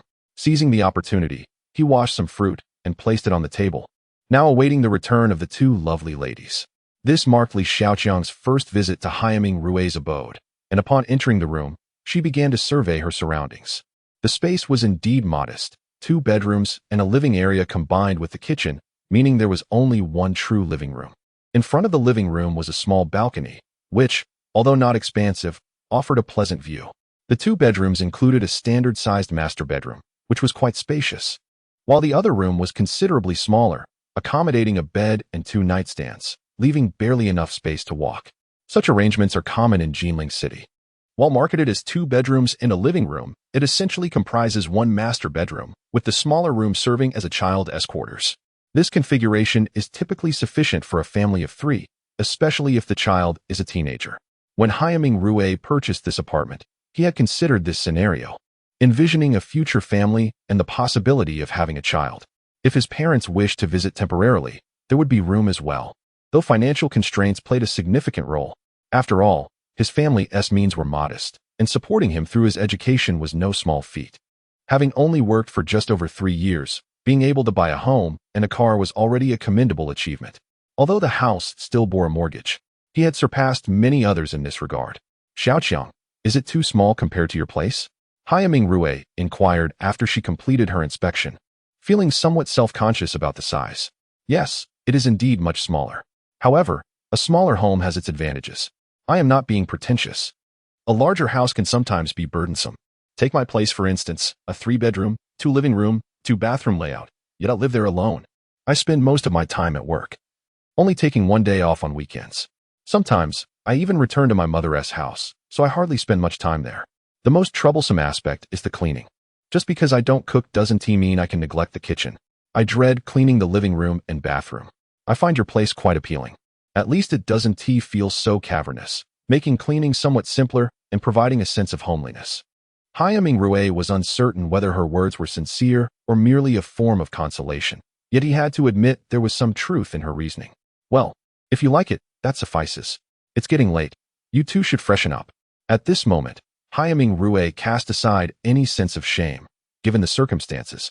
What value did it hold? Chapter 71. Opportunities for financing. At this moment, Li Xiaoqiang discerned the underlying tension in the air. Although many events had already been predetermined, and some had even been acted upon, the gravity of the situation still elicited a certain degree of anxiety and embarrassment. In truth, everyone was acutely aware of what was to come next. Fortunately, the youngest among them was already 26, while the eldest was 32. Any shyness felt was merely relative, vastly superior to that of younger girls. Thus, many subsequent developments unfolded with a sense of inevitability. Having taken the first step, countless others would follow. The next day, May 4th, marked the final day of the Labor Day holiday. In a hospital setting, the duration of leave was considerably shorter compared to other factories. Theoretically, Li Xiaoqiang and Hai Mingrui should not have been required to work today, yet they still found themselves preoccupied. After all, Yu Sikan was scheduled to work, and Hai Mingrui needed to attend to Lang Yi at the First People's Hospital, where the stitches were to be removed. Originally, this had been planned for the previous day, but Lang Yi had not shown up, likely due to some obligation, leading to the rescheduling for today. Li Xiaoqiang proceeded to prepare at Hai Mingrui's clinic. Having been in touch with contacts over the past few days, in the forthcoming period, they would gradually acquire the necessary items. This implied that the woman in question would require some financial backing. However, she was financially stable, and given her current relationship with Hai Mingrui, the notion of needing support was rendered moot. To put it bluntly, it was merely a matter of contributing to the expenses. As work hours commenced, the trio diverged onto their respective paths. Hai Mingrui drove to the First People's Hospital, while Li Xiaoqiang accompanied Yu Sikan to the second affiliated hospital before attending to her own matters. Luncheon plans would be addressed later. Upon arriving at the First People's Hospital, Hai Mingrui noted an increase in the number of doctors and nurses on duty, a clear indication that the holiday was gradually drawing to a close. The advantage of the holiday was the absence of morning meetings. After a routine inspection of the wards, he found himself with little to do and settled into the office to occupy his time.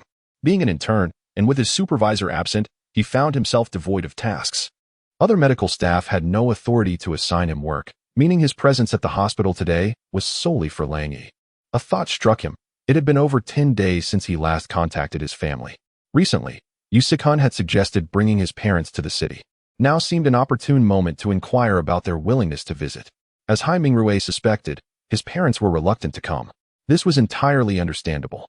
Having spent their entire lives in the countryside, there was no compelling reason for them to travel to the city, especially since it was not a holiday or festival. The rural community was currently in the midst of a busy season. Had Hai Mingrui been married with children requiring care, inviting his parents to assist would have been entirely justifiable. However, asking them to come to the city merely for leisure seemed impractical.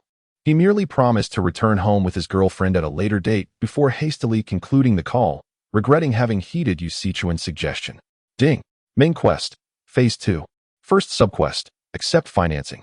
Task description. The host may express entrepreneurial aspirations to Lang Yi, persuading him to invest. Task completion reward. Financing of 5 million, along with substantial customer resources. Task failure penalty. None. Hai Mingrui was momentarily taken aback by the system notification. What he lacked most at present, indeed, it was funding. While Li Xiaoqiang possessed considerable assets, her wealth primarily derived from her father. Should she invest a substantial amount in a Hai Mingrui, it would likely raise suspicions with her father, leading to complications. Moreover, it was impractical for her to withdraw such a significant sum all at once. When Li Xiaoqiang mentioned finding a way to manage finances, she was earnestly seeking solutions. To put things into perspective, Hai Mingrui's initial budget for launching both hospitals was at least 10 million, excluding equipment that was provided free of charge. Typically, his clinic would not require large-scale equipment purchases. However, Hai Mingrui envisioned a more ambitious plan. He aimed to establish a robust enterprise, particularly in a lucrative sector for hospitals, health checkups. By upgrading the clinic to a hospital and securing the necessary qualifications for employee health examinations, he could create a dedicated service channel. It is common knowledge that many components of these checkups are somewhat perfunctory, yet regulations necessitate their completion, rendering health examinations an additional benefit for hospitals. The target demographic for health checkups primarily consists of 3 categories: pre-employment examinations, annual assessments for current employees, and various routine checkups. Hai Mingrui was particularly focused on the first 2 categories, envisioning substantial opportunities through networking. Returning to the task at hand, Lang Yi was undoubtedly affluent. It would be conservative to estimate his wealth in the hundreds of millions. Securing his investment would effectively resolve Hai Mingrue's financial concerns. Crucially, he possessed negotiating leverage, for, at present, it seemed that only Hai Mingrue could restore Lang Yi's injured hand to its former state. Even if someone else could achieve this, it would be a lengthy endeavor.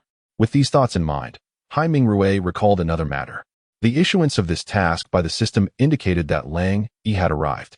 Thus, he made his way outside, and as anticipated, he encountered Lang Yi approaching him. "Dr. Hai, I appreciate your assistance today," Lang Yi expressed politely, fully aware that Hai Mingrue was technically off duty. "Not at all. It's our duty," Hai Mingrue replied. "Please wait at the nurse's station while I gather some supplies. And then I will escort you for the examination. If all is well, we can remove the stitches today." Lang Yi nodded in agreement. While Hai Mingrue's preparations primarily involved gathering the necessary materials for the stitch removal, as he was not a formal physician at the hospital, items such as suture kits and stitch removal tools had to be requisitioned from the head nurse, all of which required proper documentation and incurred costs. Chapter 72. Securing a partnership for Hai Mingrue. The task of removing stitches was a mere trifle. After all, he had performed such procedures countless times over the past year, and these very wounds were ones he had stitched himself. Thus, he was exceedingly familiar with the process, which took no more than 10 minutes. Compared to the initial stitching, it was an infinitely easier endeavor. Once the stitches were removed, he proceeded with a thorough cleaning and bandaging, primarily to prevent bacterial infection or accidental contact. "Mr. Lang Yi, I have examined your fingers, and they have healed remarkably well. However, as I mentioned earlier, the epidermis in the vicinity will inevitably shed. Therefore, you will likely be left with scars. But fret not, for my cosmetic surgery clinic will soon be operational, and I possess ample means for scar revision." Though Hai Mingrue's words seemed casual, there was an air of deliberate suggestion, as he had previously discussed this matter with Lang Yi, albeit with differing intentions now. "Dr. Hai, when do you anticipate the clinic will open? I can hardly wait. As you know, for pianists like us, our hands are of utmost importance. Whether performing or filming advertisements, they must be on display, so any conspicuous scars would detract from their aesthetic appeal." Lang Yi's words aligned perfectly with Hai Mingrue's unspoken desires, as he was still contemplating how to articulate his own objectives. "Mr. Lang Yi, the clinic is set to open this month, but currently, the main issue is securing the necessary funding. You see, establishing a cosmetic surgery clinic is no simple task. It requires an array of equipment and resources, all of which necessitate financial backing. Thus, I am in the process of seeking investment, and I anticipate that within 6 months, we will be ready." Hai Mingrue began to weave his tale, yet it was a necessary maneuver, for beyond the system's tasks, he was indeed in need of capital. Once the funding was secured, the clinic could commence operations, especially since he already had 2 doctors on board. With himself included, managing the venture should pose no problem. "Doctor, you mentioned a lack of funds. May I inquire how much you still require? Perhaps I could invest in your clinic." "The amount of equity is not the primary concern. I merely wish for your clinic to open as soon as possible. Additionally, I would be willing to serve as a free spokesperson for our establishment." Hai Mingrue was taken aback by Lang Yi's willingness, even offering to serve as a spokesperson, a notion he had not anticipated. In today's market, securing endorsements was imperative. Even Huawei sought out high-profile figures to promote their products. Lang Yi, being a pianist and a celebrity, moved within circles of affluence, making him an ideal candidate for promoting the clinic. The potential for success was palpable. "Mr. Lang Yi, are you truly considering this investment?" Without a moment's hesitation, Lang Yi nodded affirmatively. "Is 10 million sufficient? If not, I can increase the amount. In any case, as long as you can restore my 4 fingers to their former glory, we can discuss the rest." This declaration filled Hai Mingrue with elation, and the 2 men proceeded to discuss the details of their collaboration. Eventually, they invited Li Xiaoqiang to join them, and the 3 engaged in comprehensive discussions regarding the clinic and its operations. Lang Yi would invest 5 million, alongside a permanent endorsement, acquiring a 17% stake. Li Xiaoqiang would oversee procurement and address additional funding shortfalls, contributing 7 million for a 20% share. The remaining 63 would belong to Hai Mingrue. After extensive negotiations, the trio began signing contracts, thus birthing 3 shareholders. The system played a significant role in this arrangement, as both Li Xiaoqiang and Lang Yi were influenced by its mechanisms. In other circumstances, even those interested in investing would find the process to be gradual, rather than swiftly concluded in a few hours. Long Yi even felt he had struck an extraordinary deal. As for Hai Mingrue's substantial shareholding, it was only reasonable, given that he provided the premises and would be the primary operator moving forward. Li Xiaoqiang and Long Yi, in essence, were merely investors, not involved in the management of the clinic. For Long Yi, 5 million was a trivial sum, equivalent to his endorsement fee, and he often did not concern himself with such matters, especially when he had ulterior motives. For him, the restoration of his hand's appearance was paramount. By the time their discussions concluded, it was already 1 p.m. After a simple lunch, Long Yi took his leave. Mingrue, well done. To think you could attract Long Yi as an investor. Even if he contributed nothing financially, we would still benefit immensely. Once Long Yi departed, Li Xiaoqiang exclaimed with excitement. Hai Mingrue understood her underlying message, which revolved around the value of Long Yi's ongoing endorsement. His endorsement fees were substantial, and over 10 years, the potential income was significant. Most importantly, Long Yi could continuously generate business leads. Xiaoqiang, with our funding secured and the location established, we must now divide our responsibilities. Let us prioritize the opening of the cosmetic surgery clinic. You will manage the procurement of equipment and related necessities, while I will handle the recruitment of medical staff and surgeons. We aim to have everything in place within 2 weeks, targeting an opening date of the 25th. I am eagerly anticipating this venture. Hai Mingrue was genuinely thrilled. Despite the relatively short time since he acquired the system, he had been preoccupied with this endeavor, as it represented not just a task but a venture of his own creation. What man does not relish the prospect of entrepreneurship? One must possess the capability and resources. If Hai Mingrue were not inclined toward entrepreneurship, what purpose would the system serve? Given his relationship with Li Xiaoqiang, he could easily thrive even as a passive participant. However, Hai Mingrue had no intention of remaining idle. Chapter 74. The skill copy card as Yusikhan was to work the night shift. Hai Mingrue and Li Xiaoqiang purchased dinner and arrived at the second affiliated hospital together. They engaged in lively conversation, primarily discussing matters relating to private hospitals. By around 8 in the evening, the two departed the hospital and returned home, leaving only the two of them in the house due to Yu Sichuan's night shift. In a certain sense, Li Xiaoqiang exhibited a greater maturity compared to Yu Sichuan. This maturity encompassed not only age but also temperament and physicality. Despite lacking experience in certain areas, Li Xiaoqiang was undeniably more open-minded than Yu Sichuan.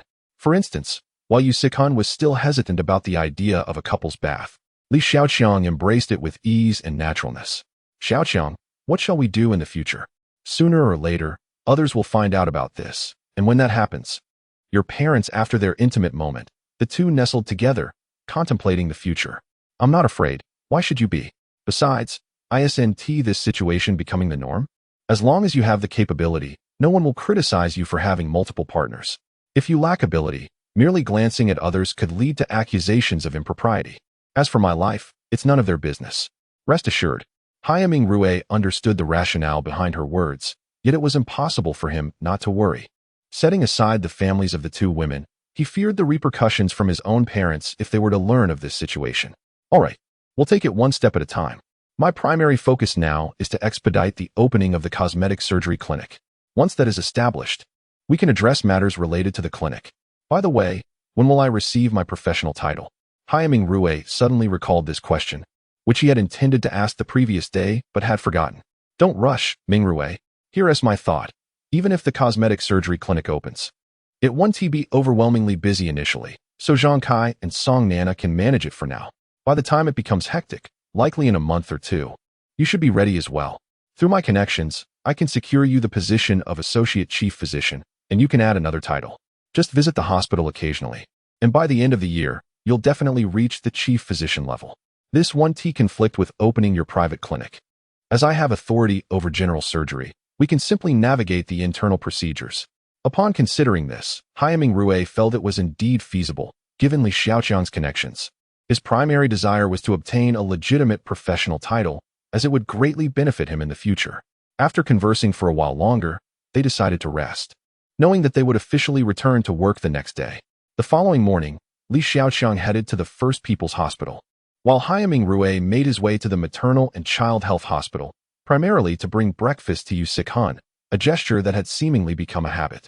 Mingrue, I have an assessment today, and I feel a bit nervous, Yu Sichuan said, enjoying her breakfast while discussing the upcoming evaluation. Don't worry, you'll be fine. Just respond based on your usual experiences. Once you're confirmed in your position, you can consider resigning. So give it your all. Hyaming Rue's encouragement instilled confidence in Yu Sikhan. Had it been in the past, she would have deemed anyone suggesting her resignation after confirmation as insane. However, circumstances had changed. It was akin to working in a factory. Now that her family owned a company, continuing to work for someone else seemed absurd. Therefore, resigning was merely a matter of time. Upon arriving at the First People's Hospital, Hyaming Rue was promptly assigned a task. Beep. Task assigned, substitute for Dr. Liang Hong for 3 days. Task level, D. Task description, Dr. Liang Hong is on leave for 3 days due to family matters. Please substitute for him. Task rewards, merit points 60, attribute points 20, 1 skill transfer card. Hyaming Rue examined the task rewards. It was evident that the task was uncomplicated, substituting for Dr. Liang Hong. He had performed similar duties for 3 years at the second affiliated hospital, so this was familiar territory. Hence, it was reasonable that the task was rated D level. However, the final reward puzzled him. What exactly was a skill transfer card? Unfamiliar with the concept, he decided to inquire with the system. Xiaoya, what does the skill transfer card entail? Host, the skill transfer card is akin to a replica card. For instance, you can copy one of your skills onto the card and subsequently impart it to others. However, once the skill is copied, the host will no longer possess that skill. After hearing the details of this reward, Hyaming Rue felt an overwhelming urge to express his frustration. This card was undeniably remarkable, yet somewhat impractical. If the copied skill remained with him after transfer, it would be perfect. With multiple cards, he could share all the extraordinary skills he acquired with others, such as Li Xiaoqiang or Yu Sikhan. The dilemma lay in the fact that once the skill was given away, he would be left without it. Suddenly, a thought struck Hyaming Rue, the breast augmentation technique. This skill felt particularly awkward to him, not because only women performed it. In fact, most cosmetic surgeons were men, as the majority of those seeking cosmetic procedures were women. Men, in their essence, understood women better, as beauty is often perceived from a male perspective. Yet, Hyaming Rue had no desire to possess this skill. After seeing and touching it too often, he had lost interest. He preferred not to feel revulsion at the sight of such attributes. So transferring this skill to Yu Sikhan would be ideal. With this resolution in mind, Hyaming Rue hastened towards the office. Just as he arrived, he heard Li Xiaoqiang's voice. Ming Rue, Dr. Liang is on leave due to family issues. Please assist in his absence. If you have any questions, feel free to reach out to me. After conveying this, Li Xiaoqiang resumed her work. Seizing the opportunity to impress, she added, I'll help you secure that title. She winked at him, and had there been no one else around, Hyaming Rue might have been tempted to kiss her alluring face. Indeed, Li Xiaoqiang's lips had a certain seductive quality, exuding a plump, inviting charm. Chapter 75, the grand finale. As the days passed, life unfolded seamlessly. The operations at the cosmetic surgery hospital progressed steadily, and the 3 individuals had seemingly grown accustomed to one another, resembling a close-knit family. Their absence felt palpable when one was missing. With each passing day, Yu Sikhan officially relinquished her title as an intern. She had also taken a temporary leave of absence, and those privy to the situation understood that she would not return to her previous role. Meanwhile, the hospital run by Hyaming Rue was on the verge of opening, with Chun Xiaoyi and Kong Ming already integrated into the team. Alongside Zhang Kai and Song Nana, the foundational structure of the hospital was firmly established, with only minor details like cleaning staff left to finalize, meeting the requirements for opening. However, in alignment with previous arrangements, operations would initially focus solely on the cosmetic surgery aspect. Additionally, Hyaming Rue had transferred a particular skill to Yu Sikhan. Time swiftly advanced to May 25th, the day of the grand opening of the cosmetic surgery hospital. Unlike other businesses, the opening of a hospital could not be celebrated openly.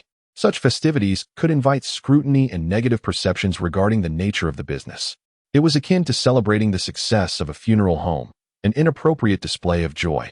Nevertheless, a modest internal celebration took place, with Yu Sichuan's family, including her parents, brother, sister-in-law, and niece, in attendance. On this momentous occasion, Hyaming Rue was committed to fulfilling his promise. The first patient was none other than Kong Ming, one of the nurses. As Hyaming Rue had transferred the relevant skill to Yu Sikhan, she would be the one performing the surgery, marking Kong Ming as her inaugural patient. Furthermore, Yu Sichuan's mother also availed herself of a facial treatment, a gesture to support her son-in-law's business. Haiming Rui welcomed his first client, Lang Yi, who was also a stakeholder in the hospital. Moreover, due to the opening, the system provided numerous rewards, leading to a steady influx of clients on the inaugural day, including some regulars. Given the significance of the occasion, the system couldn't merely offer a trivial reward. It upgraded the entire hospital and all its equipment. Observing the fruits of his labor, Haiming Rui beamed with joy, standing alongside two remarkable women, Li Xiaoqiang and Yu Sikan.